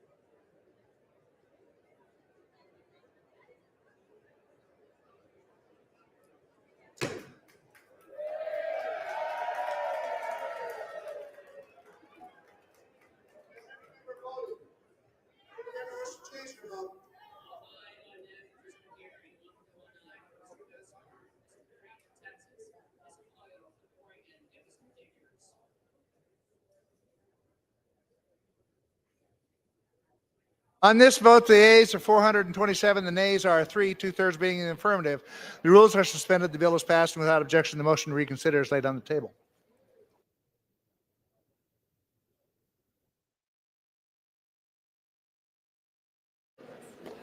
Pursuant to Clause 8 of Rule 20, the unfinished business is the vote on the motion of the gentleman from Texas, Mr. Williams, to suspend the rules and pass H.R. 804, on which the ayes and nays are ordered.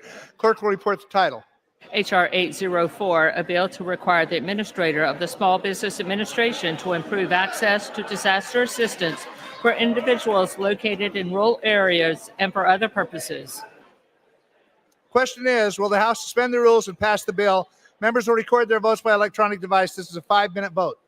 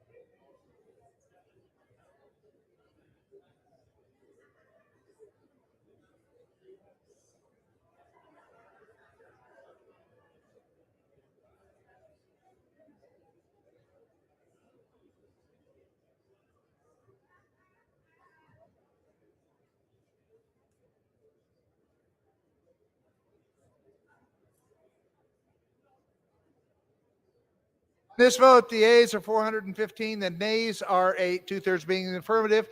The rules are suspended. The bill is passed, and without objection, the motion to reconsider is laid on the table. Pursuant to Clause 1C of Rule 19, further proceedings on House Concurrent Resolution 14 will now resume. Clerk will report the title. Union Calendar Number 1, House Concurrent Resolution 14, concurrent resolution establishing the congressional budget for the United States government for fiscal year 2025 and setting forth the appropriate budgetary levels for fiscal years 2026 through 2034. Pursuant to Clause 1C of Rule 19, further proceedings on House Concurrent Resolution 14.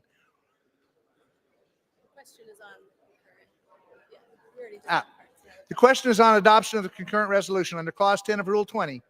The ayes and nays are ordered. Members will record their votes by electronic device. This will be a 15-minute vote.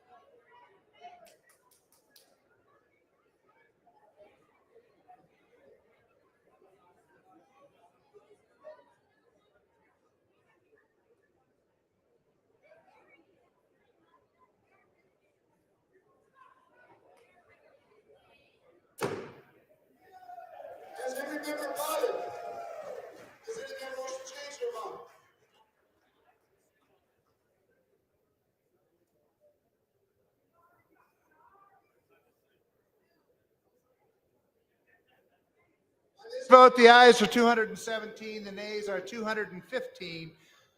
Majority voting in the affirmative, the concurrent resolution is adopted.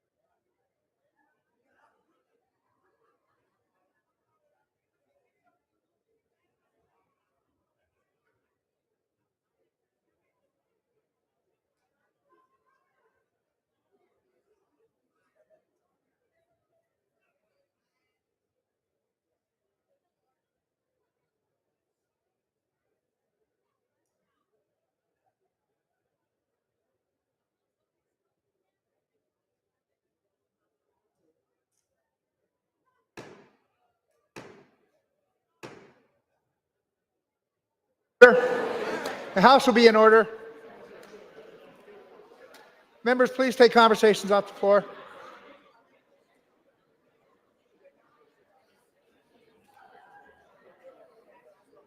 House will be in order.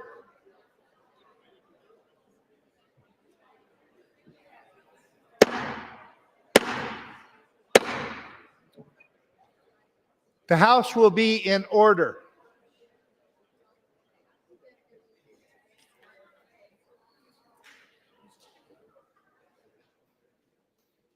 For what purpose does the gentleman from Pennsylvania seek recognition? Mr. Speaker, I ask unanimous consent on behalf of the Pennsylvania delegation to speak out of order. Without objection, the gentleman is recognized. Mr. Speaker, this past Saturday, February 22nd, 2025, beautiful York County, Pennsylvania was shaken by a horrific act of violence. Officer Andrew Duarte of the West York Borough Police Department was killed in the line of duty while responding to an active shooter at UPMC Memorial Hospital in York, which also included a hostage situation that wounded 5 other individuals. Officer Duarte demonstrated extraordinary courage with no regard for his own personal safety as he ran to the sound of the guns, as he put himself in harm's way to protect others. He paid the ultimate price to protect the innocent and serves as yet another stark reminder of the selfless and tireless dedication of our law enforcement officers who put their lives on the line each day to keep us safe. On Monday, I spoke to the Chief Millsaps, who told me that Officer Duarte's last act as he lied, dying and bleeding out, was to pull one of his injured fellow officers to safety and behind the line of fire. Thank you will never be enough. As we mourn this breathtaking loss, we pray for Officer Duarte and extend our deepest condolences to his family, fellow officers, loved ones, and all who are fortunate enough to have crossed his path. May his bravery remain at the forefront and his legacy endure. His dedication to duty, tireless service, and selfless sacrifice set the standard by which we all should be judged. Let us honor him by remembering the immense price of safety and peace. May God bless you, Andrew. At this time, I ask the House to observe a moment of silence. Members, staff, guests, please rise for a moment of silence.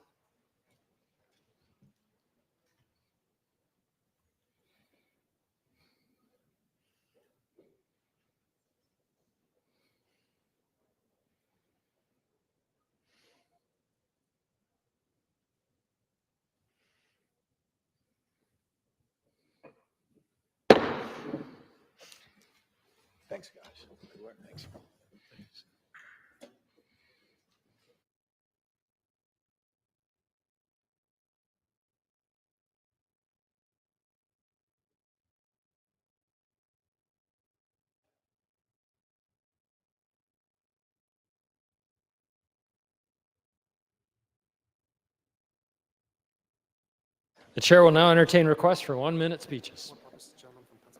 For what purposes the gentleman from Pennsylvania seek recognition? Mr. Speaker, I request unanimous consent to address the House for 1 minute and to revise and extend my remarks. Without objection, the gentleman is recognized for 1 minute. Thank you, Mr. Speaker. Mr. Speaker, I rise to recognize Public Schools Week. Approximately 9 out of 10 American students receive their education from a public school.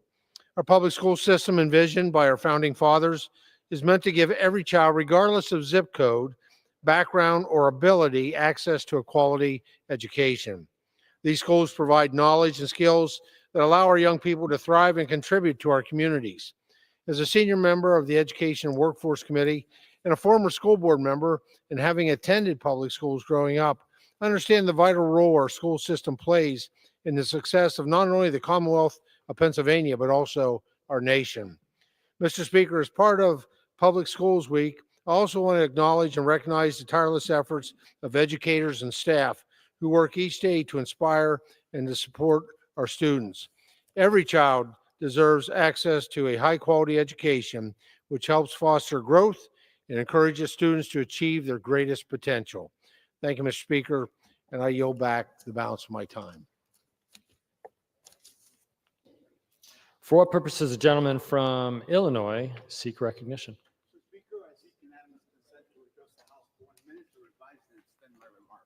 Without objection, the gentleman is recognized for 1 minute.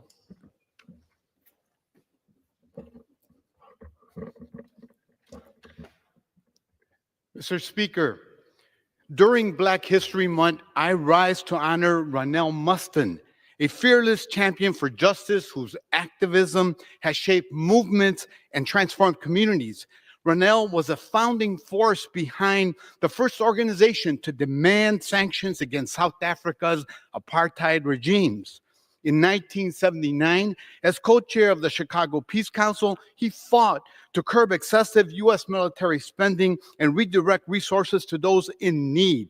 His impact runs deep in Chicago. As a key architect of the 22nd Ward Independent Political Organization, Ronell helped pave the way for Harold Washington's historic election as the city's Black mayor in 1983. For decades, he's been a relentless advocate for equity, justice, and true representation. His work has empowered countless voices and strengthened our democracy. Ronell, your legacy is one of courage and conviction.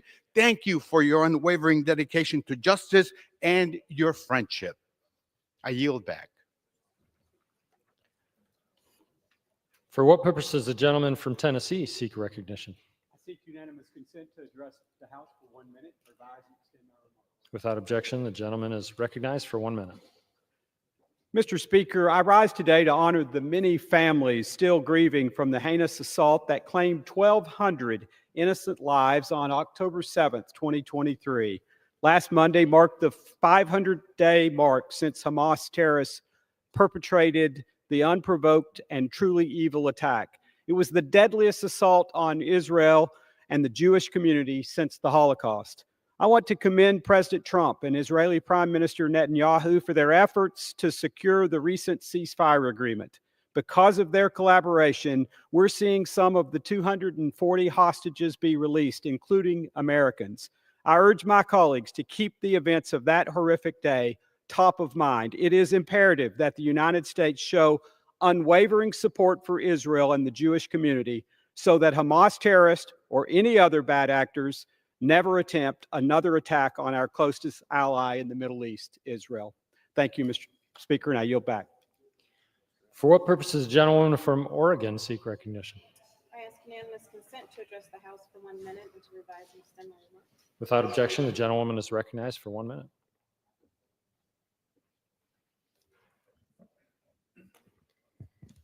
Mr. Speaker, I rise today to ask when a price is going down.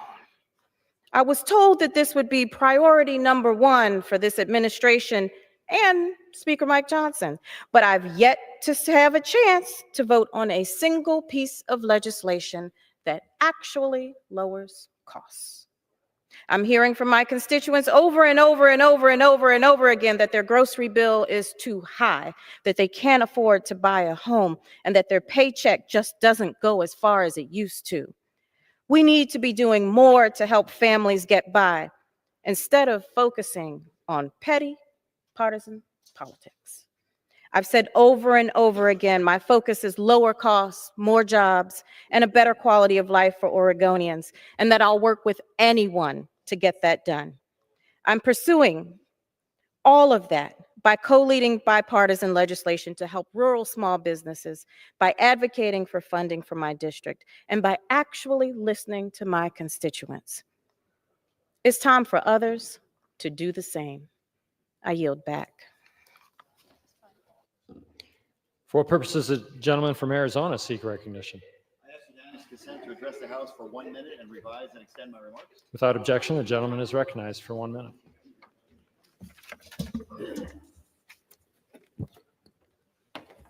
Mr. Speaker, today is bittersweet. Diana Taurasi of the Phoenix Mercury announced her retirement. DT is the greatest professional athlete in Arizona sports history. Fight me on that one. 3 NCAA championships, 3 WNBA championships, 6 Olympic gold medals, the WNBA's all-time leading scorer. There's a reason. When I was mayor, I named a street in front of the arena Taurasi Way. A world-class and hilarious trash talker on the court. She could have been a professional comedian. She lights up every room that she is in, constantly uplifting others. And Brittany Griner could not have asked for a more loyal friend during her detainment in Russia. I had a courtside seat to her entire 21-year career in Phoenix. I saw her grow as a basketball player and as a tremendous leader in our community. My son, Trevor, he grew up idolizing Diana Taurasi. He wanted to be her when he grew up, but I had to tell him one day, son, you can't grow up to be Diana Taurasi. Her jump shot is just too darn good. Dee, on behalf of a grateful city, Godspeed on your retirement. I yield back.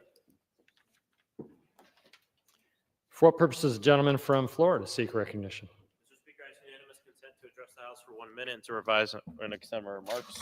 Without objection, the gentleman is recognized for 1 minute. Mr. Speaker, today I rise with a heavy heart to honor the loss of a giant Florida State Senator, Geraldine Thompson.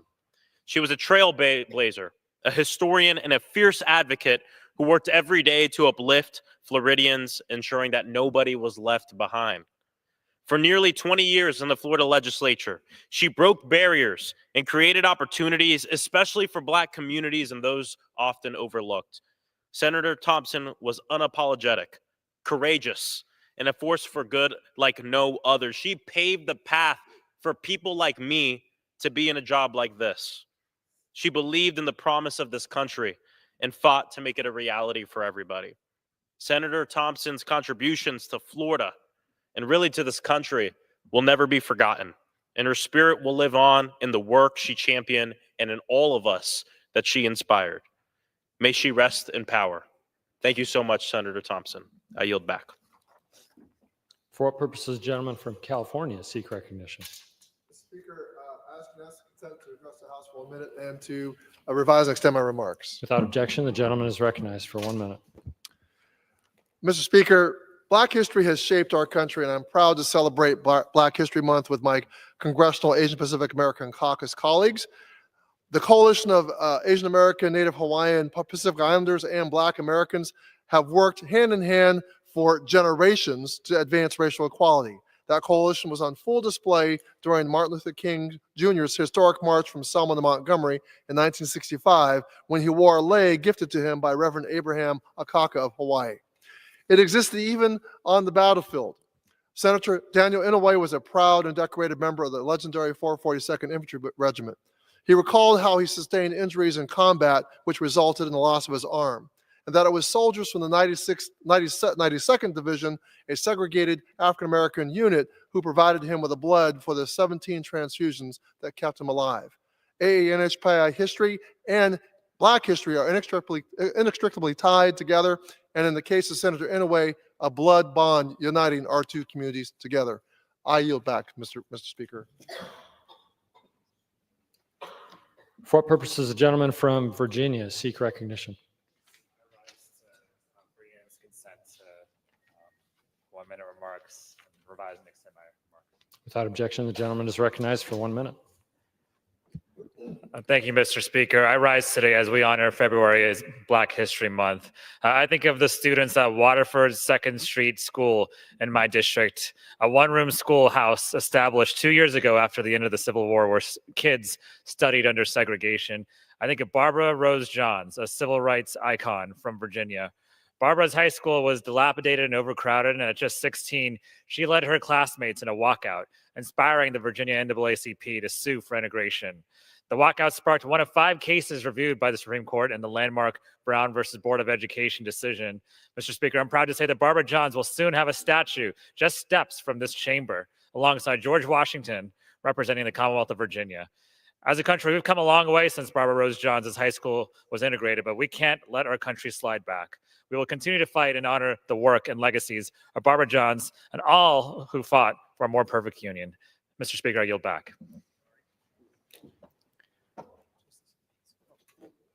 For what purposes the gentlewoman from Washington seek recognition?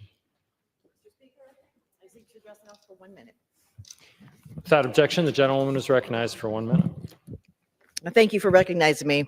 Mr. Speaker, I have the distinct honor as being the only Black and Korean person serving in the U.S. House of Representatives. As I stand with my colleagues from KPAC in recognition of Black History Month, I celebrate the long history and importance of allyship in the Black and AAPI community. From when Frederick Douglass denounced the Chinese Exclusion Act in 1869, from Jesse Jackson taking a stand and taking time away from his presidential campaign to protest the murder of Vincent Chin, to when AAPI groups stood with the Black community after the murder of George Floyd. And today, we continue that fight. As a Republican majority seeks to cut Medicaid, which 11 million Black and 4.5 million AAPIs rely on, we know that we have a lot in common, and when we work together, we can be powerful and strong and use our voices. Cutting SNAP, food assistance, of which 30% of recipients are Black or AAPI. We must continue to stand together, to use our voices, to use our political power, and to show up. As this administration seeks to attack civil rights that our ancestors fought for, we must let everyone know that the Black experience and the Asian American experience is indeed the American experience. I yield back. For what purposes the gentlewoman from California seek recognition? To address the House for 1 minute. Without objection, the gentlewoman is recognized for 1 minute. There is a long-standing allyship between the Black and Asian communities in LA, exemplified by the Hollywood Bowl, once located in the heart of my district. Founded by 5 Japanese Americans in 1957, the Hollywood Bowl served everyone, but had a particularly significant impact on the growing Black community in the historic Crenshaw corridor. Both the Japanese and Black communities in LA were targets of redlining and racial discrimination from the government and banks, which left them with few places to settle.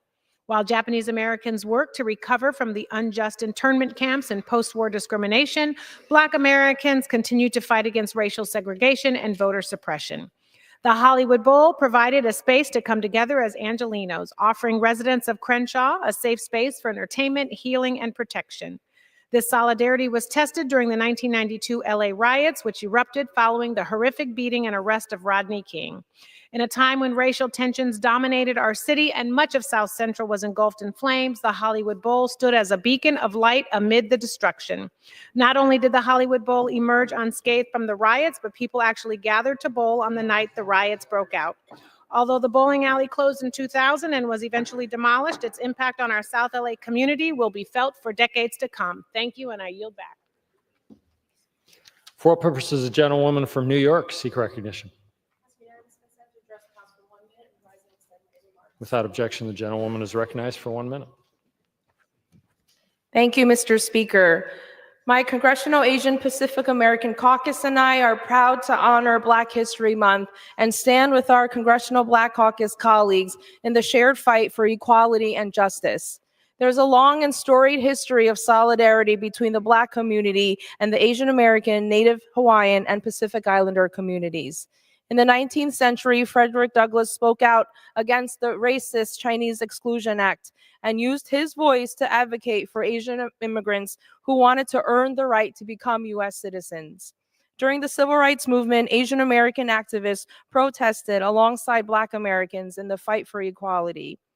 The allyship between our two communities remains critically important in the face of a vicious campaign to erase our stories, voices, and contributions to this nation.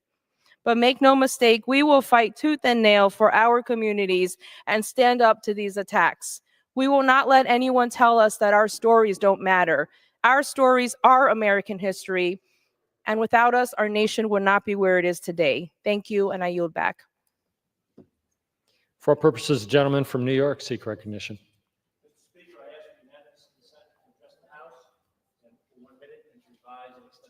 Without objection, the gentleman is recognized for 1 minute.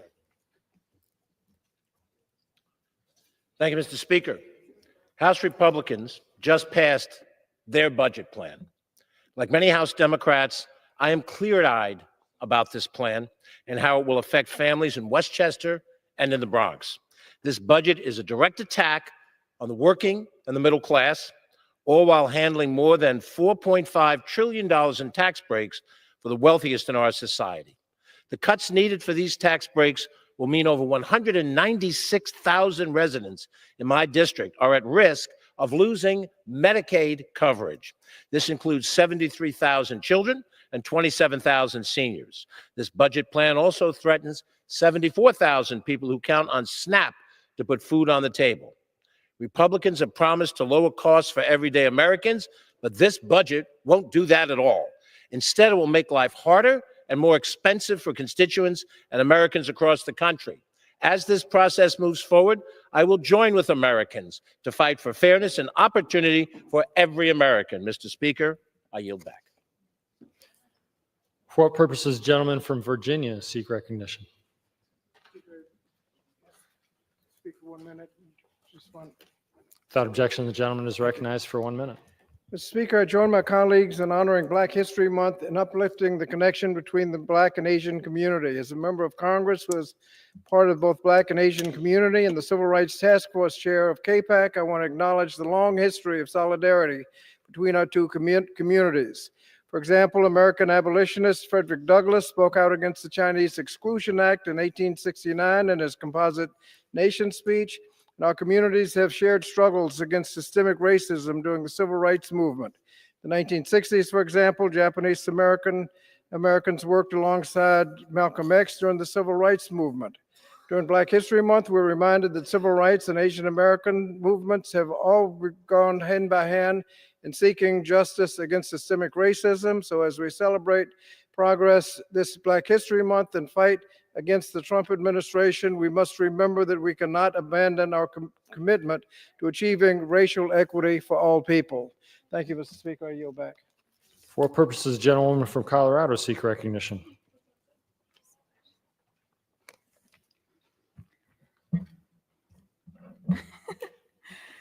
Thank Without you. objection, the gentlewoman from Colorado is recognized for 1 minute.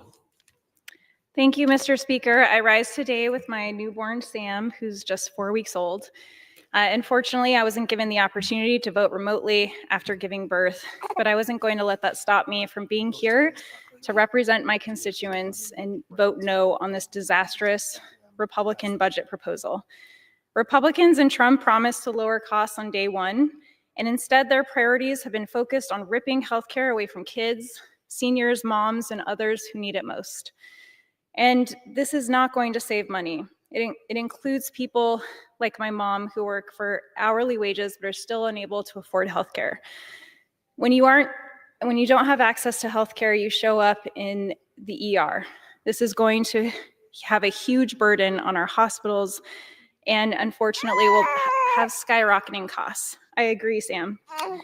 Hospitals will bear this burden. It also slashes SNAP, taking food off the plates for seniors, veterans, and kids, all to fund tax breaks for billionaires like Elon Musk while increasing our national deficit by trillions of dollars.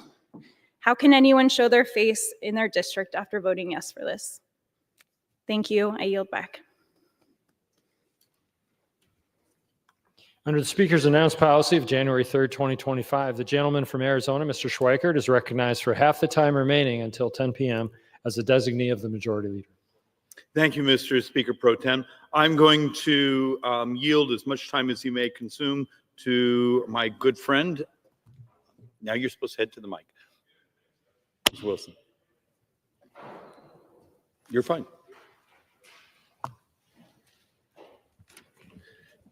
Thank you very much for the opportunity, and thank you, Mr. Speaker. Under the Biden-Harris administration, America experienced wasteful spending, harming families and destroying jobs. Tonight, in a very historic vote that we just completed, in order to combat the destructive impacts, House Republicans have voted to establish the congressional budget for the United States government for 2025 and set forth the appropriate budgetary levels for 2026 through 2034. Introduced by the very capable House Budget Committee Chairman Jody Arrington, this bill will pave the way for the passage of a single comprehensive bill which will deliver on the agenda of President Donald Trump. Again, it's Donald Trump, promises made, promises kept. This budget resolution provides a framework for Congress to secure the border, unleash American energy, prevent the largest tax hike in history, create jobs, and bring common sense back to the government. Unnecessary and wasteful government spending will be eliminated, putting the American people first. I am grateful for the leadership of Speaker Mike Johnson working closely with President Donald Trump for economic opportunity and jobs for all American families. The Trump tax cuts have been proven to energize small businesses to create jobs across the United States. The National Federation of Independent Business, NFIB, has made a difference to work with the administration for this progress tonight. Additionally, large companies have expanded in my home state of South Carolina, anticipating the tax cuts which provide for citizens to have more money which they can use to improve their lives. In the district I represent, I'm very grateful that Michelin Tire Corporation of Lexington is the largest facility in the world, and this is producing tires for energy production across North America. President Trump has provided for all the above energy, which will create jobs.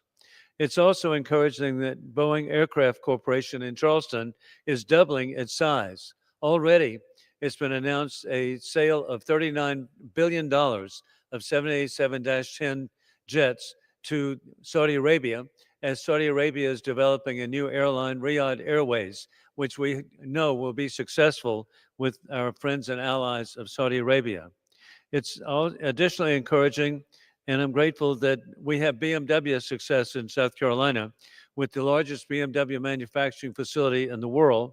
And along with Volvo in Somerville, it makes South Carolina the leading exporter of tires and automobiles of any state in the union. In addition to Michelin, we have Continental Tire, which is obviously German.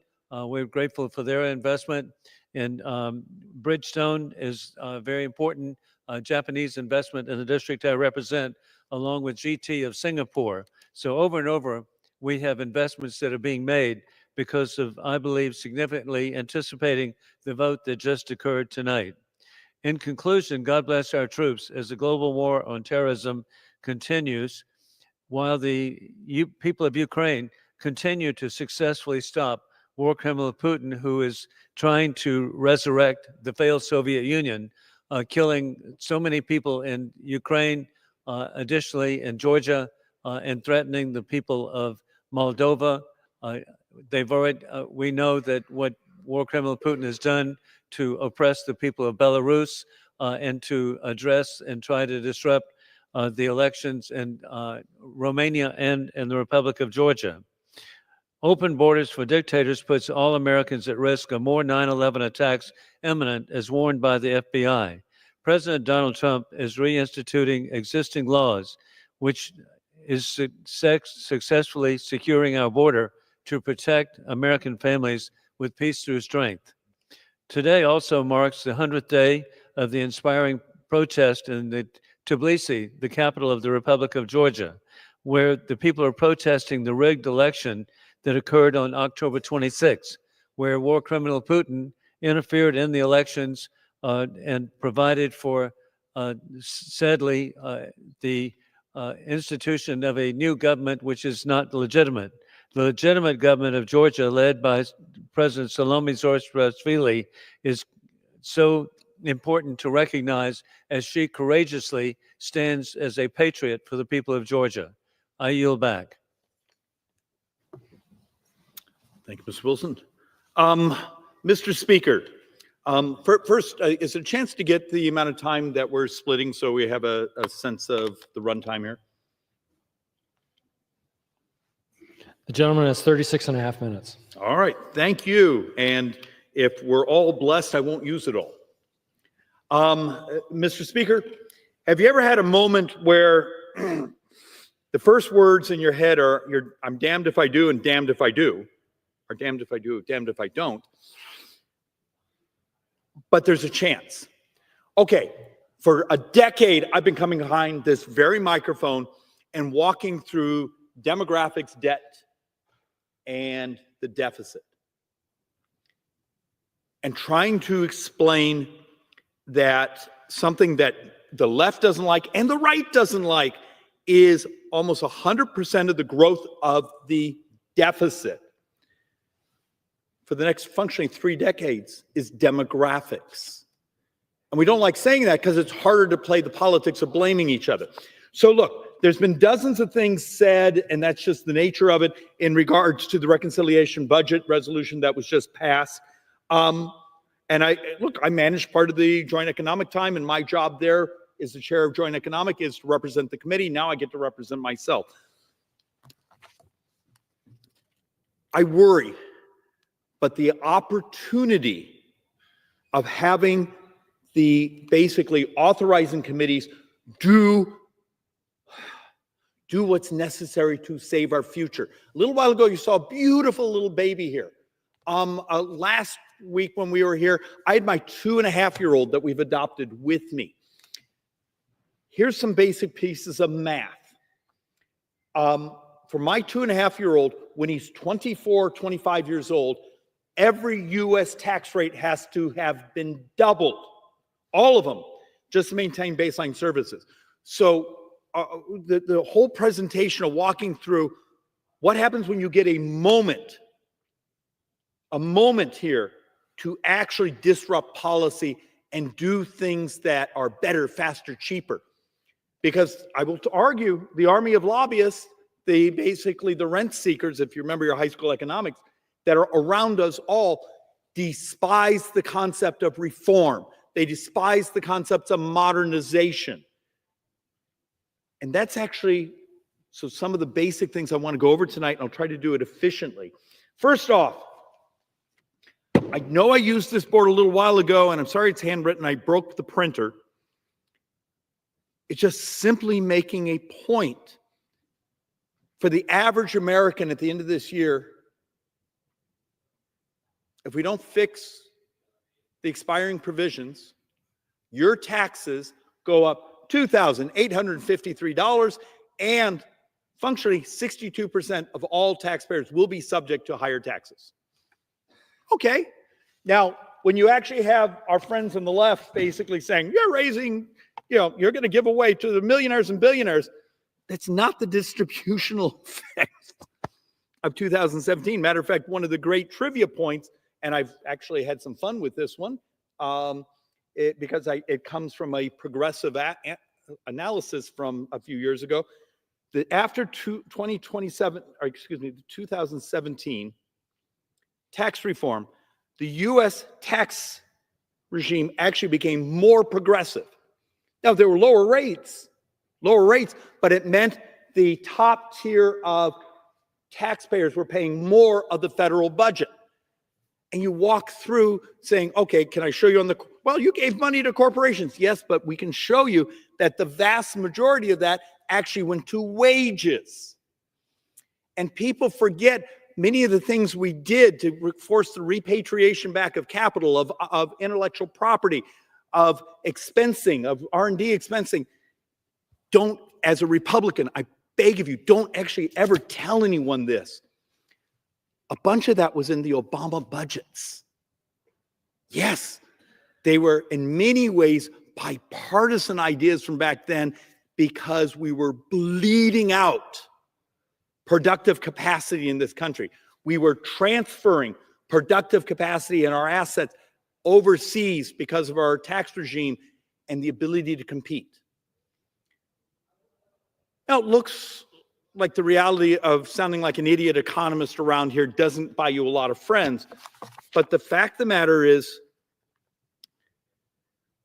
the budget box that was just offered is an opportunity to not, and Mr. Speaker, forgive, my asthma and my lung infection are going a little nuts right now. It's an opportunity to stop your taxes from going up. But what I'm actually more interested in is what I believe are solemn promises I got from the leadership. That many of the things I've come behind this microphone for a decade talking about of how we can adopt technology, how we can adopt models to lower the cost and yet cover our brothers and sisters and give them more access and more opportunity and be healthier. Because the way we deliver services as a government is archaic. You know, right now, if you were designing a system, you wouldn't do it this way, but we're all terrified of whether it be the bureaucracy and their lobbyists and their unions, you know, something the left has to deal with. Many of the business people that have learned how to make money off these programs, our problem, comes marching into our offices, all upset because we're going to change their business model and make them compete. Guess what? That might be what we just accomplished in this vote, is less about fixing the expiring tax provisions, which we're going to do, but maybe it will also give us that window where we can change, prove the way we deliver these services.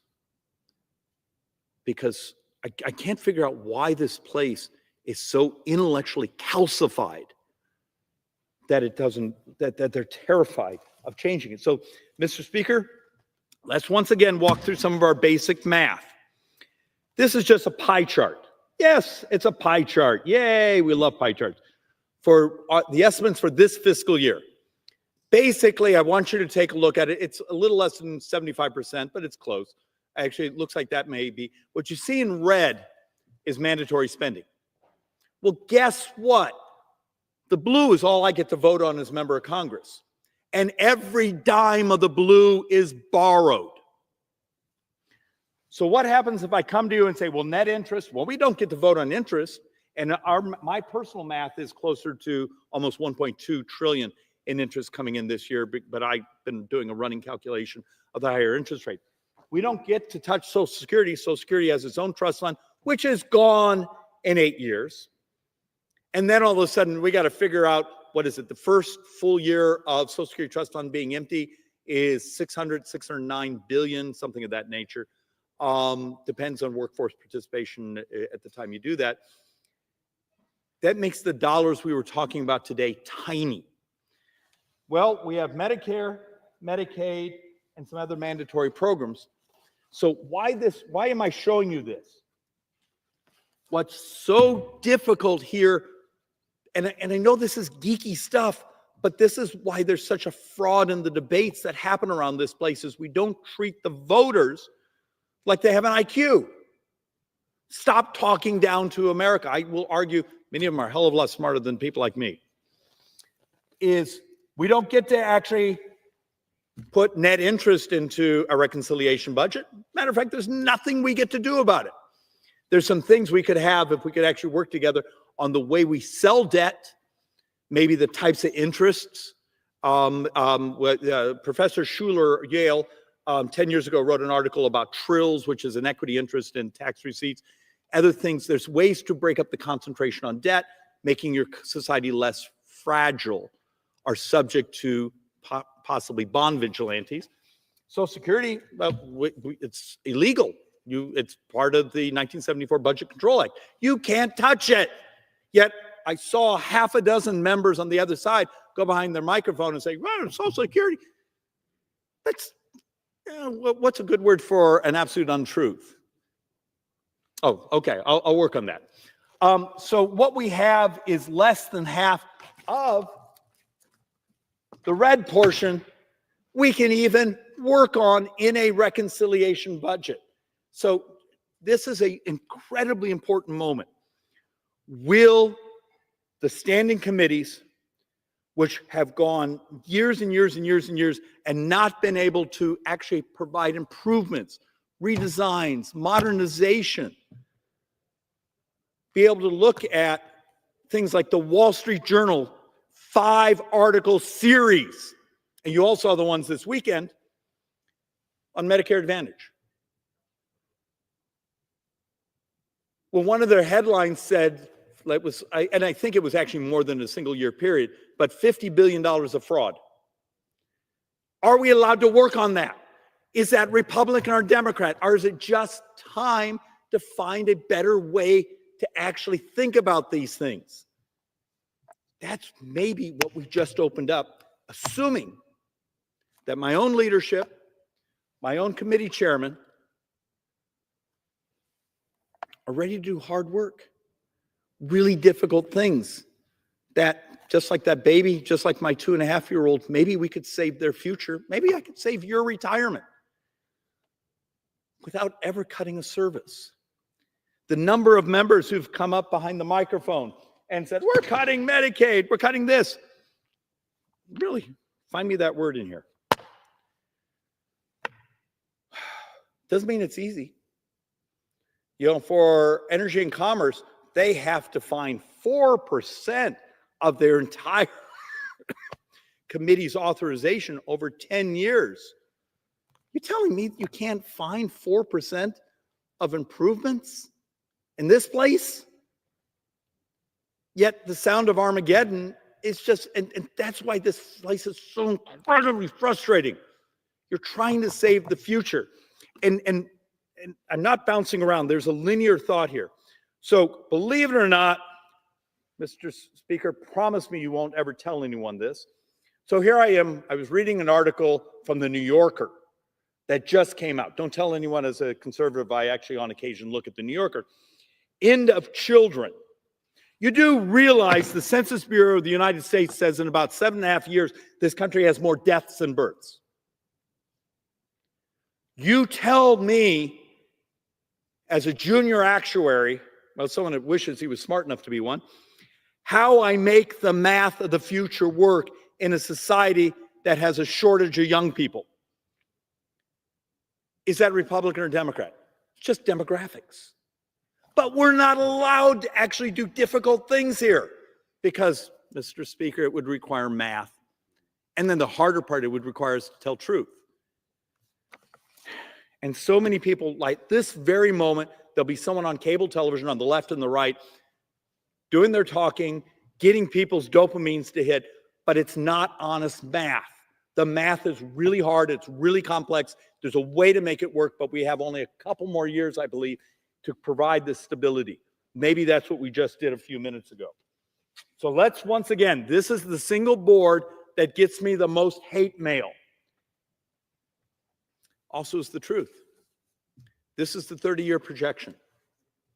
If you look at the 30-year projection from Congressional Budget Office, I didn't produce this, they did. And we believe it's already way out of date because of the change in interest rates.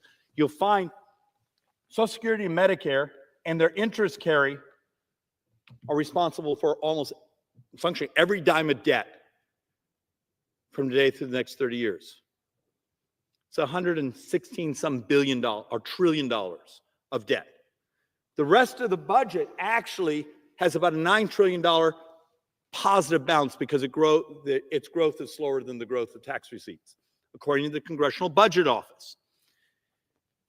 This is the thing the left, in my particular case, love to run hate television commercials. Hate dared to talk about saving Social Security, saving Medicare, reforming how we deliver services so they're stable, so people have a future. You want to understand why this place is so damn toxic is those of us who are actually trying to fix things also write the attack commercials for the other side. It's a sickness. But the math is the math, and eventually the math will win. Look, the understanding, if we don't modernize how we deliver services, and through that start to stabilize everything. It's not just the benefits, it's the growth of debt, convince the bond markets we're going to be stable so they don't raise our interest rates. Look, we did a couple of weeks ago, we showed a chart that if this place does stupid things and we make the bond markets nervous, and we were to get a 1-point increase in U.S. interest rates, we showed in 9 budget years, the additional interest is bigger than everything we talked about today. You've got to start processing how fragile we've made our future. And you start to actually look that if we don't start to actually use this opportunity to say, we're going to use the reconciliation open, we're going to not raise people's taxes, but we get to have a robust debate, discussion, ideas with the left, the right, particularly those of us in Ways and Means, Energy, Commerce, those things, saying, here's what the mix should look like. Maybe you don't extend everything. Maybe you mix them up. Maybe you find where there's leakage. Maybe you find where there's economic growth opportunities. Bring your proposals, bring your economics, bring your statisticians. The debate is on. And now we get to actually have an honest debate based in statistics and math and maybe a future, because we so rarely do that around here.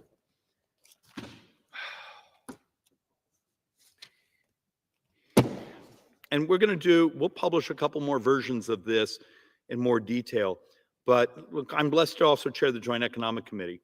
So I have people that are much smarter than I am. You'll be happy to know all of our economists now bathe. It's a running joke, particularly if you know economists. We worked through the math that said, what would happen if you did both things? You paid for as much of this reconciliation budget, the spending, the extension of the tax cuts as possible, and you do it. That's how you get your maximization of growth. Turns out, if you don't do it, you actually get probably a small retraction, maybe a small recession, because people's taxes go up rather dramatically. Remember, for the average family, didn't I just show you, $2,853? Now, in a district like mine, it's somewhere in the 3,000 range. I have a higher income district. But you also have the other thing, the most we can do to try to find ways to pay for that. Turns out there's this concept of capital stack. The United States government is not the only one binging on debt. You look at China, other countries, this and that. As the demographics of the industrialized world start to functionally get really ugly, and we're having to provide services, the amount of savings is starting to be chewed up. So one of the benefits we had in the previous decade and decade before that is there were fairly substantial savings stacks that went into U.S. sovereigns and other things. We expect in the next few years we'll actually start to see that roll over. And then you get the concepts of term premiums and those things. I know it's geeky, but the fact of the matter is, if you don't have a substantial modernization of government, you can't make this math work. Mr. Speaker, can I ask you the time? I want to be respectful to everyone. Gentleman has 12 and a half minutes remaining. My best guess is I'll use about 6 or 7 of it. Mr. Speaker, I tried to actually sort of demonstrate Do you remember the hair on fire comments, people saying things that just mathematically had no basis? They're not actually in the budget documents, those things. But the big one, and folks understand that the size of these committees are vastly different, but the one that people were focusing on, E&C, Energy and Commerce, they still have 96% of their spending authority within their jurisdiction. That's just going to continue. This little wedge here is what they're being asked to work on. I will promise you, if I'm given the chance, my economic team is given the chance, my leadership in Ways and Means and E&C will work with us.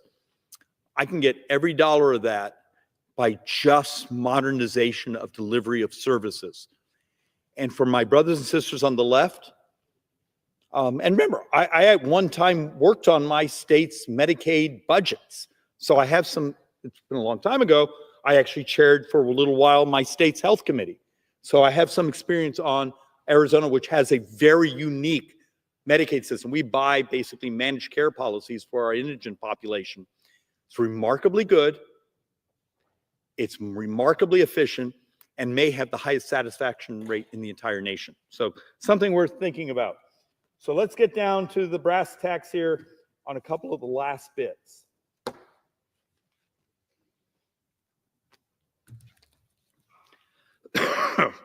You look at the next decade of spending,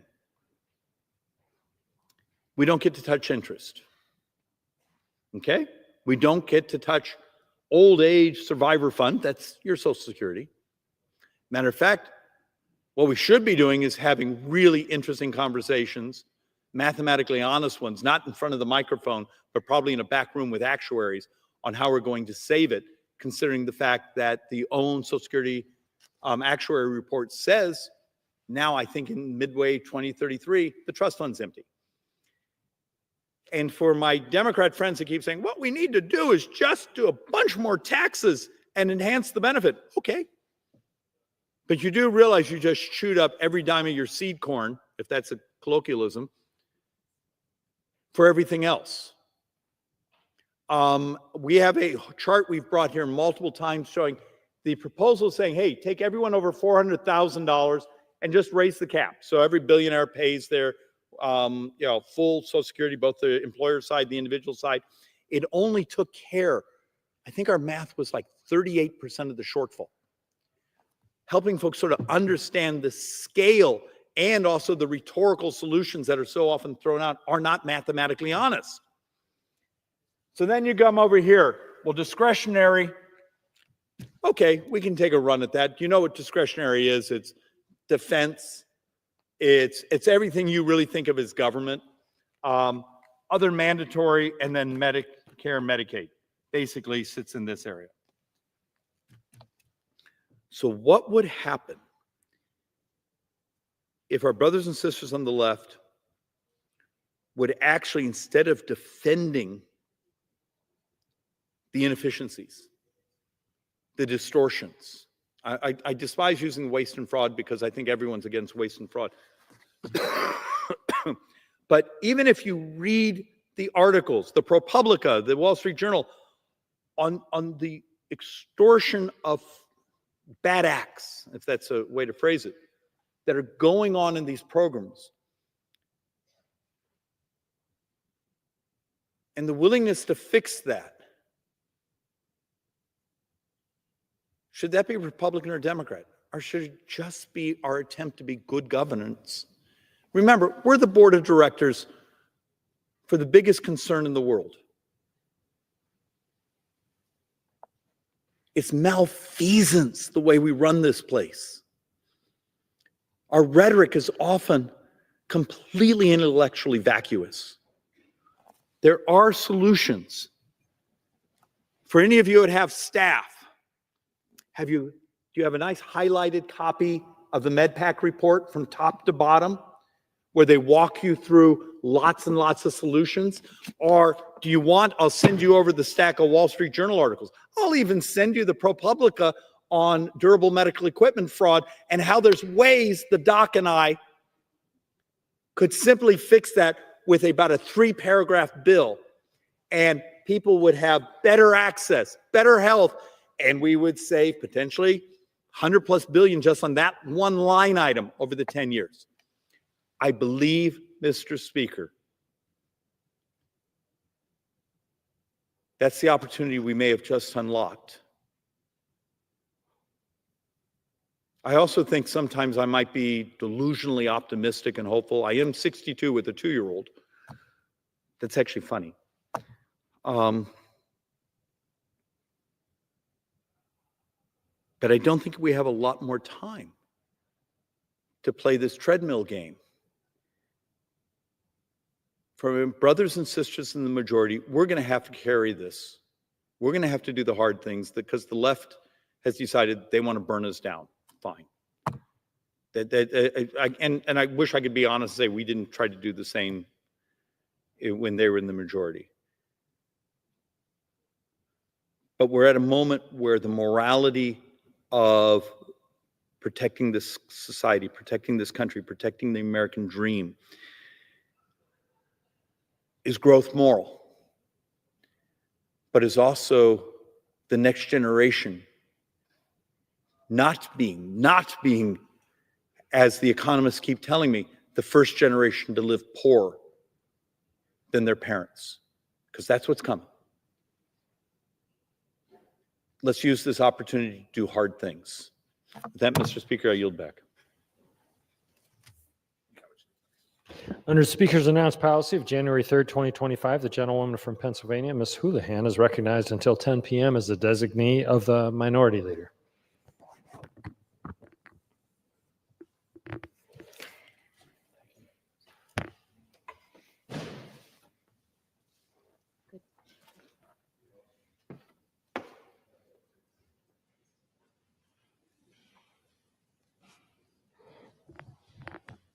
Thank you, Mr. Speaker. I ask for unanimous consent that all members be given 5 legislative days to revise and extend their remarks. Without objection. Thank you again, Mr. Speaker. This week marks a very solemn anniversary, the anniversary of Russia's brutal attack on Ukraine. 3 years ago, Russia started this war by invading Ukraine, not the other way around. I repeat, 3 years ago, Russia started this war, and I'm utterly disgusted that President Trump would refute this absolute truth. I'm equally horrified by President Trump's characterization of President Zelensky as a dictator who does not want peace. I was with President Zelensky just last week in Germany for the Munich Security Conference. He is an honorable and earnest leader, a man who has even offered to step down from the presidency if it would guarantee the freedom of his people. President Trump's blatant lie, an absurd insult, is a lie directly out of Soviet-style propagandists' playbooks. It is Putin who wants to take Russia's resource-rich land. It is Putin who wants to strip its people of their rights and their freedoms. And it is Putin who wants to destroy another European democracy. It is Putin who is a cancer on the world, a liar, a torturer, a murderer, and a war criminal. It is appalling to see our president of these United States, expected to be a reliable standard bearer of democracy, align himself and as a result ourselves so closely with our adversaries, even organizing a sit-down to determine the fate of Ukraine without Ukraine at the table and without the input of our European allies at all. Whatever comes out of these meetings will not be a peace agreement. It will instead be a Russian power grab and an appeasement of war criminal Putin, facilitated by these United States, an illegitimate peace. And it's all horrifying, it's all infuriating, and it's all antithetical to our American ideals. As President Trump and his administration publicly trash our allies, undermine the strength of NATO, and decimate our international aid programs, our adversaries are greedily and happily waiting to fill the gaps that this administration is deliberately creating. On Monday, the United States joined Russia, North Korea, Belarus, Sudan, and Hungary, and I will name them again. Russia, North Korea, Belarus, Sudan, and Hungary, a group of countries I never would like us to be associated with, in voting against the United Nations resolution condemning Russian aggression and demanding the immediate withdrawal of Putin's forces from Ukraine. To quote my Republican colleague and dear friend, Congressman Don Bacon, and I quote, The Trump administration royally screwed up on Ukraine. Another anniversary is fast approaching. Indeed, on April 20th of last year, 101 Republicans voted to support Ukraine. And I'm really glad that Representative Bacon is speaking out about President Trump's actions. But I wonder, where are the rest of his colleagues? I hope that the other 100 members who supported aid to Ukraine in April will be as brave as Representative Bacon and speak out against this administration's ridiculous and dangerous actions. I want to emphasize how important it is that the American people hear President Trump's own words, see his own actions, and be appropriately outraged. President Trump's disavowal of Ukraine and his cozying up to dictators puts us here in the United States all at risk as well. President Trump's turn towards authoritarianism leaves us exposed politically and economically. Scorned allies could pull out or change their free trade agreements, cause shortages in imported goods, including food and oil, pharmaceuticals, and more. President Trump campaigned on bringing down costs, but his very actions right now are indeed undermining the value of the dollar and driving up inflation. We've heard over and over again from the American people that the prices of essential goods are already too high, and President Trump's actions will only hurt our attempts to bring down these costs.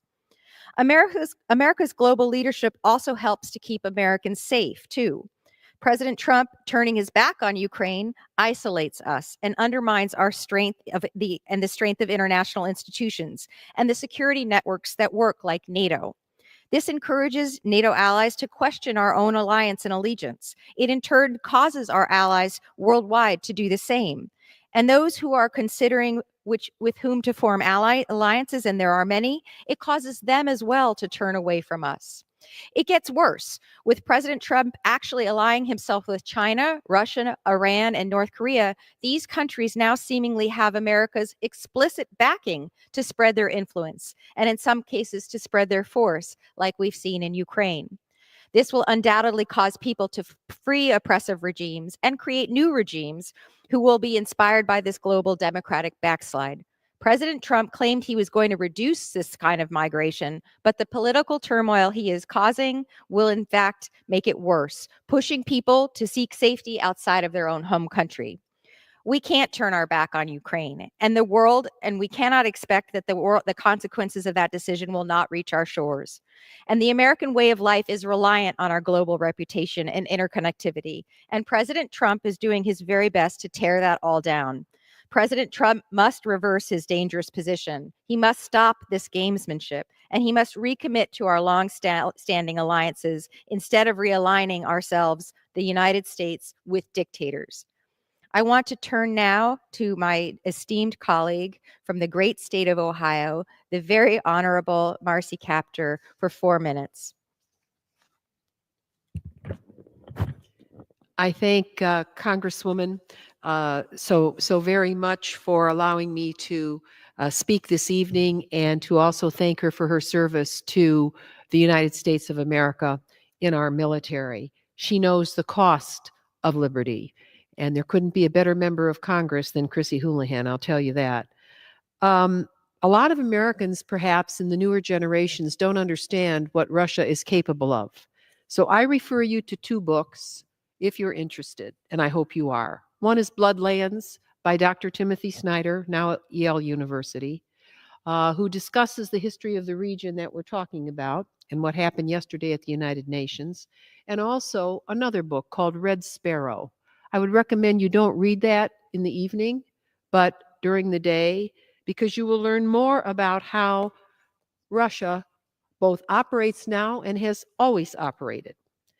To give a little history, before the collapse of the murderous dictatorship that was called the Soviet Union, that occurred in 1991, and had extended all the way from Russia, all the way across Europe to Germany to East Berlin, which has been free since 1991, a great president, Ronald Reagan, served this nation. He was elected twice. He correctly identified Russia as the evil empire.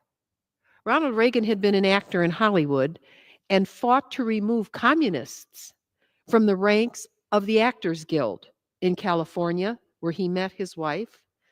And that particular effort by Reagan took great courage because he could have been killed. That's what it's like to deal with Russia as the Soviet Union or the empire now. Another Republican president during my service was George W. Bush. He named Russia and North Korea as the axis of evil. We could add Iran and other countries, but never before at the United Nations has any U.S. president ever stood with the dictators of Russia. Those countries that voted with Russia yesterday are state sponsors of terrorism. Russia understands terror. That's what she does. So for the United States to stand beside Russia, North Korea, Belarus at the United States, at the United Nations, it's appalling. It is appalling. Russia's atrocities go back hundreds of years. During World War II, on the soils of Ukraine, 14 million people were murdered. This is the tradition of Putin. If you do not know that, you are naive. Wake up. Wake up. Even China abstained from the vote yesterday. Aligning with these countries who past presidents have called the epitome of evil on earth is shocking. The very fundamental purpose of this nation is liberty.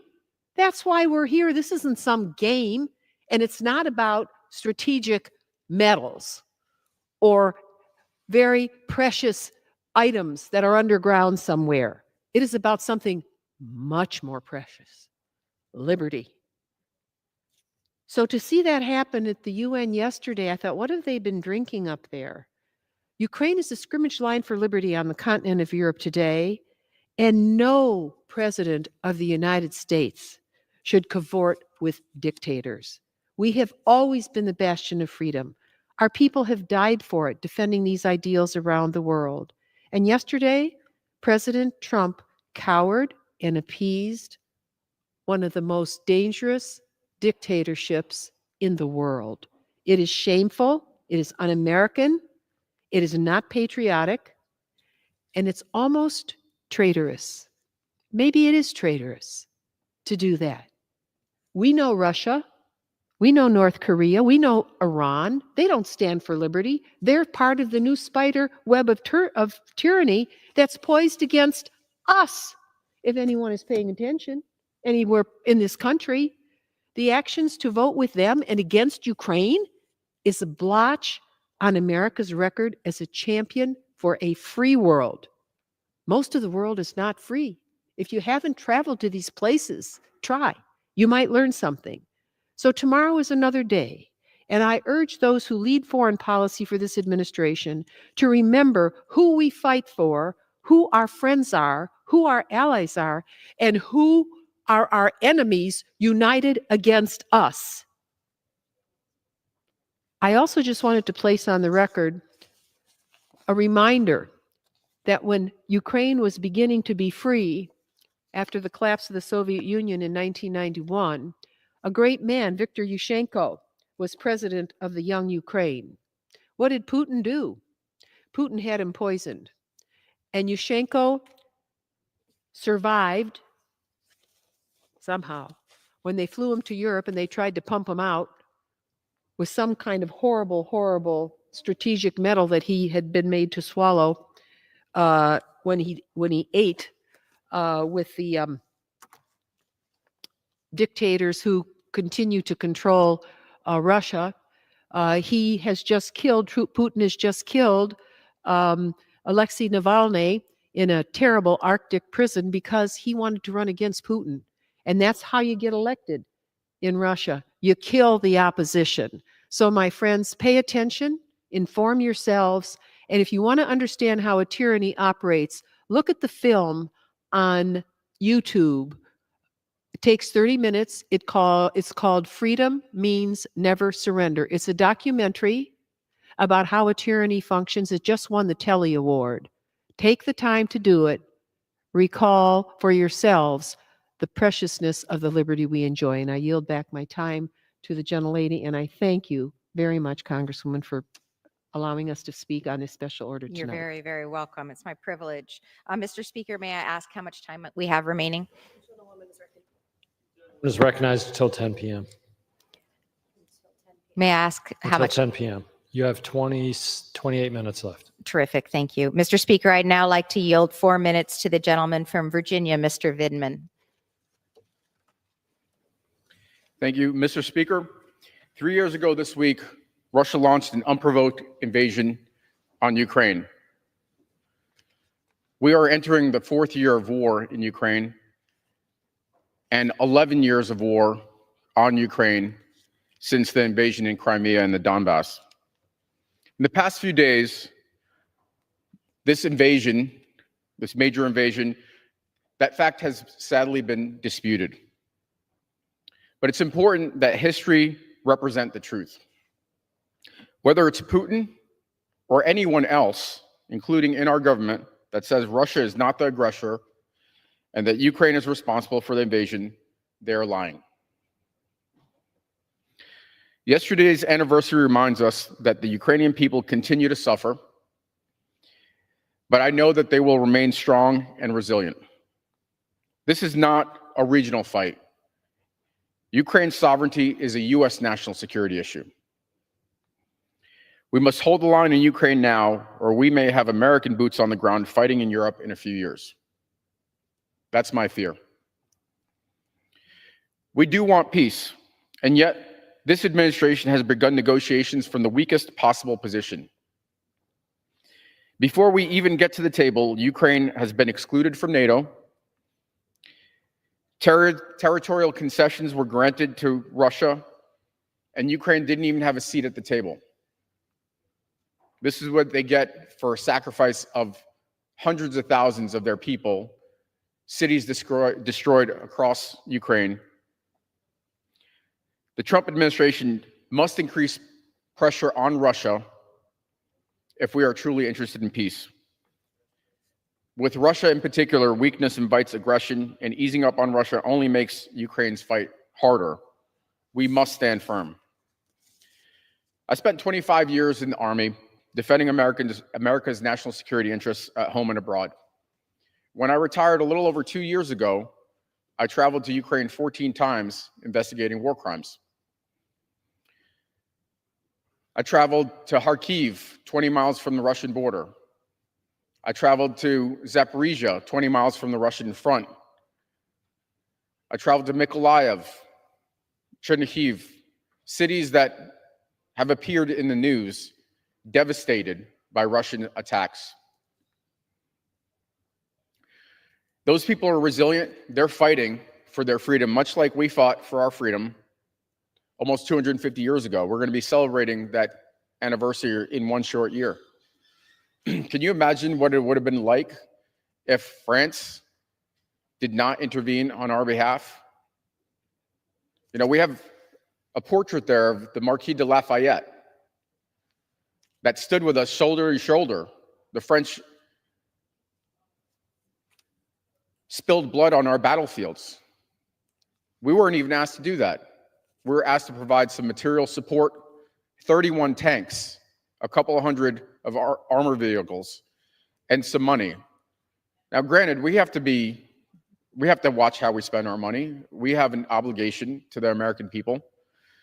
But we also have to recognize where our national security interests lie. And the fact that we spent 80 years defending an international order that our grandfathers fought for and died on European battlefields for. I think we've forgotten that for some reason. I can't explain it. But they know that in Ukraine, because that's what they're fighting for. They know that if they give up, the Russians will occupy. And in those occupied areas, they've already deported tens of thousands of children to be re-educated, taken away from their family. They've put the Ukrainian people in camps. Russia is basically like a boa constrictor, slowly digesting chunks of Ukraine. If we pause now without security guarantees, they'll be back at it in a few years, just like they were after Crimea, like they were in Georgia, like they were in Moldova. We have to be clear-eyed about that in our interests. And so in Virginia's 7th District, my voters expect me to stand up for American values, and that's exactly what I'm doing by speaking out today. And that's why I'll keep fighting for strong U.S. leadership all around the world. That includes Ukraine's sovereignty, for our own country's national security interests, and for the values that keep and have kept America strong. On this anniversary, we must reaffirm our commitment that we stand against autocrats and dictators like Russia and North Korea, and that we stand with Ukraine on the right side of history. Thank you. Thank you. Mr. Speaker, I'd now like to yield 4 minutes to the gentleman from Hawaii, Mr. Case.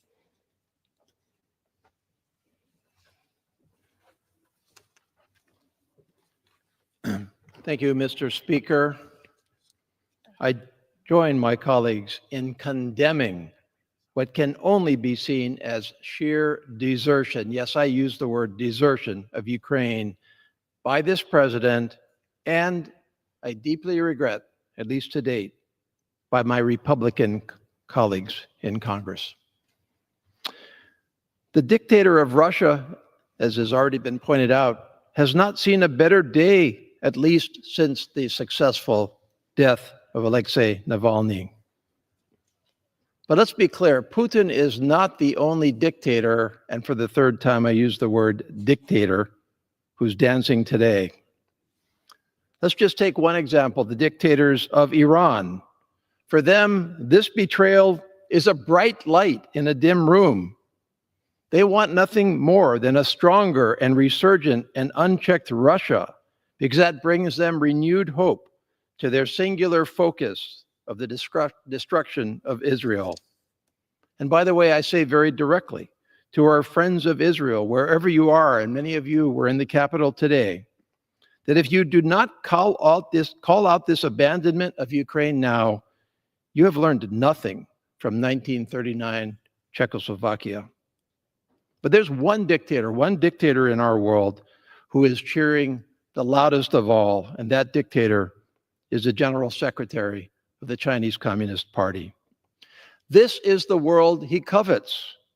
This is the world that he's worked for. This is the world that turns the lock and opens the door on his ambitions.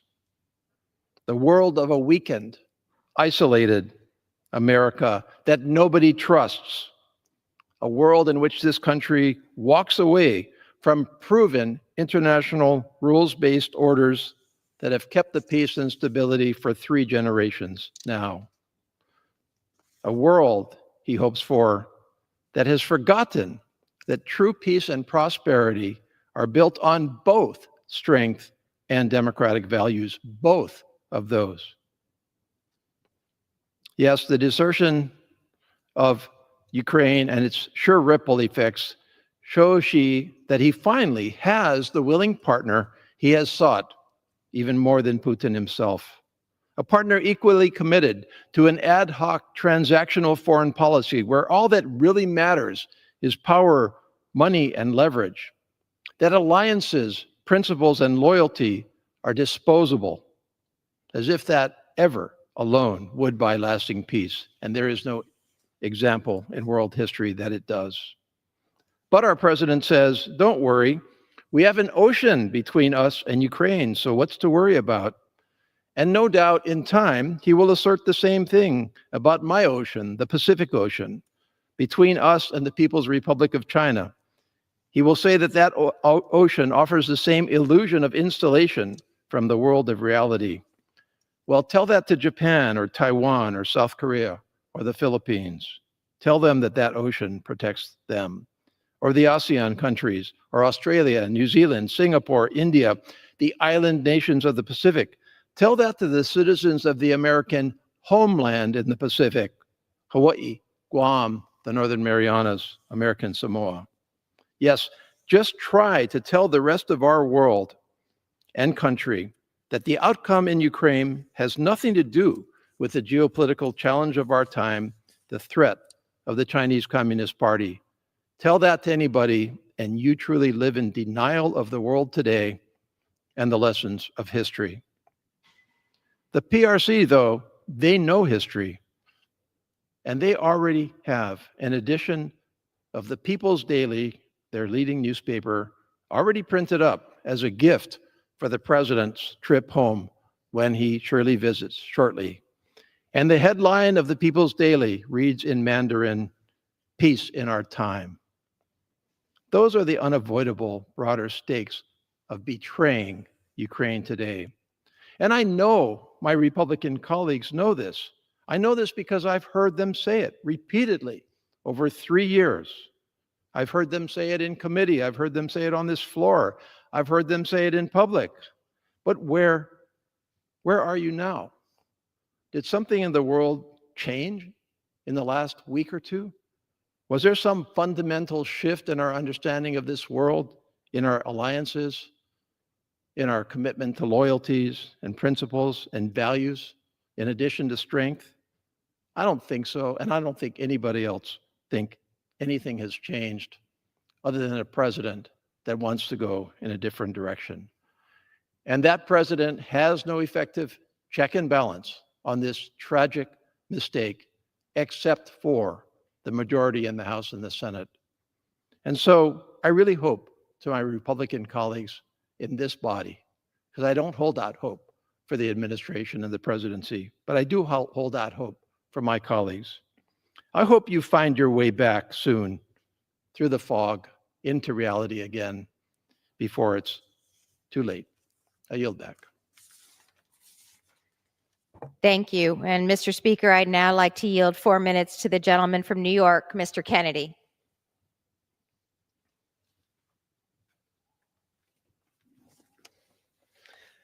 Thank you. I want to begin by thanking my friend and colleague, Representative Houlihan, for convening this special order. Mr. Speaker, I rise today to support our ally, Ukraine, and speak up against the grave threat the Trump administration's support for Russia poses to democracy at home and abroad. Yesterday marked 3 years since Russia's unprovoked and brutal invasion of Ukraine, a sovereign nation. We have since witnessed incredible bravery from the Ukrainian soldiers on the front lines to the families who have endured unimaginable loss, yet continue to fight for their homeland. My community of Buffalo knows what it means to stand together in times of hardship. We are a city that welcomes, embraces, and lifts up those in need. I stood arm in arm with Western New York's Ukrainian community in Niagara Square, designated Ukraine Freedom Square, just outside Buffalo City Hall, days after Russia's invasion. What I said then is just as true today. The United States of America must always stand with Ukraine against Russian aggression. Buffalo is known as the city of good neighbors, and that spirit has been evident in the way our community has opened its doors to Ukrainian refugees, providing shelter, education, and hope for a better future. Members of this body, both Democrats and Republicans alike, understand that this is not just Ukraine's fight. This is a battle between democracy and tyranny, between freedom and oppression. That is why this body has come together on numerous occasions to pass legislation to help the people of Ukraine resist the Russian invasion and defend their homeland. And we continue to do this because we know that if Russia succeeds, it sets a dangerous precedent for dictators around the world, and it threatens the security of our NATO allies. So when the President of the United States chooses to spread the same false Russian propaganda as Vladimir Putin, absolving Russia of its responsibility for starting the war, and defaming the democratically elected president of our ally, we should have the courage to stand up and call it what it is: a bald-faced lie. And it's shameful when we, the shining city upon a hill, as President Reagan put it, oppose a United Nations resolution condemning Russia and supporting Ukraine. The rest of the world should look to us as a model of democracy, but instead, we're enabling a dictator. And just think about the company that we're keeping with this UN vote. The only other countries to oppose this resolution were Russia, North Korea, and Belarus, all dictatorships. Since when does the United States side with dictators? I suppose when we have a president who says he wants to be one. Turning our back on Ukraine goes against everything Americans have fought and died for since we declared our independence from a monarch in England. Supporting Russian aggression against Ukraine sends a dangerous message to our allies around the world. The United States is no longer a reliable friend. You are on your own. Well, I have news for you. We are much better than this as a country. This isn't just about democracy, it's also about our national security and our credibility on a world stage. The world is a safer place, and the American people are more secure when we stand united with our allies, uphold our commitments to global peace and stability, and lead with strength, diplomacy, and integrity. I yield back. Thank you very much. And I very much want to thank all of my colleagues for joining us here tonight and me here tonight. This evening, we heard about the damage that President Trump's actions have done to our nation's security. If our nation turns its back on Ukraine, we heard about what comes next. Our ally Taiwan left in greater jeopardy to a Chinese invasion. Our allies left elsewhere looking for security and for other trading opportunities. And worst of all, our enemies worldwide left emboldened by Trump's isolationist actions. The American people should be worried tonight. History has shown us that when America is isolated, we are less safe. And I very much hope that my Republican friends, the 101 of them, now 100 of them, who very recently voted in support of this nation in its fight for their democracy and as a consequence, all of our democratic values, will stand up to this, our president, and will help us, the United States, change our course. And as a consequence, the world change its course for safety and freedom as well. Thank you, Mr. Speaker, and I yield back. Does the gentlewoman have a motion? Gentlelady yields back. Members are reminded to refrain from engaging in personalities toward the president. Does the gentlelady have a motion? I do. I have a motion to adjourn. The question is on the motion to adjourn. Those in favor say aye. Those opposed, no. The ayes have it. The motion is adopted. Accordingly, the House stands adjourned until 10 a.m. tomorrow for morning hour debate.